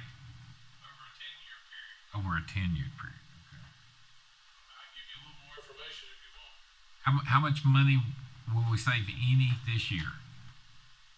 To kick that going off? Is the first lease payment $1 million or 500? See, that's picking up some money right there. we gotta find it. Got 600 in there for stretchers now. Well, we don't We're have financing it. but 600 from financing. Financing. Oh, okay. Yeah, they had financing beside it. Yeah. Which, I mean, we can find it somewhere. If that's what y'all wanna do, put the lease program in there. We can't I mean, I guess you could finance the lease program, but I don't know why you would. That don't make any sense. Right. All right, I got Dang. excited over nothing. We were financing that, dude, so added more money back to it. Yeah, it had financing on it, I remember seeing that. Hmm. How about stretchers still? Yeah, You like lease or buy? well, either way, we're financing, right? No, I like the long-term leasing. leasing, we're Maybe not throughout. Yeah, but financing. he said that we wouldn't really see any money for 10 years. It's not gonna help us this year. That lease program's a lot more than 7 stretchers. It's 11 stretchers and 12 power liners also. And maintenance. So you're getting more through the lease Yeah, because program. we got some heart monitors that's gonna start going out next year. They're $40,000 for the old one now. The new one just come out in May of this year. It's $68,000. We're getting locked in at the Lifetime 15 price we currently have, and we'll get new ones. And then in 2 to 3 years, they're gonna upgrade us to the Lifetime 35, which is the newest monitor come out May of 24. So you feel like either way we, as far as the money, 10 years down the road, or the what we're getting, that the leasing is the best way to go? Is that what you're telling? I feel like it, because You too. them Right. models are very expensive. I vote to go leasing on that. So what was it? Plus, we done found 185,000 of it with the truck delay. They just need 200,000. And on That sounds contract better. services, 30,000 will come off because that's what we pay a year now for service contracts on the heart monitors and stretchers. Well, So is everybody good with the leasing on this? Brad, you got something? How many years are we financing the 7 stretchers for? Probably between 3 and 5, whichever goes the best rate. And we normally don't go out for that till around October. September, October. So if we're thinking about doing the lease program, then I think that we need to just highlight that area, because we're still going to have to come up with some extra money. I will say that's the reason I recommended the financing of the stretchers over the lease program. It's just simple fact of it was already at 6 cents, so I didn't. It's just kind of weighing it out. Yeah. Just finding the money for it because it's a reoccurring $400,000 every year. Right. And then because you didn't put in for any place any heart monitors this year, did you? No, sir. Okay.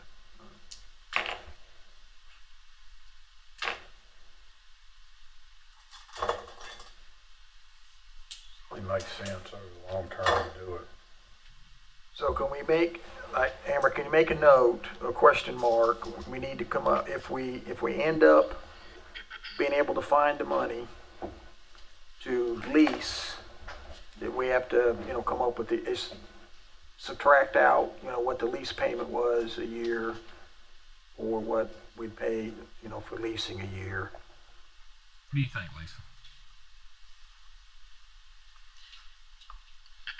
Just depends on it if you're in it for the long haul, because Brendan, the way he explained it was they would replace it in 5, the heart monitors. The heart monitors, the earliest we can do is 2 to 3 years, since there's a new product.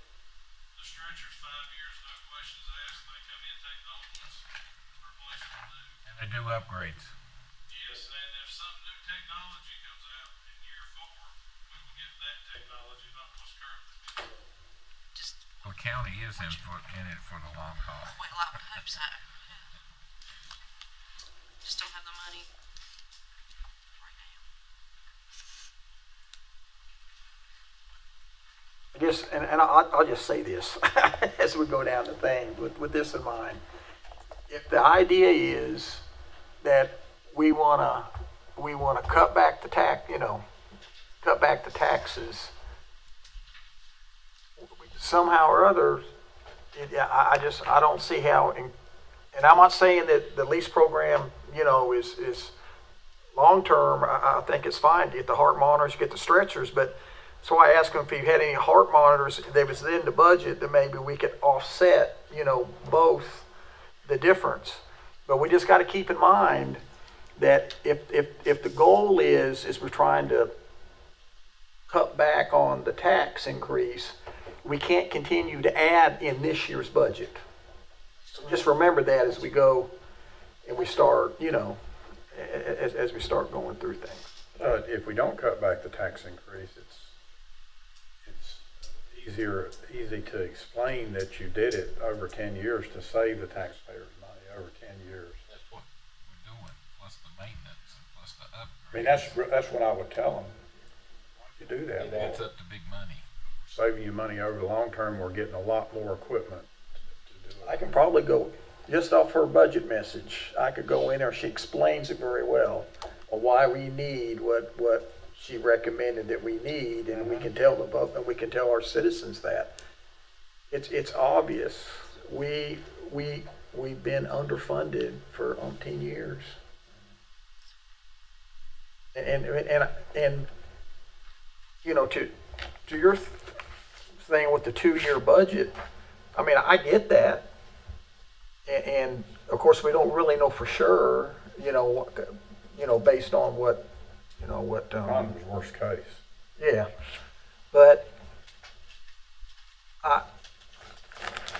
how do we, we're not like the state, we don't do 2-year budgets. We should have projections for multiple year, so we kind of know in advance, where we're at expense-wise.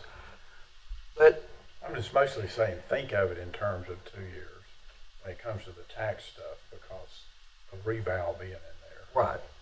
Otherwise, it would be kind of a normal situation. I'm not saying you have to do a 2-year budget. Just kind of keep in mind what we do this year will be impacted by all that wild stuff that's going to happen next year. And Reval I think you know this. I know you know this, Rick, and I know Commissioner Mendenhall does, being on the budget side for the school system. Biggest expense and a reoccurring expense is personnel. Yeah. So we can sit here all night long, and we can nick and pick. If each department head gets one choice, but it ain't, the equipment ain't going to get it. And then all it does is it puts it on the next board. All of us will be here except Commissioner Mendenhall, and then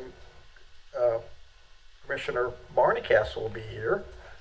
So we'll be dealing with it again, but it'll just be even more expensive. And then if we try to rate, if we don't come back, we just have to look at personnel and say, okay, what do we need to, how low do we want the sheriff's office to go? How low do we want EMS to go?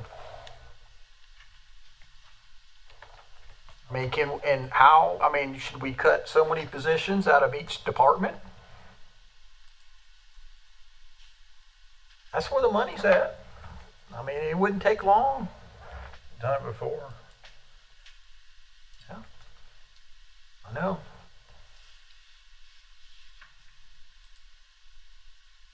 But one thing you can do, I'm not saying do this without really thinking it through, you can do things like hiring freezes and things like that during the year. I don't think you have to worry about a hiring freeze right now in EMS or the sheriff's office. I'm talking about other places, like when you have a vacancy, for instance, somebody retires something, don't hire them until the next year, stuff like that. That's one way you can address some personnel stuff, save a little bit, versus laying people off. You lay off.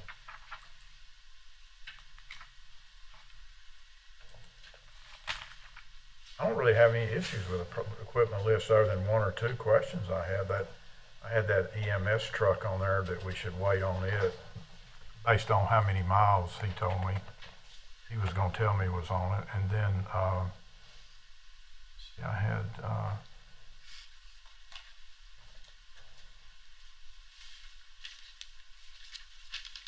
had a question about, let's see, where's that at? Yeah, that's the supervisor. Then I had a question about this. Amber recommended this I-plan table for planning. I just wondered if that was really necessary for 14 grand. Probably ties in with the software.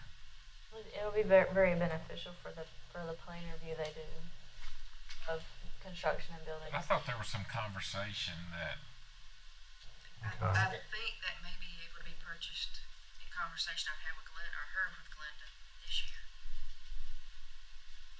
Possibly. Well, I can confirm that with her. We can probably take that off. well, is Scott using his? He does. Okay. We could ask. I just had a question. I wasn't saying don't do it, but What about the I didn't front have any- load garbage truck? That's a pretty big item. Can that wait? Well, I High will say maintenance. this, I talked to the Bullens, guy that works over at Sizemore Road, I think it's Finney's brother, from Sandy Ridge. He was over there 2 weeks ago. He caught me, on the way out. We get out of there sometimes. And this is his department though, okay? I mean, you know, our other guy retired, I can't remember his name, Rick, what was it? Harry. Harry. area. So the Bullens man called me and said, they desperately needed it, but that's what he said. I think didn't Stewart say 77,000 maintenance on the one they replacing last year? Is that finance though? Financing that so it doesn't. Finance it along Okay. with All right. Well, that ain't gonna cut anything out of the budget. You're back to what? It said personnel. Personnel, move on.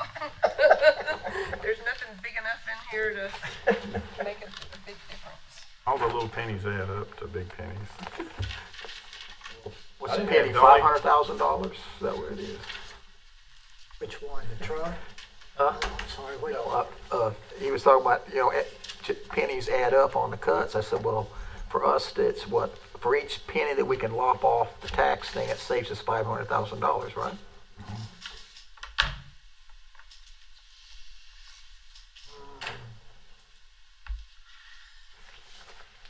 The only other item I had on equipment was the county seal signature signage for behind the commissioners. Wasn't sure I could defend that very well. Where is that at, Rick? It's on the last page of the equipment, county seal thing to put behind us here, on the camera that cost $2,000.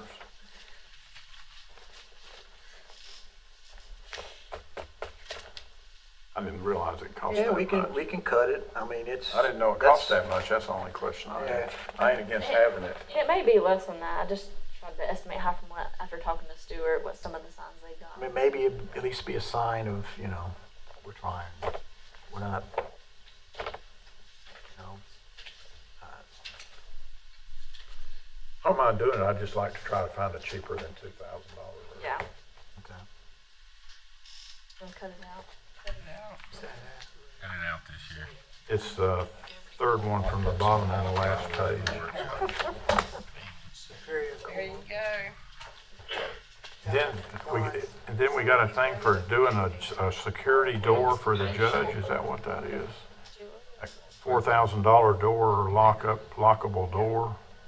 Yeah, that's for the Superior Court, but that comes from money that they get from their operations, right? The Superior Court system. It goes directly towards them, the clerk of court. Mm-hmm. The revenues have to be spent directly for their certain operations or improvements over there. So it's not, we're not funding it then? Oh, okay. It just has to be in our budget because it's our building or? We've always put their equipment and everything into ours, so I just have characteristically done it like I have in the past. Okay. I was good with all the rest of the equipment myself. Is that what word we're doing those two? It says replace the stations in the 911 center. That's not something to add the new people, is it? Or is it replacing something that's currently there? I forget where it's at. It's state funded. That's what we done discussed it. Oh, is that one that's state funded by the 911 Yes, out to board? the right, you'll see it. Okay, never mind. My comment then. So we want to look at the personnel? What's our final decision on equipment?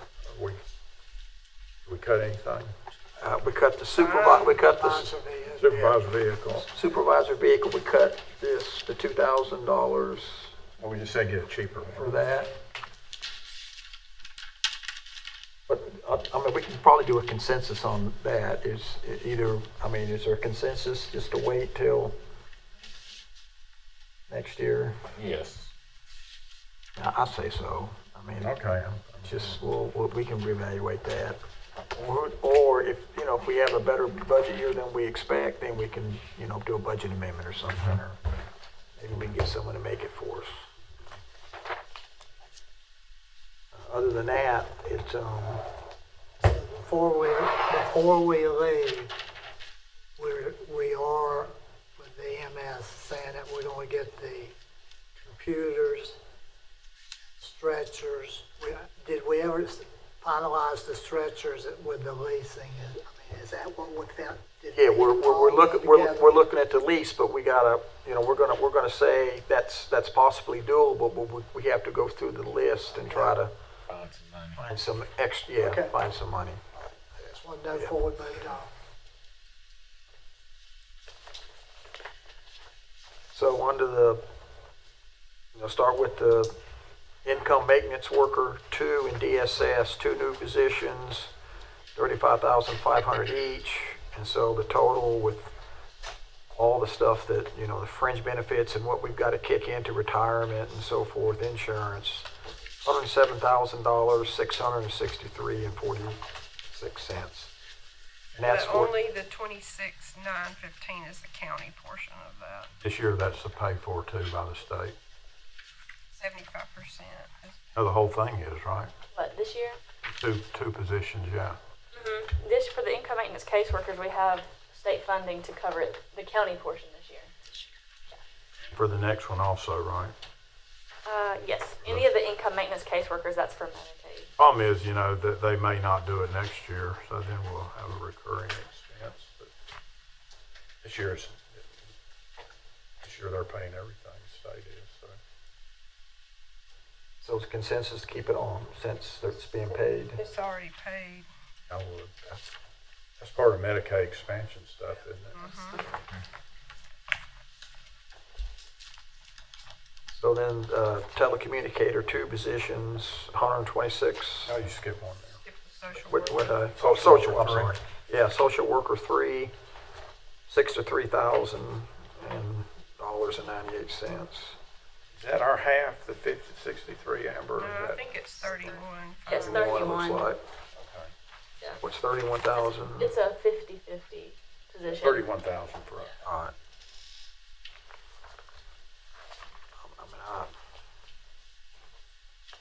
It depends on who you talk to, whether or not their caseload's low or high. I hear both, so I don't know what to tell you. Because sometimes, compared to other counties in the state, it seems low. But according to what we hear from Stacy, they have a high caseload, but there's not many foster families in our county.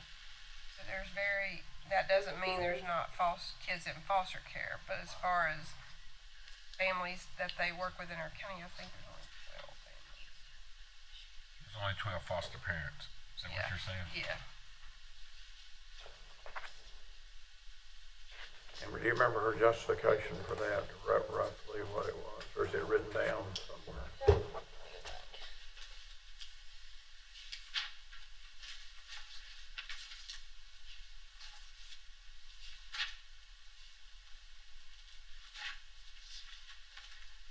From my understanding, after talking to Stacy, all of her supervisors, it's part of the foster care, but all of her supervisors also handle a piece of that, including her. She does a piece of it as well.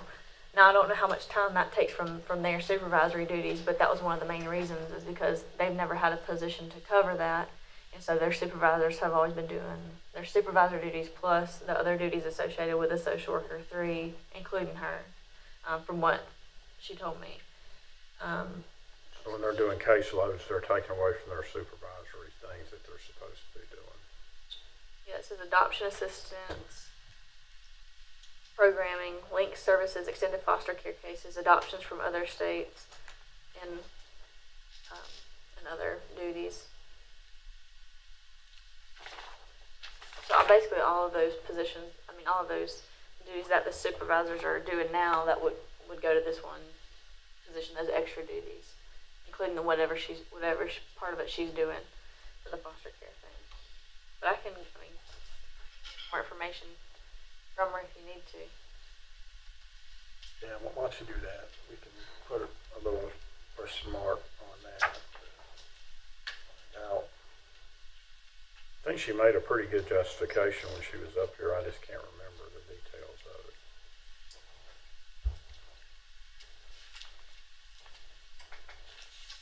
next is telecommunicator. I know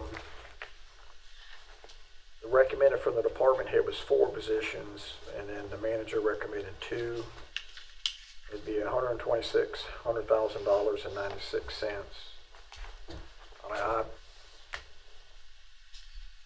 I think for public safety reasons, I would love to do 4, but if we at least start with 2, and he talks about starting out with a power shift to try to catch the busiest times. With the increased radio traffic, I think it's and the telephone calls coming in, and like he explained when he came in front of us, most agencies, they have just call takers too that just take the calls and then send it via computer over to the dispatcher to dispatch the calls. So you got one dispatcher on law, which is King and the sheriff's office, my understanding. And then you got another channel, which is manned by a dispatcher, and you got EMS, and I guess fire's on there too, right? Including King Fire? Yeah, it doesn't matter if it's 2 channels, it's still one person talking. Yeah, you're right. That's right. It's one person. Yeah, because it's only right now staffing's 3. That includes a supervisor in the center, from my understanding. So, and it's a personnel safety issue that if you got a hot incident going on, say in Lawsonville with the sheriff's office, and then you have the normal traffic come from the King PD making traffic stops, or they're being dispatched to a call, and you got one person on that channel still taking incoming calls for other things, and it's very dangerous for the deputy, the King police officer, fire personnel that are rolling to the scene, the firemen and the medics, and Are you trying to sell us? Yes, I'm trying to All say. right, let's just. I'm for it. How are you, Rick? I'm good with it. How about you? All right. Next. Ronnie, you good with it? All right. Thank you.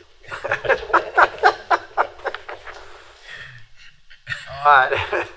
Next up is the human resource analyst. We've talked about this. The total is $63,000.98. It runs throughout the whole agency, the government, all the hires, fires, getting them orientation, getting the paperwork done, grievances, discipline. 2 people, in my opinion, just can't. They just can't do it. I think if you don't somehow approve that you're going to lose some of the people you got because they can't take the workload.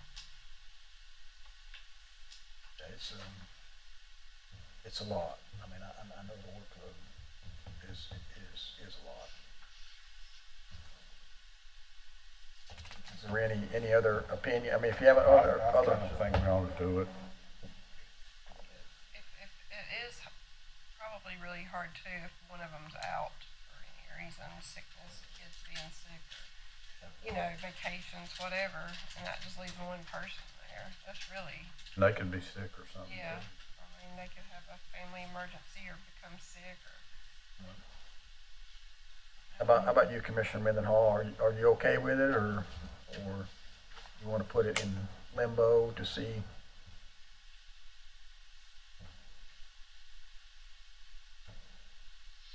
Okay. All right. So we'll leave it in. And then is what, like, Commissioner Morris had talked about, breaking out it's currently / clerk to the board, assistant county manager. So the recommendation would be to make the assistant county manager a standalone entity, and then the clerk to the board report to the board of commissioners, and then the assistant county manager report to the county manager. And it's $63,000.98 would be the added cost to break out the clerk to the board. And if you break the clerk out of the assistant county manager, then you add other duties in and keep the pay the same, probably.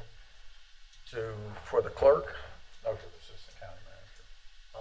That's where I was talking about, I would like the input of the new manager into that.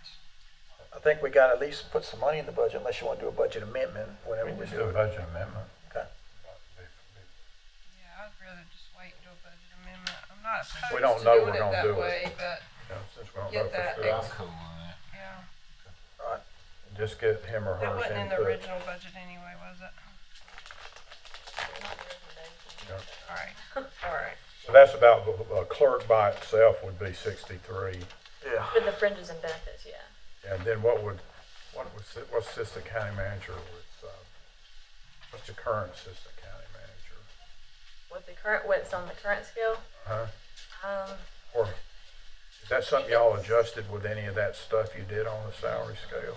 Yeah, if it's approved, that rate will be adjusted as well, just like y'all had to adjust the manager rate for hiring. And we've Okay. adjusted the department head pay scale. I mean, every employee's pay scale has been adjusted in the new recommendation. We would So same adjust for that the one based assistant on the pay. scope of the job, I guess, then, right? Right, Whatever yeah, we that put would just go into it. into it, because I mean, we did it same way we did all the other scale adjustments, comparable to other counties and with the NCACC's recommendation. Okay.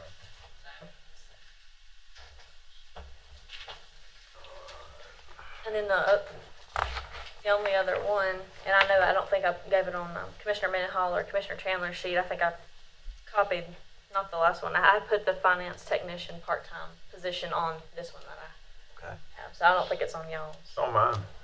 Yeah, because that's the original. That's the one I gave out. But I think the one I made a copy of, I just grabbed real quick. It was not the one that had that on there. I think we all kind of agreed that we need that, which needs to be a full-time position, unless there's a change of opinion.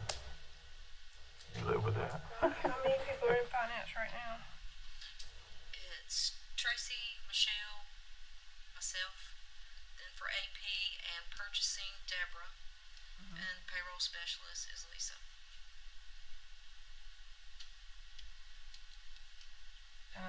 Given that, I would be in favor of just keeping it part-time, like recommended.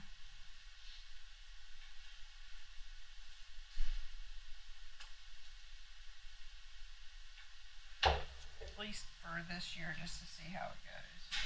Up it next year. What would the issues be with hiring part-time versus a full-time person, benefit, pros and cons of doing that? Both y'all's opinion on that. You don't get as good a person part-time as you would full-time, or would it be as easy to do, or? Just depends on if you had a retired person that might wanna pick up those few For hours. example, Water and Sewer Authority, they have gotten how much? 30 million in grants? A little more than 30 million. You know how stringent it gets with grants as far as the audit has gotten just a little bit more complicated with all of the free money or the grants. A lot more complicated. A lot more complicated, yes. And I don't know if I can find somebody who could probably, do you think, pick up and put it down?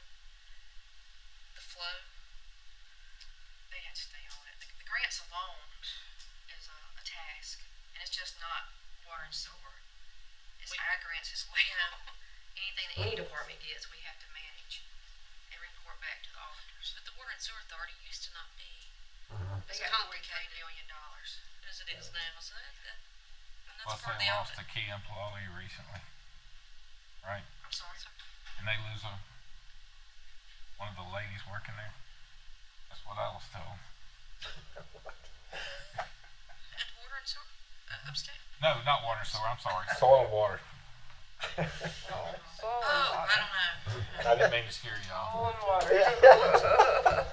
The difference, Keith. Yeah.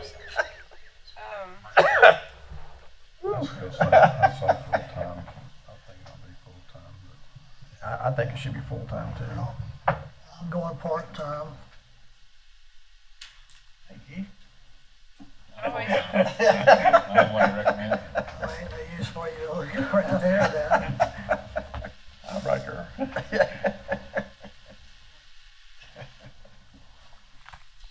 Okay, so that's all the personnel, right? No, The only food's thing. here. If y'all wanted to take a short break, Yeah. You a want to little take bit of about food. If 15, y'all 20 want, minutes? if y'all are ready, if you're not, Yeah. then keep going. Let's, Might as well. Can I We're get at a- a good stopping point. can I get a motion? We got to something take a done rec- there. Huh? That's a pretty good bit done right there. Yeah, yeah.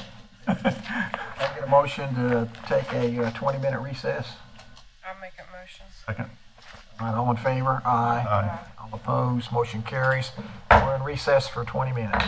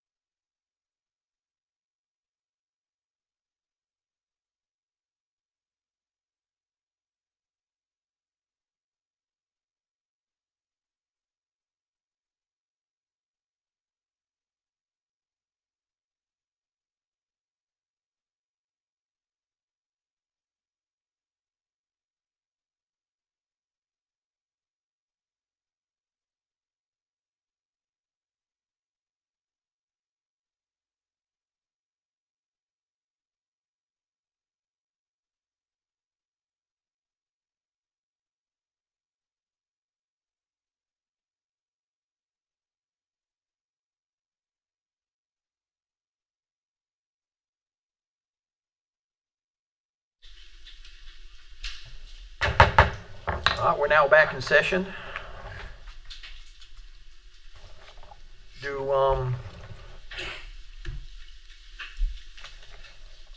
you want to go to the pay plan? I mean, and have discussion about the pay plan? That's the biggest item, I It think, is. that's driving everything. That's it. So Amber, what is, did you see the exact amount that it cost as recommended?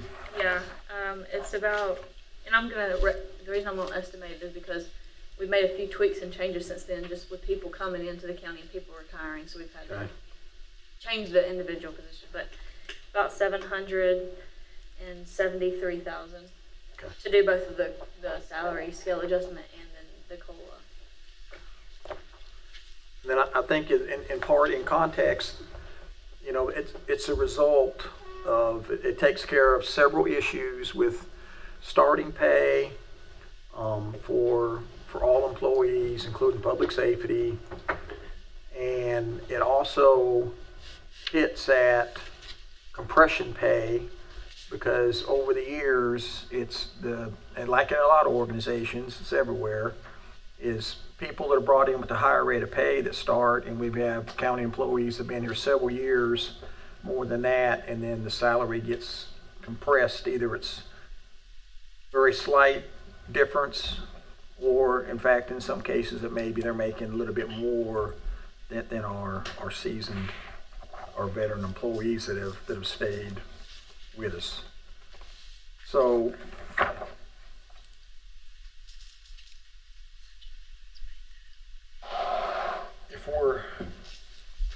what are the options that we have if we're going to, and I think it's vital for the county that we have to be able to retain, and we have to be able to recruit. We have to be able to give professional development. There's no doubt it's needed. I mean, with 47% of that number was just public safety, right? I think that's what you said. And we know those areas are hardest to fill and retain. So I don't think there's any question it's needed. So what? That's almost 2 cents on the tax rate. 1.5. Yeah. 1.5. Yeah.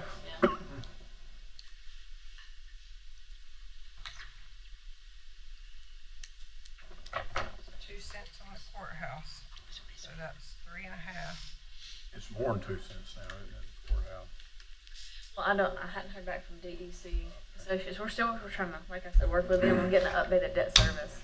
What number did they use to calculate the 2 cents? It was about 850,000, in and around there for the debt I service. mean, what total number for the project? Was it 8.5 million? It was off the 8.5 million, but it was the finance was about 7.5 is what they financed. Because we had part of the grant, the $2 million grant. Yeah. So now we're talking about financing $3 more million than what we were for the estimates that came in. Did you add the furniture in? Yeah, well, I mean, in my email, yeah, because we figured it in because Stuart had the boiler, the HVAC, the audio visual, all that stuff that needs to go with it as well while you're doing the expansion. Because it needs to be replaced in the current part too. So we were just going to do it when we did the project. So just without any numbers, it could go to 3 cents, couldn't it? Finance it with that big number that came in on the bid?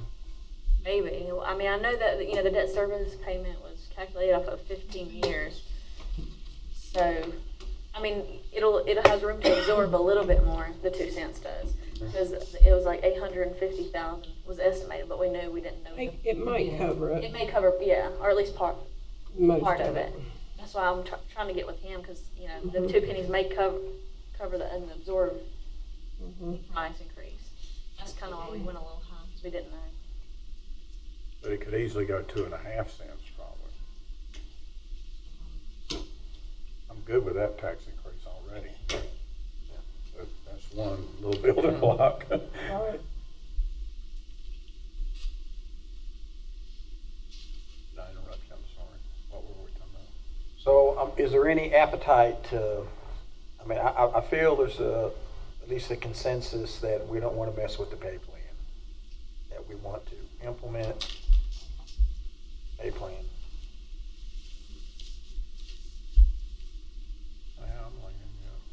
I'm leaning that way too. I mean, I think it's needed to retain employees and to reward people that have worked for the county a long time. 'Cause I really do think when you have an organization and you're hiring new people that are coming in making right about what people that have been here 10 or 12 years are making, that's a tough pill to swallow. So, I mean, I get that part of it for sure. All the other counties are raising theirs. I'm in on boards with these other commissioners, they're all raising them. And let's just So be. it ain't gonna get better. Yeah, and let's just be clear, it's not like we're going up to what Greensboro Police and Fire are making, or, you know, that Oh, you it's, can't match it. You can't all we're trying to do is just get competitive, so the people that really want to work here in Stokes County can do it and still live, and we can still retain them. But it's to the point right now to where they're fleeing. They just can't, you know, they gotta look after their family, and it's just so offline that they're I going. like the structure of it too, with what they came up with working with the NCACC, and as I understand it, it's broken up like it is because this organization is not one size fits all, basically. So I think that structure will also serve us well, and probably give us better results than we've ever had, as to being able to target the areas that are need Prioritized. the areas that are giving us the biggest problem with turnover and stuff. So.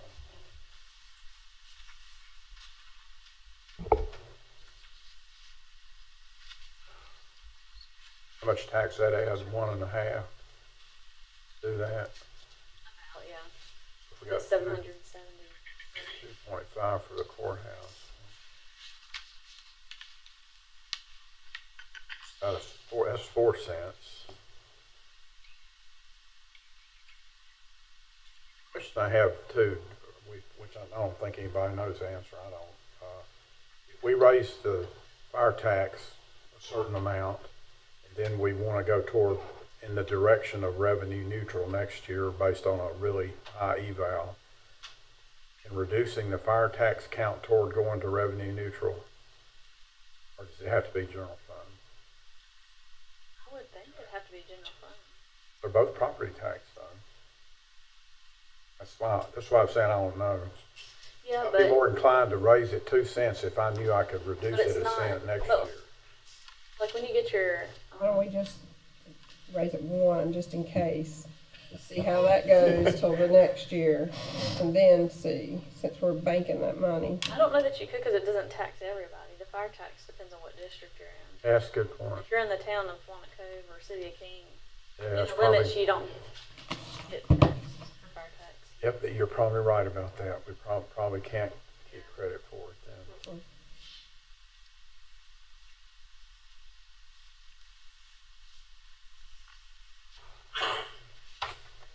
So, That's 4 cents. What's the other 2 cents go to? So what's the other two? didn't you also include like solid waste? Yeah, it was really to cover the increases in those in public safety and solid waste departments.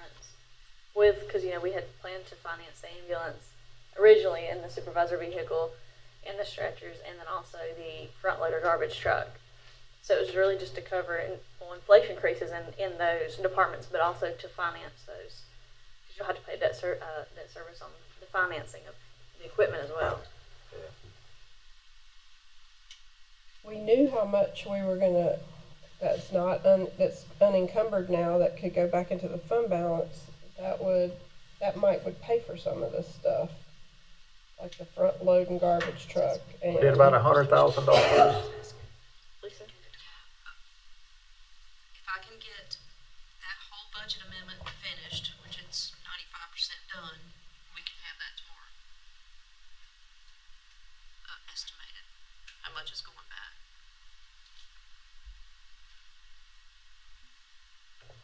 How about Thursday? Thursday.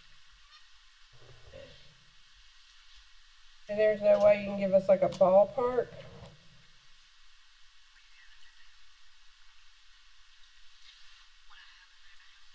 Well, I told him,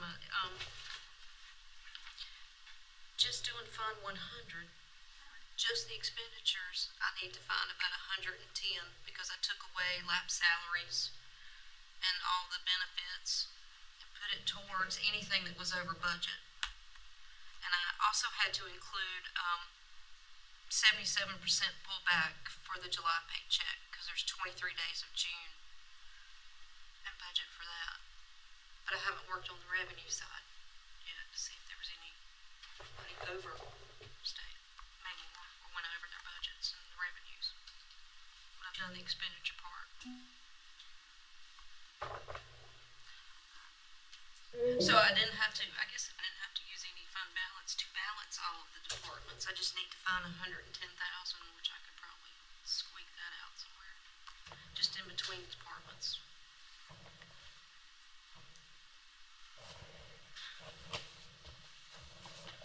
So I think you gave us a sheet again that showed the last several years. So last year, we put back 3,590,000. Year before that, 2,745,000. So are you thinking that it's gonna be anywhere like that, or is it gonna be?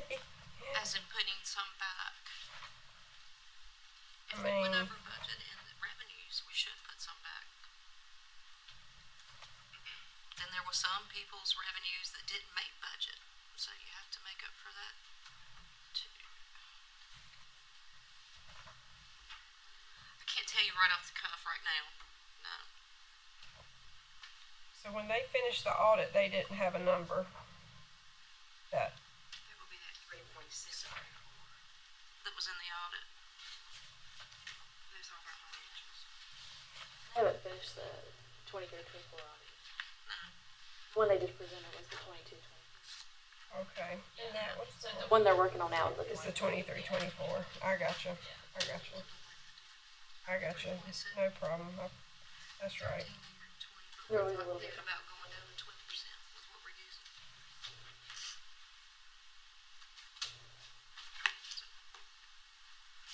Probably use about 2.5. You're thinking we use Get 2.5? that school What do we fund budget? going. That could go a long way to pay some of this stuff, and we wouldn't have to finance some of it.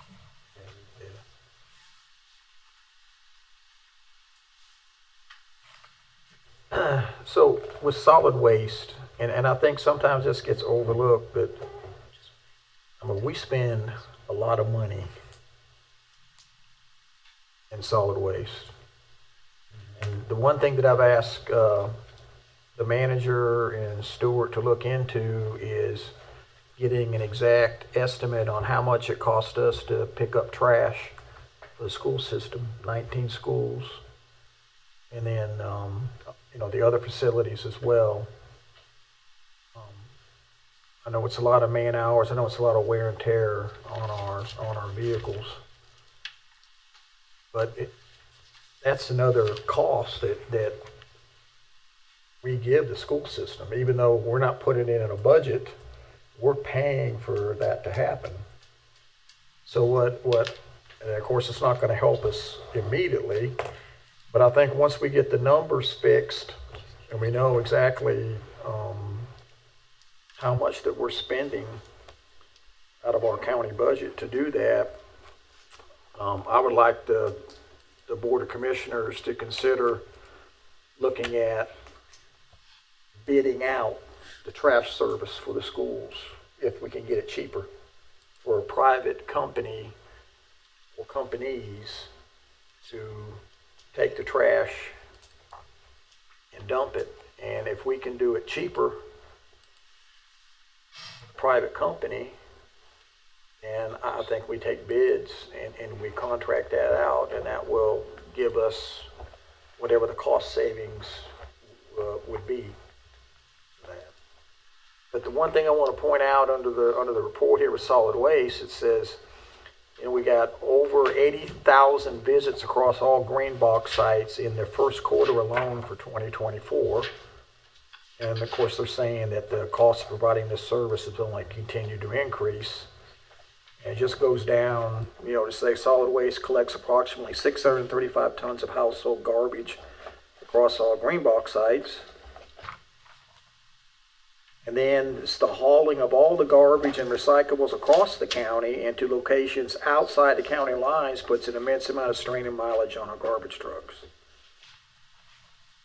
So, I mean, obviously, we've looked at the total operation, and it's the best we can do is the way we're doing it now. But at the same time, it is still a pretty good expense on the county budget. And we have to, you know, we have to take care of the trash, and the one thing we don't want to do is make it to where people don't take the trash to the green box sites. We don't want them dumped along the road because they don't want to, you know, bother with it. So I think it's a very important service. I just want to make sure that we do the most cost efficient way for the county taxpayers and the most keep it efficient as possible.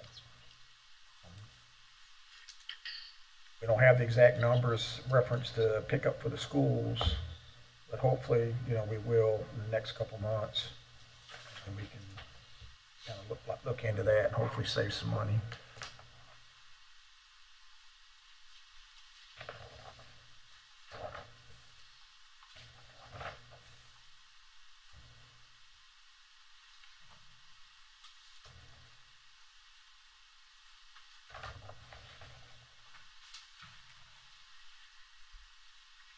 So what about, should we talk a little bit about the school budget? I mean, I think it affects the overall budget too, or unless you want to wait to a later date just to deal with that separately after we iron out. I don't think we should do anything any less than what Amber's recommended at all. And I don't know that we couldn't add a little bit more based on the fact that you said there was 900,000 in that unbalance, where you had allocated 500 out of it. We could give them that 400,000 more, but I would not be in favor of doing anything any less than what's been. A lot less than what Amber recommended. Well, it will trickle down to the students and their, I mean, you're not hurting anybody but the students. I'm asking them to spend their fund balance instead of sitting on it and being a bank down there. But you saw that, or you may not have seen it, but he's got a sheet of where's that sheet at? Of every other county, and they've all got millions. I don't care what they've got. I know you don't, but I'm just saying. We're sitting here with a 12% fund balance. But they are going to have to allocate some of their fund balance. If we did what Amber's recommendation is, they will still have to. They've already done it. They've already allocated 1,100,000. If they use their 1.1, it would be on top of the 15 million that I recommended. Because they requested 17 million something, but with the 1.1.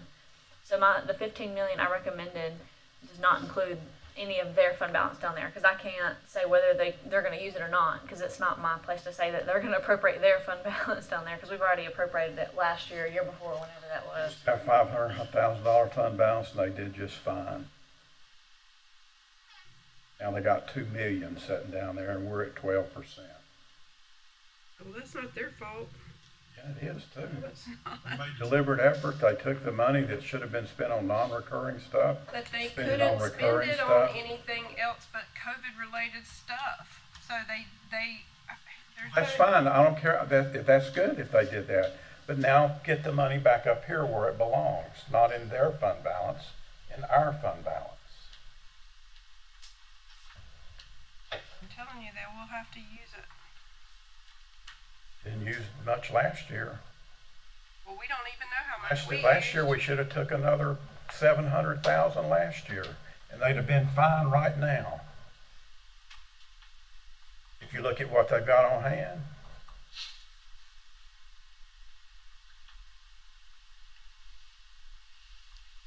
My opinion.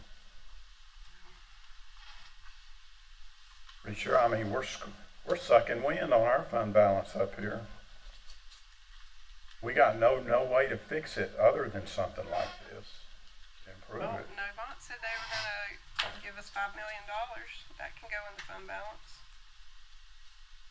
I should build it back up. That could be used for any number of things before we get through this negotiation, so. I think everything with Novant's the next year, this year probably.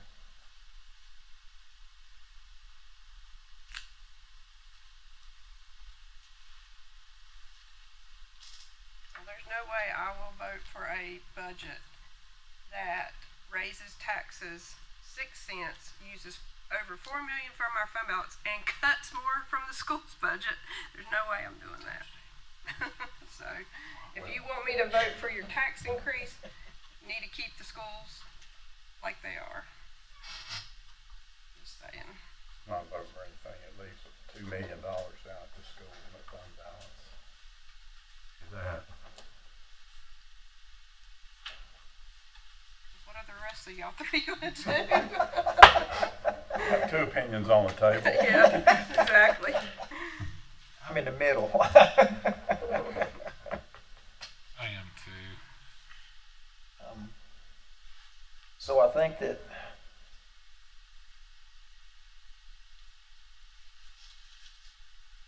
I'm a little bit uneasy, unless maybe I get explained to me better, but I'm just a little uneasy about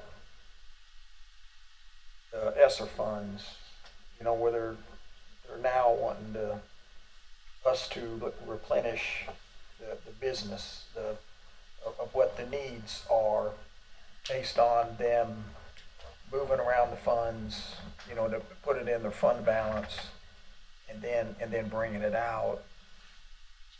But I guess that my question would be, I mean, those are recurring expenses that we're creating. And it's been addressed everywhere. State, or not even in North Carolina. Well, that may be stuff they end up having to cut I think they'll have to. when we get to, I mean, because we're not fully funding their budget request even with what Amber's recommending. So I'm just saying they'll probably have to cut some stuff. And it may be those new positions.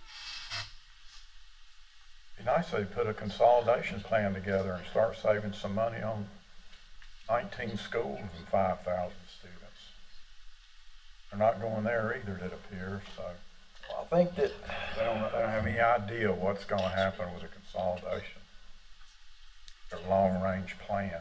I mean, I agree. I would, you know, I would like to see a little bit more specific plans, but, you know, I'm to the point where I know we control the money, but it's just like with the grant, you know, we don't control where it goes. I don't think ideally it needs to go back in the same place. I mean, in that same area, but that's neither here nor there. You know, with me, we know what our budget difficulties are this year, in trying to get our employees up to close to what the school system has been doing for years. and I'm not hating on them, because I appreciate the employees that they have working. All I'm saying is, we've got to look at other things. But I think that what we need to remember is that if we make drastic cuts to the school budget, it's going to force a hand that there'll probably be a quicker level of consolidation. This is my opinion. But they're going to look at areas to where They'll definitely close more schools. yeah, If that's what but, you want to happen. but what my concern is though is that, some of those schools may be in the north. So, They probably will be. so I just want to make sure that, I just want to make sure as we go through, we're not playing tug and pull and then we exasperate something. We want them to leave all these schools open. No, I don't. I do want a plan, but I do know this, is it's in the north that we got numbers issue, and I hate this, it's just the way it is. It's just the truth. Get on the grant and you'll never see a plan. I can tell you that. Well, yeah, but when they did talk about closing more schools in the north, none of y'all liked it. Y'all didn't want them to do it. Well, I wanted them to close 3 of them and build a new elementary school up there. That's what I wanted them to do. So Like you want- Masonboro said. Of course, they didn't do that either, so. Now, they've closed those. We get no credit for them in the future whenever they do their grant.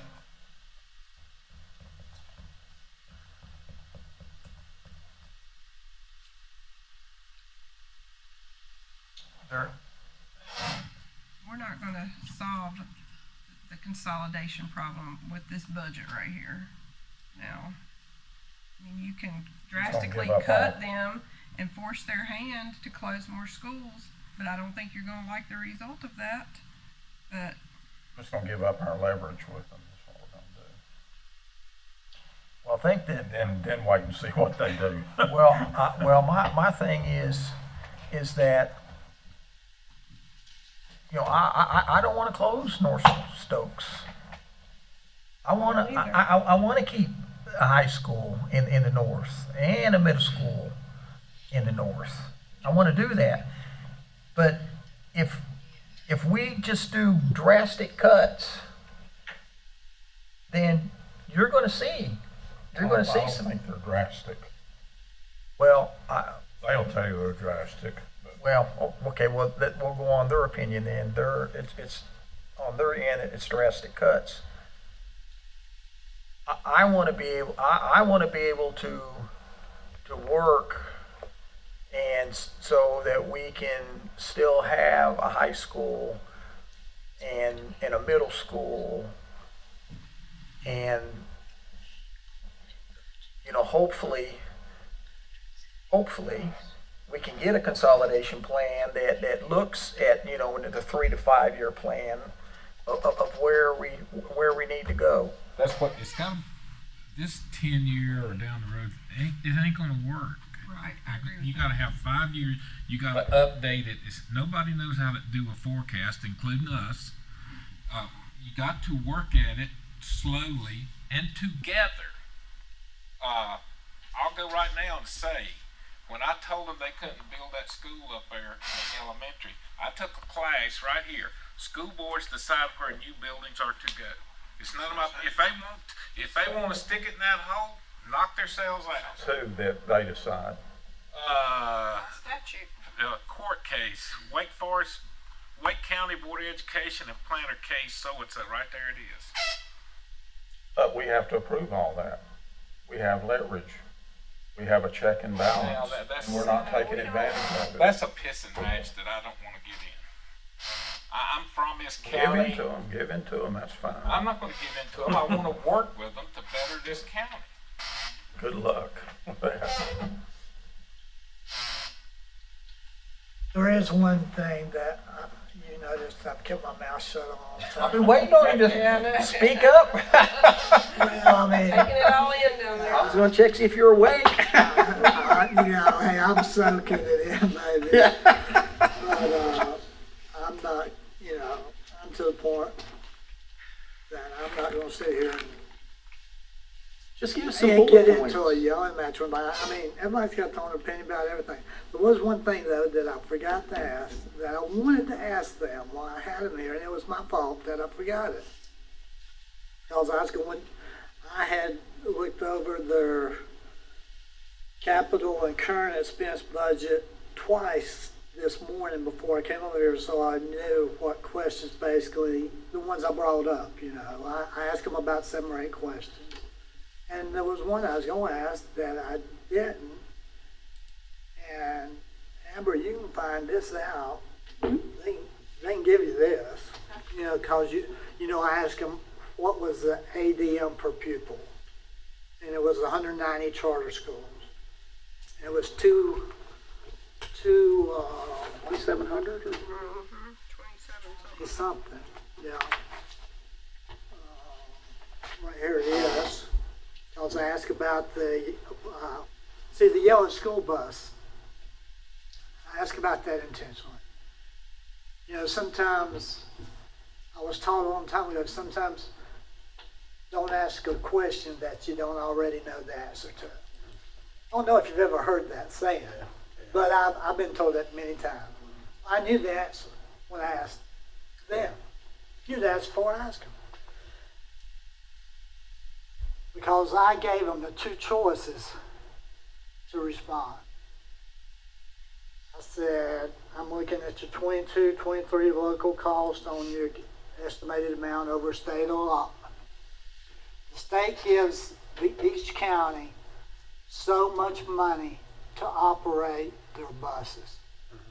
And if they go over and have to pay out of local money, I gave them 2 choices and I was waiting for the answer. I said, is it fuel cost or route efficiency? Do y'all remember me saying that? I remember that, yeah. I knew the answer. When you've been a superintendent for 5 years and a principal, you know the answer. The answer was route efficiency. That's the answer.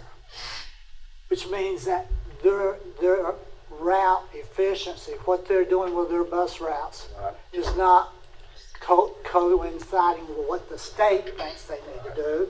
So you know what they had to do? 22, 23, they had to pay $694,000 out of local monies because they didn't do the bus efficiency. You know what it was this year? They're estimating $745,000. That's money that they shouldn't have to pay if they're doing their job with bus Yeah, route but you don't efficiency. want kids on the bus more than 2 hours. No, but I'm telling you up front, they're gonna have to keep paying that if they don't do something. They're It's, gonna have to, because up here in the northern end of the county, where the bus honey, routes with me, are so. I was superintendent 5 years, and we only went over 1 time out of 5 years, and it wasn't Maybe no he needs to fire his 700,000. Tim's operator, I don't know, I can assure you, I know. but just saying, I wouldn't want my kids on the bus more than 2 hours. It's a long time. Well, you know, let's go back then and look at charter schools. Wait a minute, I got the floor right now. Let's look at charter schools. 22, 23, 24, 167 students. Don't shake your head at me. I'm not, I'm looking at Steven, Well, actually. I'm telling you, I was looking Don't at drag him into it. And now, they're estimating 190 students going to charter school. So you know what? Not only are they losing just by everyday events, they're losing, charter schools are beating us out. 167, and now they're estimating 190. And what about vouchers? Exactly. So, So vouchers. now, $2,745. That's $521,000. So, you know, I voted for the thing because of the kids. I'm just going to put it up front. I didn't vote for that school. I did not vote for the grant match because of anything but the children. I was always a students first principal and a students first superintendent, and I wanted the kids to have something they could be proud of. And I understood their theory, though. You never heard me one time. I never once went against them. I just said I voted. In fact, if you remember when I voted yes with Sonia, you looked at me and you said, do you want to make any comments? Mhm. Yeah. If you go back to the minutes, I said, no comment. I remember. You asked me a second time, you sure you don't want to make comments? I said, no comment. I had a reason, though. It was the kids.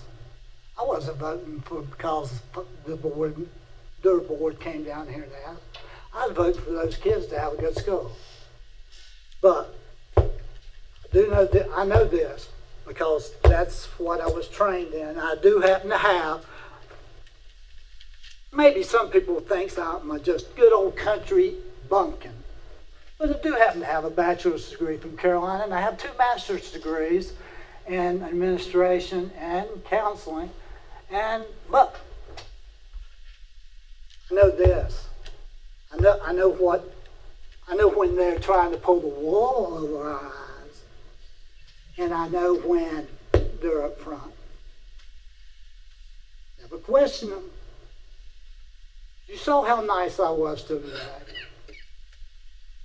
I had my 1 hour spiel back there when I went off.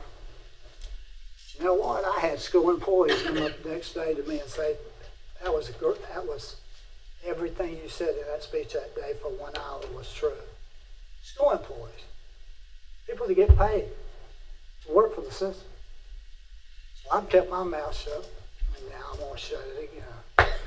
No, son, there's nothing offends you at all. I didn't. I'm just telling you. I was just telling you. Okay. Now that we got the budget worked out. If we're adjourning, I'm leaving. Sorry about that. Hey, no problem. That's part of it. that's what we do. You know, we gotta.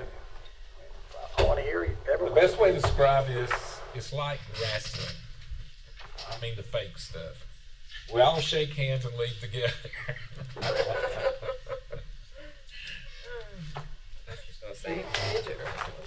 But as you've heard me many times say, everybody's got their own opinion.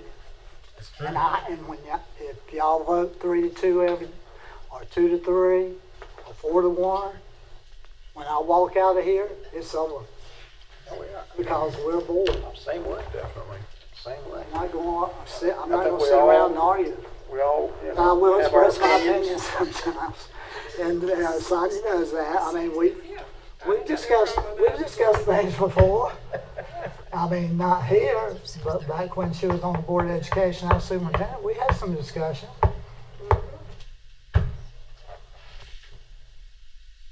Sorry that I got cranked up there, but I was just expressing my opinion. I'm Because with I you. was telling you the truth. I'm with you. I run my Hey, mouth. look at me. I love the schools. I know love you the do. kids. I know.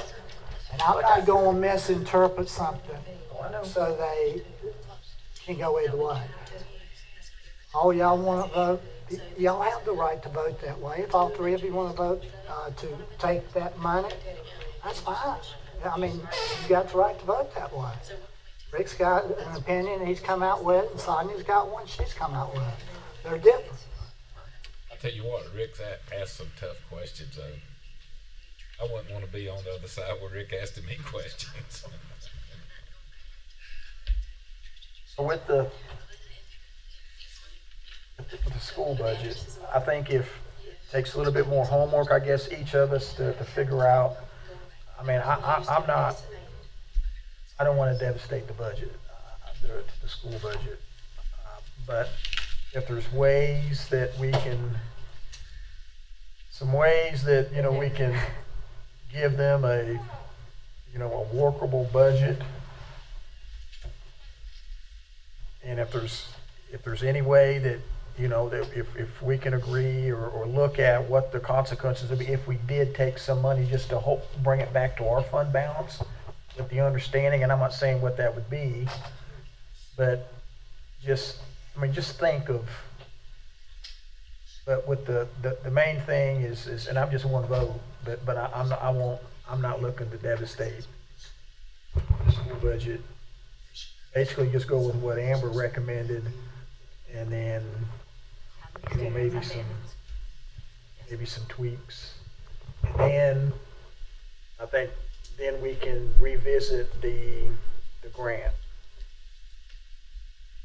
And we can discuss that, and then we can do that too. Answer the question, why they need a $2 million fund balance. I don't know. They got 300,000 in capital, 500,000, that'd be 800,000 they'd have in reserve. We do have, I guess, one piece of good news that we were trying to figure it out as we were sitting here. And So something good come out of all this? well, they're working on it as we talked, but so going back into the fund balance, right now it looks like we have about 2.8 million that we can put back into the fund balance after this year. Now this is not per audit numbers, but this is what finance is doing. We're not gonna hold y'all's feet to. But The biggest piece of it is pretty a sure thing. Yeah. Cash management. When we get all of our deposits from, like in August and December from taxes, I'm moving to cash management out of FMB. You get interest on all the general fund monies.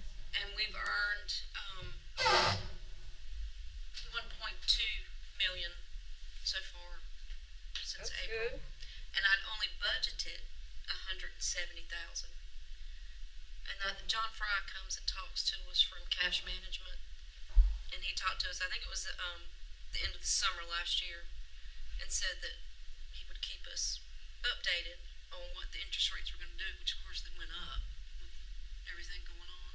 I got a crazy question that just popped in my head. The $10 million that we're sitting on what?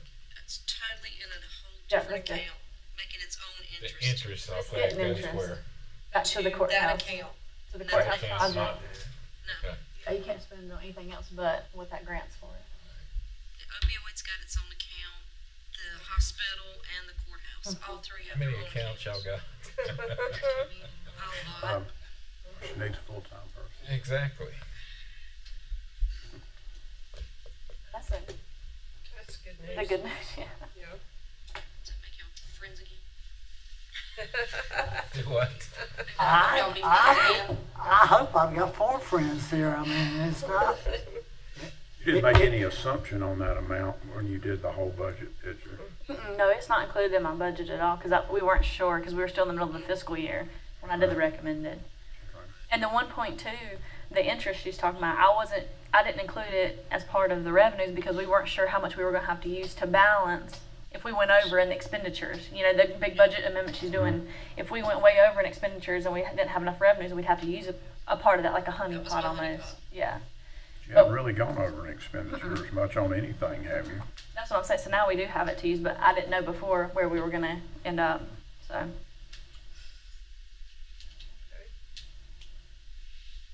What's that make our new fund balance? And your I knew that was coming. That's what I knew.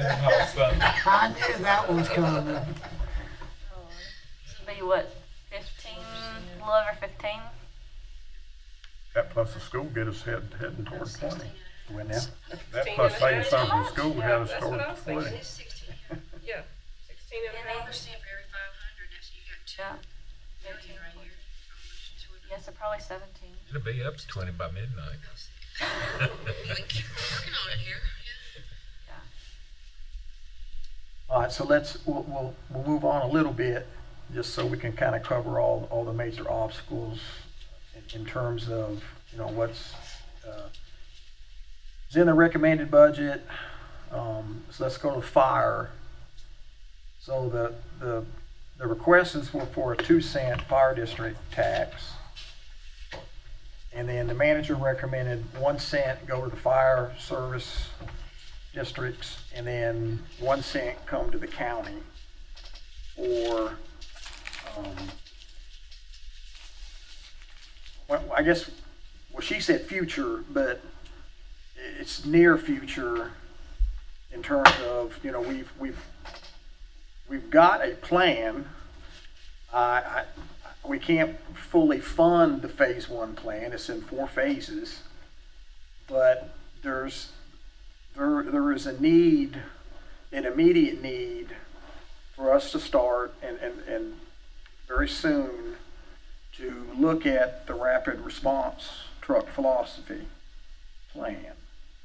When we had the meeting, the public hearing, and we had some of the fire chiefs here and some other members of the fire service, the northeast part of the county, their chief Clark, he says that they don't need any assistance they don't need the rapid response. They've got enough volunteers and enough staff to handle their area. And then we have King, who obviously has got a full-time fire department, and they really don't have a need. And then the Sourtown Fire Department feel like they have adequate response and adequate coverage, and they don't need it. And then Pinnacle, in fact, was as part of the recommended budget.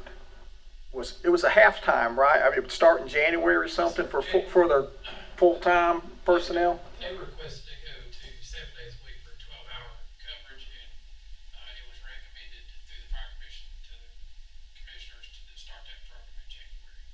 Okay, so they really don't need the assistance, but the donut hole area is the northwest part of the county, really from Lawsonville, coming all the way through Francisco and heading towards Westfield, and maybe even a little Double Creek. Would that be accurate, Chief? Yes, sir. So a lot of the fire personnel in the northern part of the county, they're looking for help. They just want to see some momentum of getting that 1 cent, starting to get it collected, and then they can start moving as soon as the manager, and we can work through it with the manager. I mean, obviously it have to be approved before any of the money be spent, but it's not going to be just sitting in a bank account for years waiting for something to go. And I know I mentioned to our fire marshal, Scott Aaron, to start looking for grants if we do get it approved, because there are grants that you can get to where, that you can, give you a grant to hire personnel. You just got to make the agreement to fund it, whatever at the end of the term. Do you guys participate with the King Fire with that? I think you're alluding to the federal safer grants. Yeah. Yeah, we have applied for that before. We received it. We've obviously been rejected, but we received it one time also. Okay. So I think that with the grants out there, especially with the dire needs of the volunteer fire departments, I think we'd work together and we could accomplish that. Did you say that you had some questions on that response truck? Yeah, one way you could do it, if you didn't do the 2nd cent tax, you could still cut a budget amendment and crank it up whenever you wanted to during the year, especially since we got bigger fund balance than we thought. Well, but I mean, I'm not saying do that. I'm just saying that's one option if you didn't do the 2nd cent. My question is, I read through that one document and talking about adding 12 people or something. Well, that's farther down. That's farther down the line, and I think that if the needs in certain fire districts aren't there, then we would need to provide that coverage. And I left out Walnut Cove too. I mean, they don't need the response truck. So I think we just, just like what Commissioner Wood mentioned, just a little while ago, we need to look at like 3 to 5 years, and then you just continue to evaluate, and we work with everybody. And if we continue to get more people in a certain area and in a fire district, can't handle it, then we need to work together and and fix the issue. But the one thing that we gotta remember, in my opinion, is we contract for fire service. So we got expectations, we give tax dollar money. So whatever the service levels are, and they're in the contract, they need to be provided. Because if we're given tax dollars and we make obligations, then they need to, it's a contract. So when we have the fire service contracts that will be coming up for renewal, and I know that we need to look at them, and then I think we need to get with the fire chiefs and also, get their input, but ways to make sure that the responsibilities are met, it just has to come through the contracts. It's the only way that we can make things happen. And then if we have difficulties, then we all need to work together and come up with solutions. That's what I would like to see. When are the contracts due? Are they all signed at the same time? July? Yeah. But there's, I believe Scott explained to me, is there an automatic 30-day, like if an automatic 30-day, not exception, but a gap that where it just continues on? No auto renew. I thought ours were on auto renew. They do auto renew. If we don't change them. Okay. But with notice, we can change them within a Okay. certain time frame at any time. Okay, I just remember there's something about 30 days in there. Maybe that's a contract, that do away with it to get out of the contract. Okay. I think that is right. Okay. All right. So we got time on that, and we, going down the road, but. So, What are we talking about doing then, like buying a truck and putting a few county employees on it and they go respond? Yeah. How much does that cost to do that? I don't know, it's broken down into 4 phases. What was that at? I don't know. In that, I didn't bring my fire book. I didn't either. Fire marshal handout? Yeah, Yeah. yeah, it's in there, yeah. I got that actually. yeah. This thing It here. looked like this, I think. Yeah, that's Yeah, it. that's it. Rick's got it. And how much does that cost to do the first piece of it or whatever? We don't have to implement the whole thing at once, even if we just start with one person to get hired, and then you get a truck, and then, because there is gonna be, certain certification levels that they have to have, including EMT, which will help Brandon, especially on the northern end during the day, during the week, if there's a medical call. About one truck or? Steve, was he gonna do one of his spares though? Yeah. I believe the Yeah, spares. and Manager Brown and I talked about this. I mean, obviously her recognition. Come up here a little bit so people can, All right, yeah, people So can hear obviously you. her recommendation was to use it, through the service district funds and, it was originally, as far as the response truck, part of that plan, but the original presentation put it with the general fund. So, from the fire commission standpoint, we would have to rework a few things if we're gonna have that committed money annually going to that. But, if that's what's directed to do, we'll make it work. Is that what the fire commission thinks needs to happen, So or? the fire commission has not really officially been presented this plan. The fire chiefs for the service district Right. were the ones, the document that they signed off, all but 3 signed off on.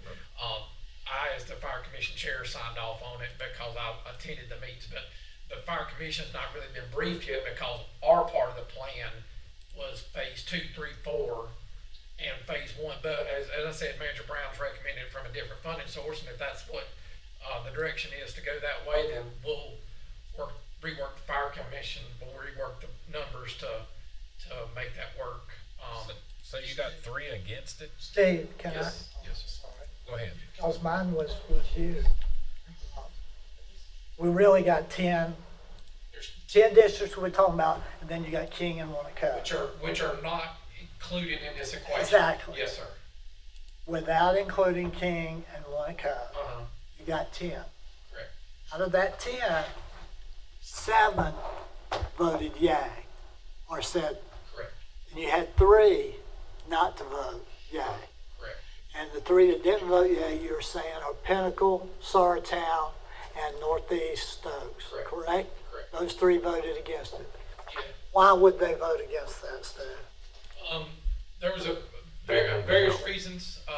Some thought that it was a little rushed. Some thought that they had other ideas, just like that. But I mean, they was 3 meetings, 4 meetings. I can't remember now. It's more than last week. So, you know, that was some of the reasons they talked about with that. Some of it also too was they were adequately staffed right now, as the chairman said. They're not gonna get any benefit from it, in other words, but they're still gonna have to pay the tax.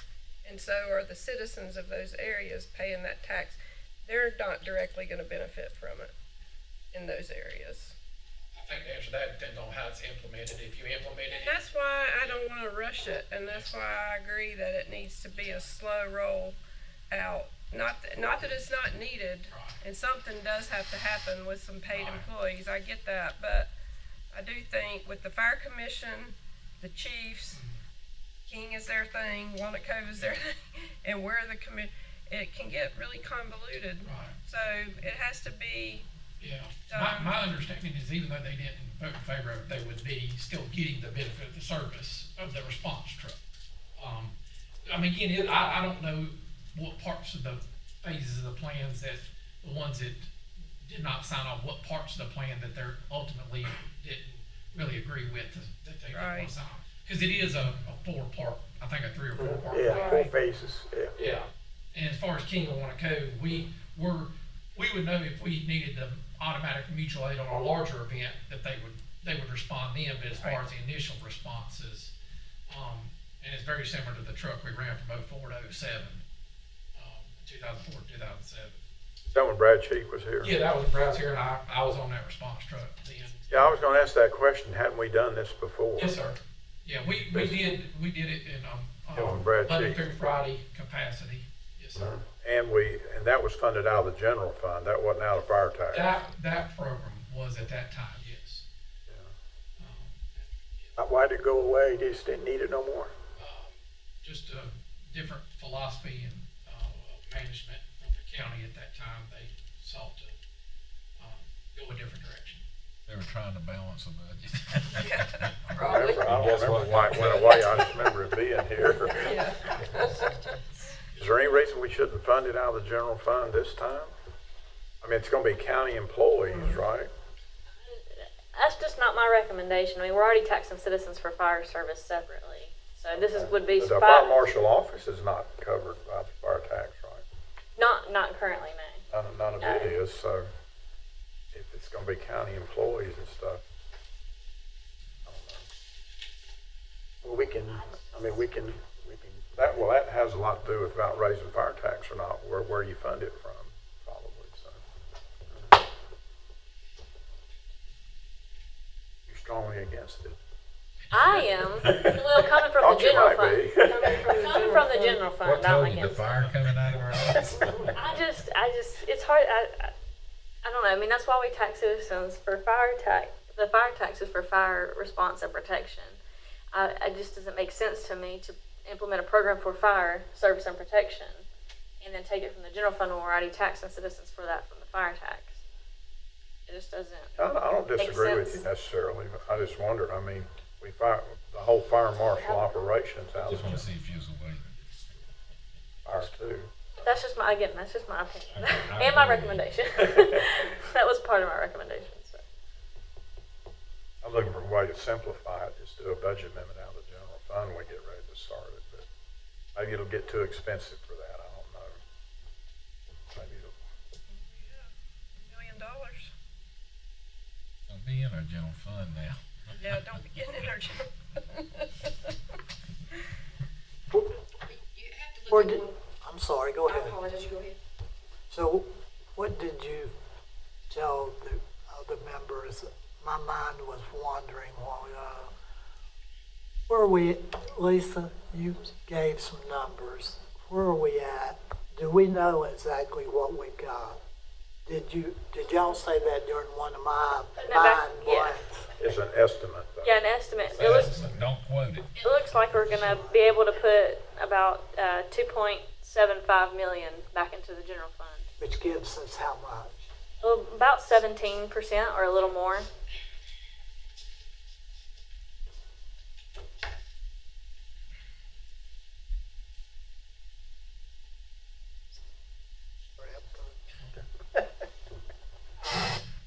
I'm in favor of just doing 1 cent right now and doing 1 cent next year when we get all these kinks ironed out. Too many kinks in it for me right now. And not that we don't need it, but I'm For the 1 cent. I don't care where it comes out of, bottom line, but I strongly feel that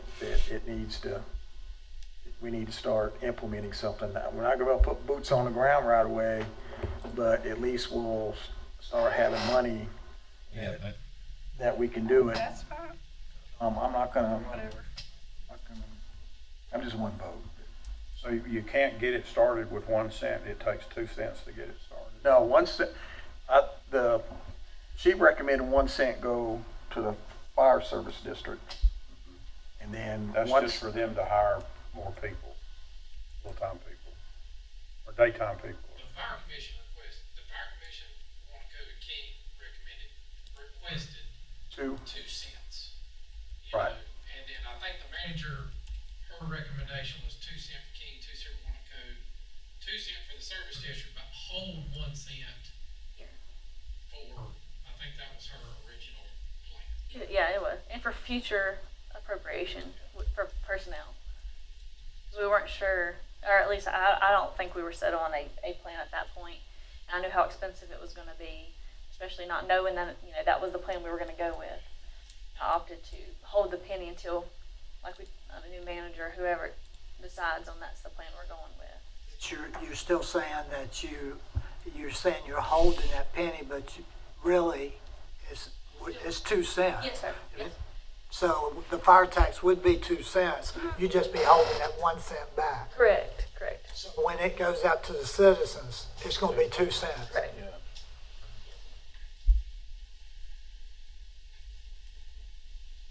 Yes, I could support 2 cents, but one thing I would not take off the table is reducing it again next year.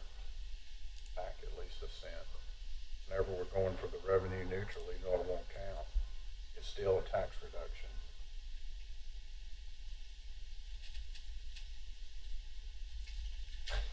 I think that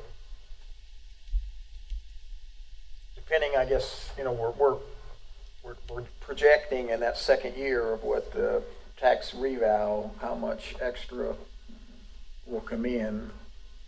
So then, obviously, I'm just going on the numbers that I hear every meeting, how the West End is growing, and we do have some numbers that shows the cost of service continue to climb in the west and a little bit to the south as well. So if we're gonna go to revenue neutral right away. Can't do that. Well, yeah, so I just want to make sure I understand you right. You're not saying go revenue neutral. You're just saying, look, go back as far as we can to where we still, What I'm saying just now is that next year we're going to look at going toward revenue neutral. Okay. We'll have to reduce the general fund tax rate. Yeah. Some amount if we Right. have this giant reval. At the same time, depending on what's going on with the situation, I would maybe take a penny of that fire tax back also. Because even though that's a tax reduction too for the citizens.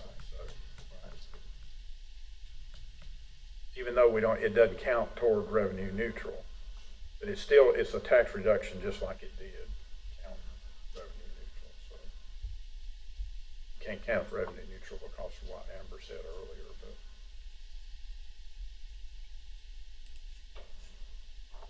but I guess the point I'm trying to make is don't assume that when we put the fire tax at 10 cents, it can never go back down. Right. Yeah. Because it never has in the past, but that I'm aware of, but it could next year. That's like a halfway compromise, right? I don't, I'm just thinking about everybody out there listening, like, we're gonna raise taxes, then we're gonna have a reval, get more taxes, but then we're gonna lower your taxes. I'll lower the tax rate. You can win in this, keep them. We didn't say we was lowering taxes again next year. So I lowering hope the they don't tax fall rate. into that. No, what we're headed toward is 2 years in a row of tax increases, unless we go revenue neutral. I don't Because think, the revenue, the reval's gonna automatically cause the tax increase next year. but I think also, and correct me if I'm wrong with what Richard had told you, it's, you know, it's not gonna be a 40% increase for everybody. No, across the board, no. That's just an average. So, you know, it's like, you know, let's be realistic in the fact that it's not like we're going to be, you know, just flowing with money and we're not going to know what to do with it. I think we got to kind of wait to see, you know, what the actual reval is. But I do agree with you. If we can come back off that, come down some, then yes. I mean, I totally agree. I mean, it's just, all I know is that the cost of doing business, and I'll just talk public safety. I mean, I've been involved in growing cities and annexation, and trust me, it doesn't come back. And then the bad thing is, if you don't fund it, you know, slowly, then we end up in situations like this again. Because the people expect a service level, but like, you know, you mentioned you know, whenever we started the meeting, you know, we got just defined as, you know, what service level that we want to provide. That's hard to do. Yeah, I know. But the easy stuff, though, I think, is that we got to keep deputies on the road. We got to keep detention officers in the jail to make sure they take care of the prisoners. We got to have dispatchers to take the call and get the call out to public safety. And then we got to make sure, too, that they're trained and make sure that our personnel are safe when they arrive on scene.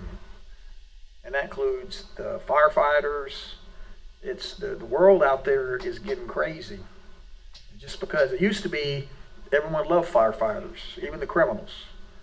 But anymore, now it's just that, you know, we'll take a shot at a firefighter just about as quick as we'll take a shot at a cop. So we got to keep everything in mind. That's all the major stuff, right, that we've went through and we've touched. I mean, I know we still got work to do, but I mean, we touched on the school district. I think everyone's kind of had a say on kind of where we're going with that. He mentioned the sheriff's department. I don't think we delved into that too deep, but. Well, if we give them the pay plan, that's what they want. Right. Right? Yeah. Yeah, and that'll help him with retention and recruitment. How many did you lose over the weekend? We had one put in notice Friday, 6-year veteran. I'm gonna quit asking that question. So we did that extra cent of fire tax, that put 500,000 in the bank then this year to do this program. I think like 200 and something, isn't it? 248,000? On my sheet, it's less than, yeah, it's not as much as a normal cent for the general fund. Yeah, it's like 248. It's only for the service district, so. It's like 248,000 if I remember right. Yeah, it's not about, which is still more than we have now. Yeah. 0.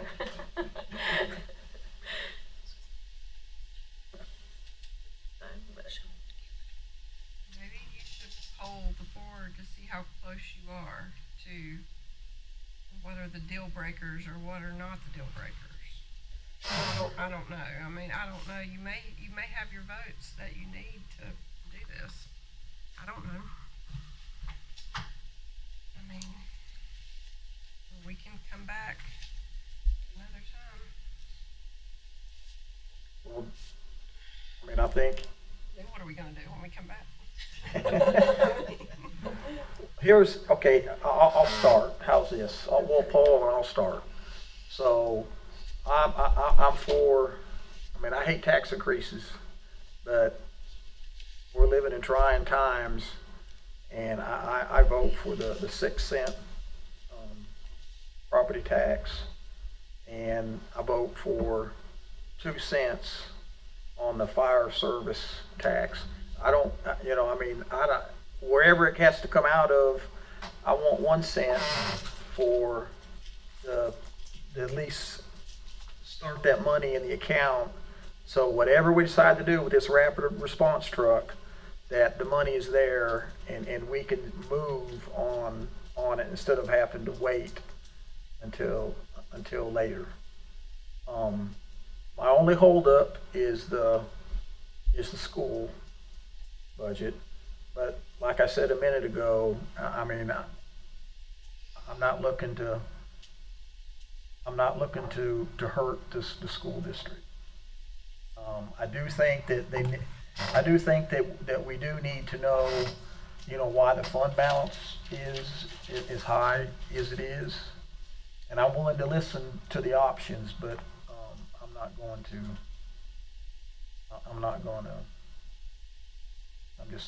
going to drill down too hard in that. And then here's the last thing that I'll say, and that's on the grant. So if the property tax increase goes to the 6 cents and we get 2 cents, however that goes to the fire district, or if it goes one to the fire districts and 1, to the under the fire marshal office to look at that response plan, I'll reevaluate the grant or that they want to put in for on that needs. I'll reevaluate when we vote. That's kind of where I'm at. You want to go, Commissioner Mendenhall, or you want to give, or you just want to stick on? You don't want to raise taxes. You can say that. That's fine. I'm a no-go on it at this point. So, and that's just the way I feel. So. Okay. Commissioner Morris. I'm kind of good up to about 4 cents so far with the tax, general fund tax. I guess I can do the 2 cents for the fire thing, given that it may come down 1 cent next year, depending on what the other circumstances are.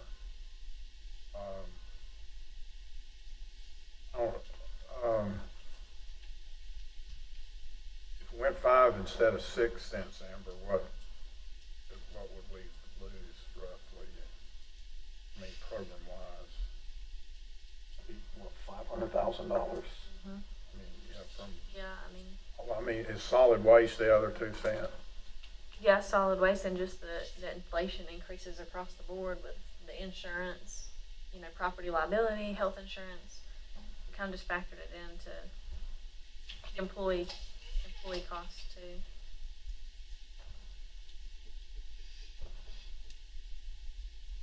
But yeah, solid waste and public safety are our biggest expenses.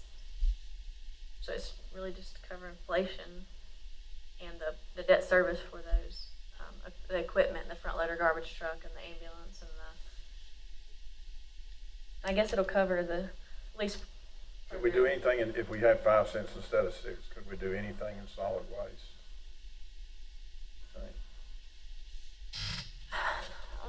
Is that mainly just for that truck, buying a new truck? The debt service. Is that mainly for buying a new truck?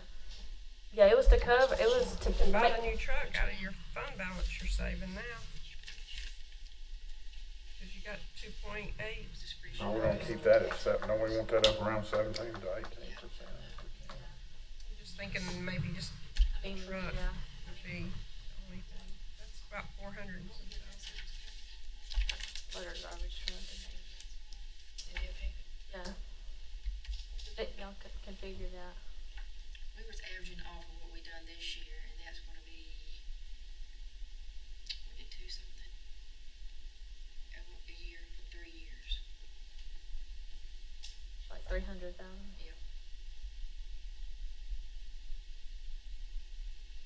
now when we're not doing the stretchers. But you'd have to find 200,000 to pay now. I'm leaning toward like 5 and 2 instead of 6. We'll make it, we'll make it work. I mean, I know you want the fund balance to be as high as it can get, but it was at 12 and a half. So if you did 5, you could take part of that money and put it towards.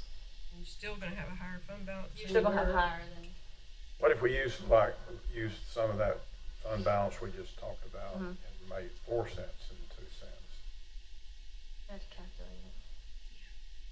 I would be willing to lean more that direction. We need to know which items, so I can copy the budget we currently have over to their recommended budget, so we can see the fallout of it.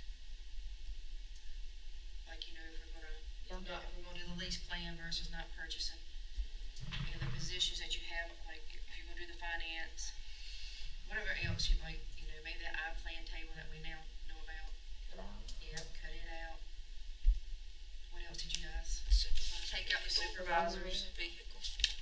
Yeah, that's what I like, Remove what this, you're if I saying. kind of know which items, I go in and copy the recommended over to You just said them. You just said all of them. Yeah, well, if I could have a chance to, we gotta put it in, if I can just tweak it in the system. Say buy the And then it garbage gives a truck, fallout. do the full-time Can finance. you apply that? The 2.72. Yes, I will do that in that spreadsheet that I did for the cents that we worked on. We'll have that going back there. I can do it. What were the things you just called out, Tracy? We're gonna do the I-plan table, remove it, because Yeah. we did confirm, we're gonna try to get it in this year's budget. The $185,000 for Life One, Okay. put in for the, leasing program, Take out the stretchers. take out the 600,000 for stretchers. Hey, I like that. The 30,000, we can remove it if we do the lease program. And then we'll have to adjust a part-time finance individual. Make that Probably about full-time. $20,000 difference. Okay. And then still buy the garbage truck. And the garbage truck is still in it. But she just said what I would like to do. And the ambulance. The ambulance is already in the financing too. That's what I mean. Yeah. Okay, we'll Yeah. leave it in there, yeah. Yeah. I didn't know if you said it. I'd like to do all the stuff she just said. But you're Just have gonna to make the use changes. and make it 4 cents and 2. Yeah, and then, but that's pulling what, the 2 million or whatever out of? We were gonna put from this. Would it still be 1.7? Which would be Better than we were. 14, Yeah. 15, so it'll be at 15% roughly? Didn't they want- Live with 15% this year? I could live with 15%. I'll live with 15%. I can live with it. We were gonna live with 13 earlier. I'd get some school money and make it about 16 or 17 if I had my vote.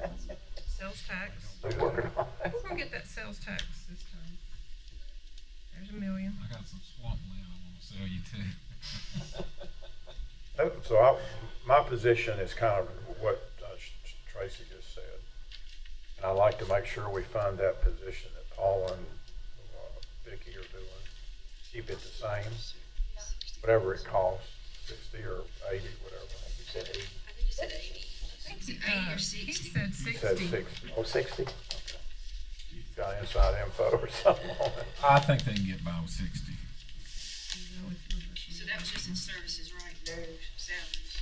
They will be tickled with 60. Let me put it that way. Yeah. And I don't have to hear a lady, you got my line dance covered. Every Sunday morning I hear that. We'll make you quit going to Sunday school. What about you, Commissioner Fox? I can live with that. I feel like that is a compromise. My only caveat with that is to not cut the school system anymore. Because I came in today trying to, with an idea of, trying to get them more money. But instead of trying to get them more money, I can live with what Amber's recommended budget is for the school system and what Rick said about the 4 cents and the 2 cents and the things that Tracy mentioned. So I think I can live with that. Maybe we're closer than we thought. Commissioner Wood? Well, I figure you didn't have to talk to everybody else. I've been here a long time.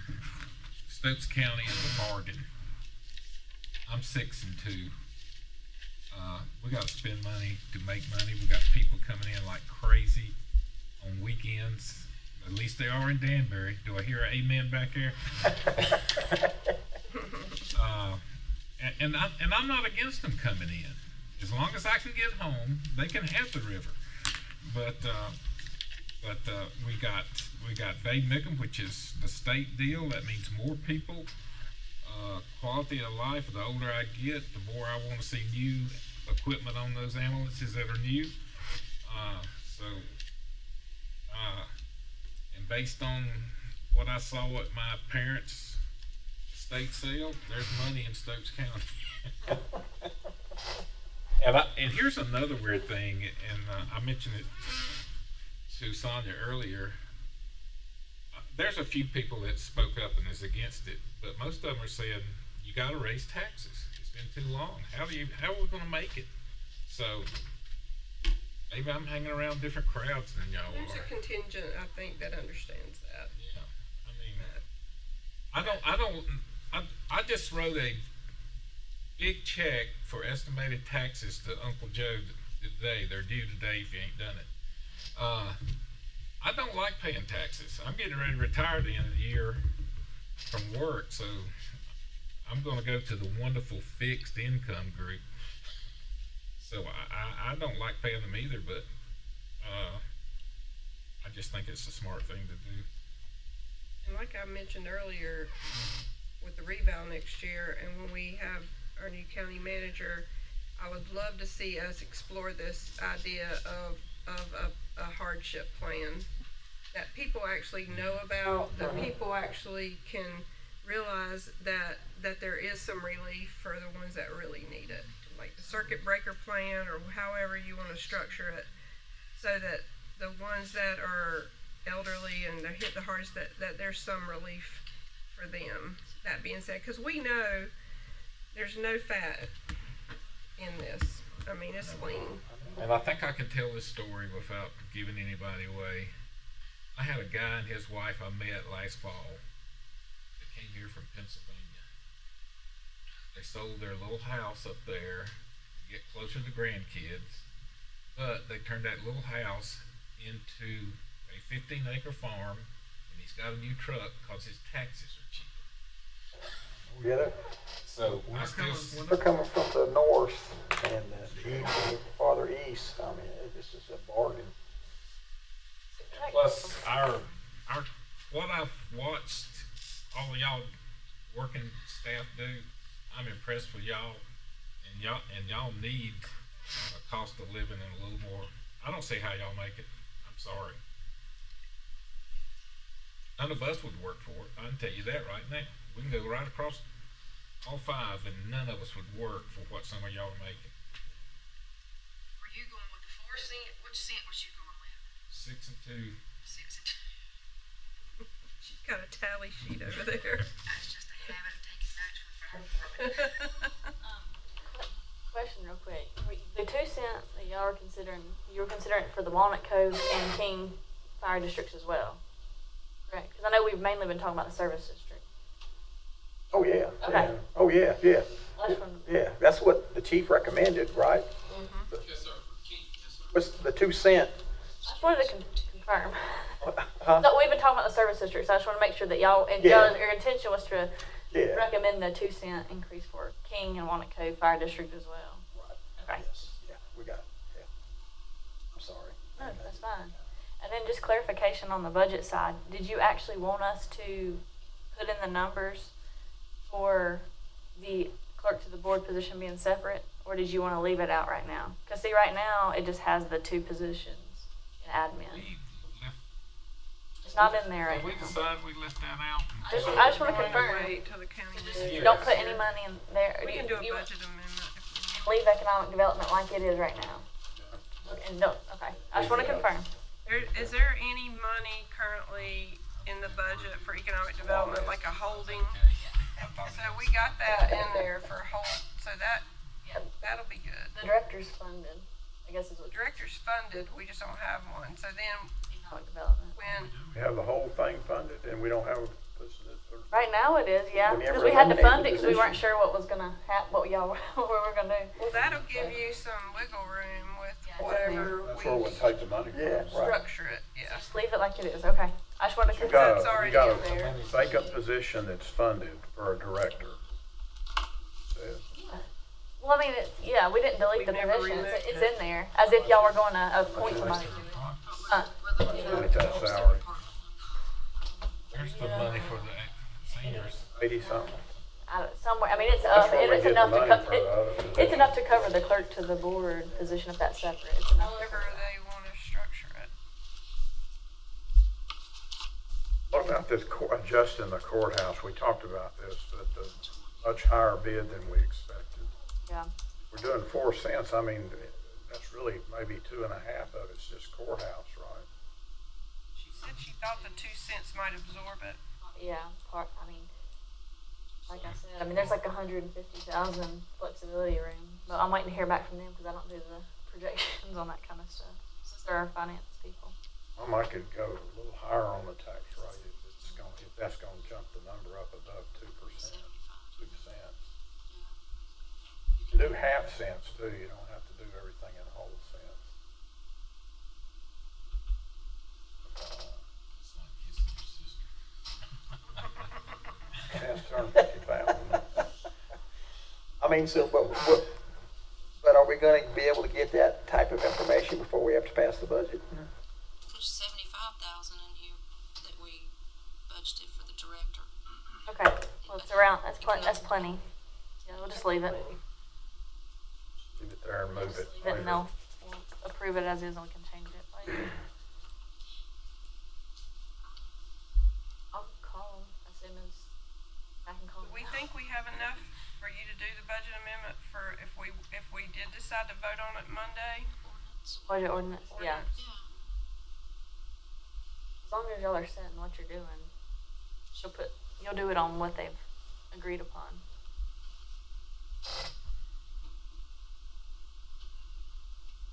So, you got an amount for the Paula Vicky thing? You're going to put in 60. 60. Vicky though, to make sure she didn't put it in, sneak it in She somewhere. didn't. She said she had it in there. For part of it. That ain't what she told me today, She did? I don't think she did. I don't think she did either. They She would was like working to, on she's it. saying. That's what Well, I she thought she told said me. she put something in there to cover part of it. Maybe she That's fine. did. Okay. We'll double Maybe- check. I didn't see anything.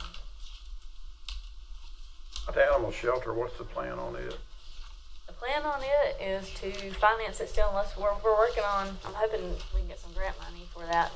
But if not, the plan is to finance it, but the courthouse project obviously takes #1 priority right now because of the time-sensitive nature of it with the judges and everything. It's in the queue. It's still, it's still in the plans. It's in the budget. I think there's a bunch of historical building money out there that we're going to do. Well, that's what we're exploring.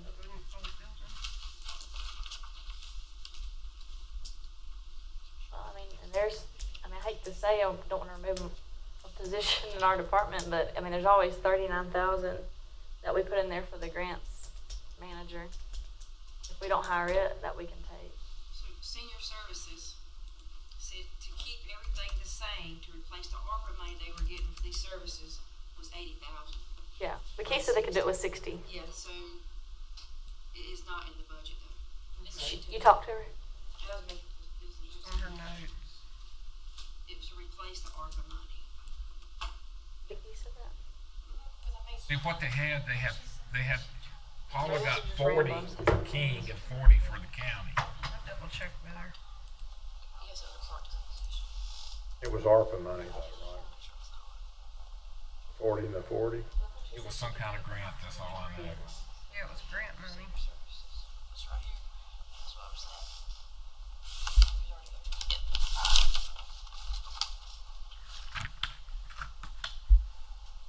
While she's looking that up, have you got a number for the commissioner pay to switch it over to the new way?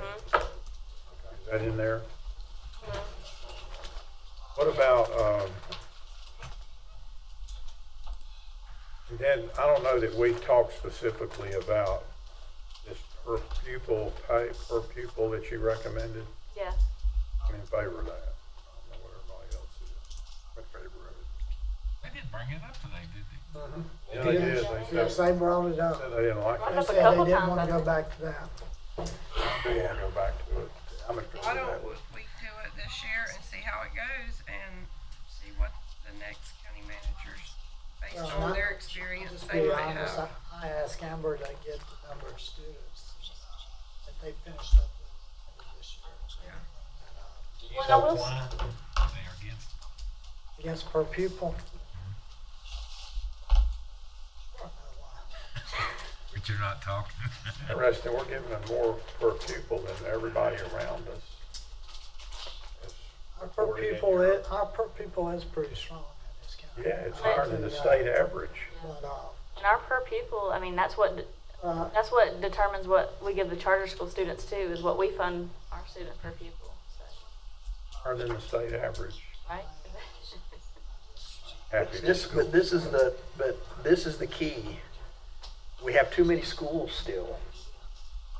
So, you know, what they're saying is yes, you know, that that's a big driver of the extra cost. So what I want to look at is the base is per student. But if there's some kind of aberration of, hey, this is why we may need another $100,000 to cover some kind of expense related to school until they get this consolidation plan underway, I would consider that. But it would have to be specific. Well, it's, did they even, and you know, I'm not against the school in any ways.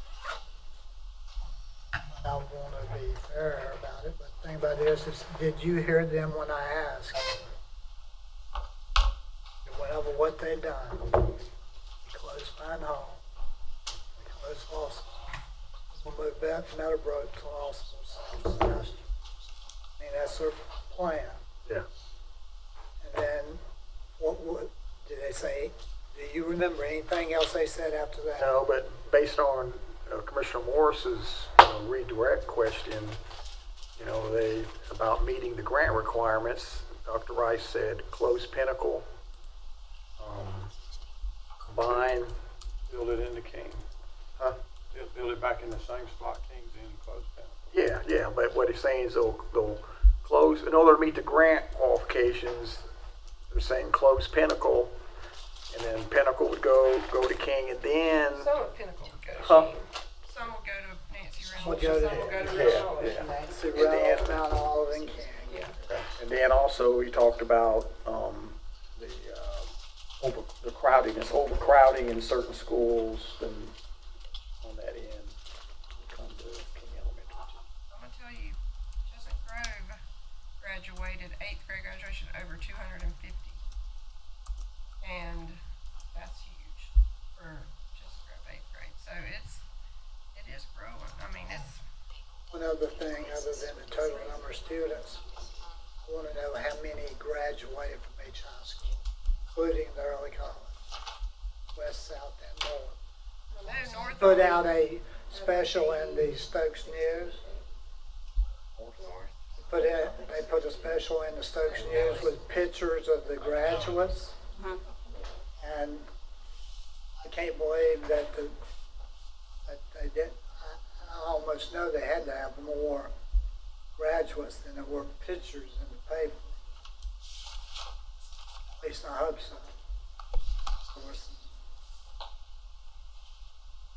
Well, I'll just be honest, North, there were 57 pictures of graduates in North Stokes. I can't believe There it. were 68.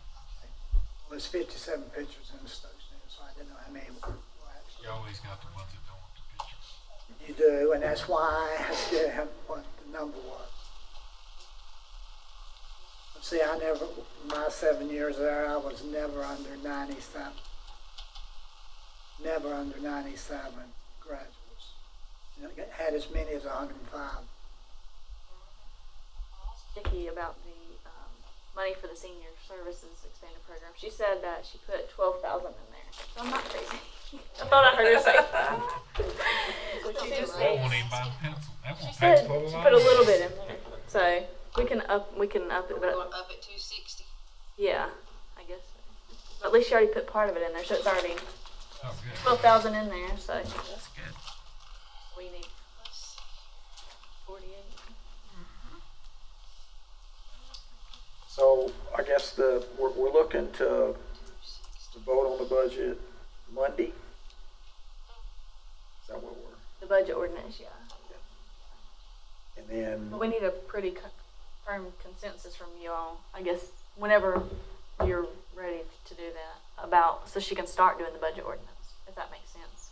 I mean, I kind of like, your suggestion when, to put some of the extra fund balance, the money that was coming out, use it to pay, to help maybe knock down, the tax rate. But what I'm concerned about is we don't really know how much we're going to have to fund on that courthouse.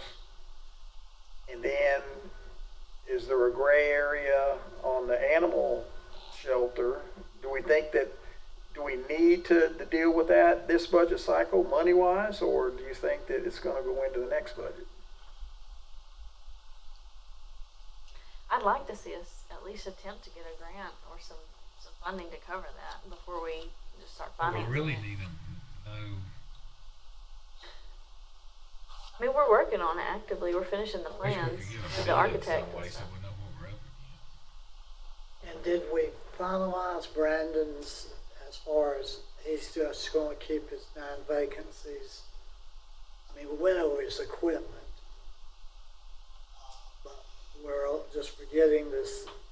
We're saying we're forgetting the 2470 and just staying with what we got Right and now. trying to fill the 9 vacancies.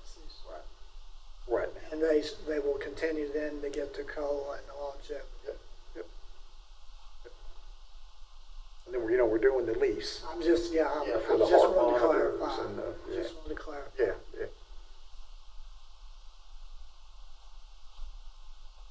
What else are we missing, other than,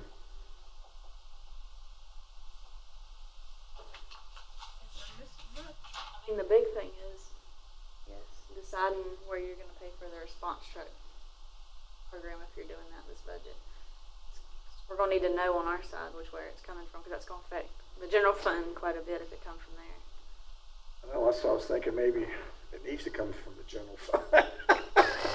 We would get about $500,000 under the general fund. Well, we were holding off on that. So you're not approving anything in the budget? Huh? Feel like I voted on everything 6 times. I just want to make sure because, I don't want to have the budget It's not in ordinance your prepared. recommended budget, is it? Well, then we're not voting on it. Okay. Well, then we need to we need to reconsider the schools. We need to reconsider, because I'm not, no. I thought it wasn't in her budget, we weren't doing it. We were She gonna recommended 1 cent.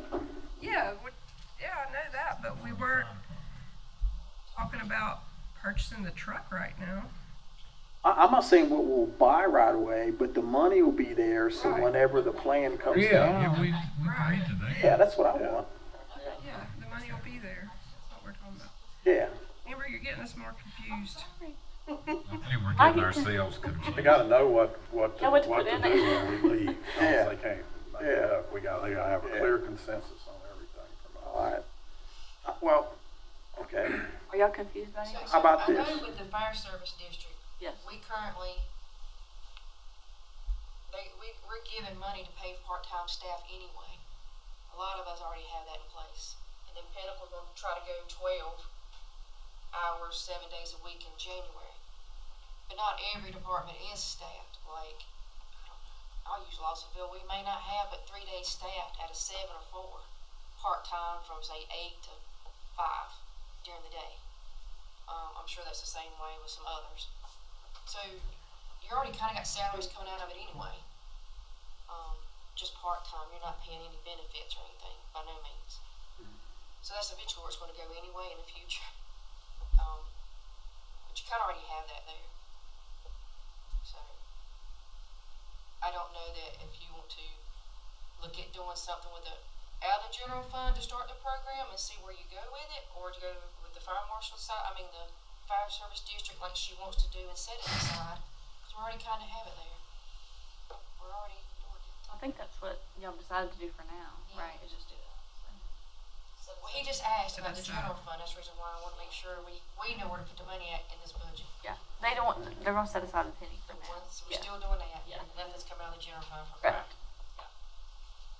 I'm good with that. But what y'all saying is that we won't know until Monday. No, you talking about where we're standing? No, in the morning when I come in, we'll jump on it.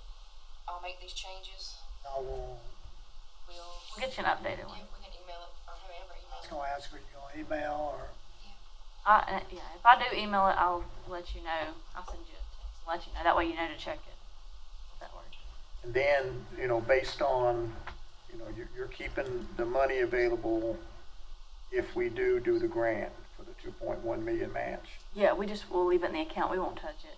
Yeah, for the capital, because it's sitting in the fund balance now for their capital. Right. We just won't touch it. Because you can keep it separate. Anything over what we've estimated for the sales tax that they're going to get this year, if we get anything over that, then they'll go into that to add it to that as well, to help with that. Makes sense. Anybody else? We missing something? I think we're missing adjournment. What are we voting on? On the schools, I haven't thought of another question. On the schools, were you leaving it the same? Or did you want to use any of the other fund balance we have here for the current expense?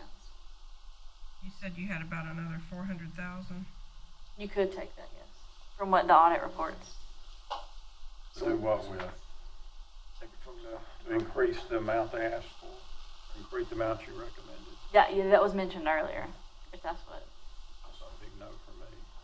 Well, we need to, yeah, I don't care. We just need to know one way or the other so we can put it into the. The reason she's saying that is because Commissioner Cox earlier said that if it was taken out, she was not voting for it. I didn't say that about the 400,000. That's what I came in here trying to fight for, but I will concede that to just leave it as her recommendation is what I'm saying. Okay. No answer. But that's not what Commissioner Moore said. No, that's not what he wants. I know. Well, I that. want to take their fund balance is what I want to See, do. that's where, If we're I'm not together outvoted, on that's this. fine, but I just want to be real clear. I won't vote against the budget on that, but I'll make it very clear that they shouldn't have that big fund balance down there. It should be up here. And I would cut them enough to put it up here. And I'm not voting for their grant to put that school back there in the middle of King ever. Make that real clear. We're So going. I'll still vote for the budget if We're going you on my guys recommendation. vote for I it. think. Yeah, the 15,089 and the 500. And I'll bring the peace pipe money. That's going to be it.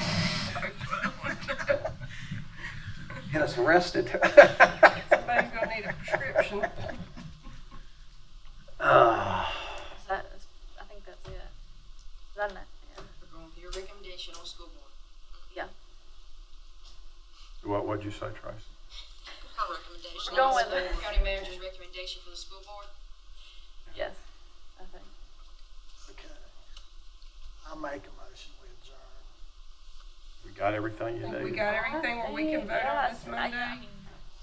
I can help you with any of the clarification questions, but yeah. Second. I think we're pretty close. So just to adjourn, no more recesses, no more budget meetings, we should be good. And we're trying to stay within 4 cent. 4 to 5 cent. Try to stay to 4. You're doing 4. 4 cent and take Four and two, right? Four and two. 4 and 2, We yeah. agreed to 4, yeah. Do 4, 2 cent fire tax, yeah. And then take I'll second your motion. and then take what is it, the 1.8 or 1.7 million? I will tell you the only Move reason it is over more to cover confused. for, Use it as part of the fund balance to cover it. So I made a motion to adjourn Does any of our staff need anything else before we get a second? I mean, we got a second from Keith and Sonia, both seconded. Do y'all need anything else? Good. What is it you're funding out of the money that the extra money in the fund balance that's going back in? The garbage truck, is it in there? What? Yeah, we're leaving it in to finance with the ambulance. Left it fine, okay. What else was you gonna cover? We're gonna with need that? that money. We're gonna need it what? Fund balance, we're gonna need that extra money. Just an overall inflation that she was talking about with public service. I thought you called off 3 or 4 things a while ago once we decided we could have that extra money we could cover. Plus you're gonna, for senior services. Well, it's to cover, I mean, we can't help the insurance increases and the property liability with the NCACC. And then also just the employee insurance, health, dental, all that's went up 10%. And the big thing was the garbage truck then too. Yeah, the garbage truck's the big equipment in solid waste, yeah. The only thing I'm still leery of is if we get, on the courthouse, if our payment is gonna be more than 2 cents. I'll figure out between now and Monday. And we could add another ½ cent if we had to, You guys. based on what she finds out. 6 cents. Still have 4. I know, that's 6 cents would have carried Just the do it off beginning. Every cent matters. Yeah. Let's wait and see if we Alright, can get by. okay. For the third time, We'll I talk make a tomorrow. motion we adjourn. Second. All in favor? Aye. All opposed?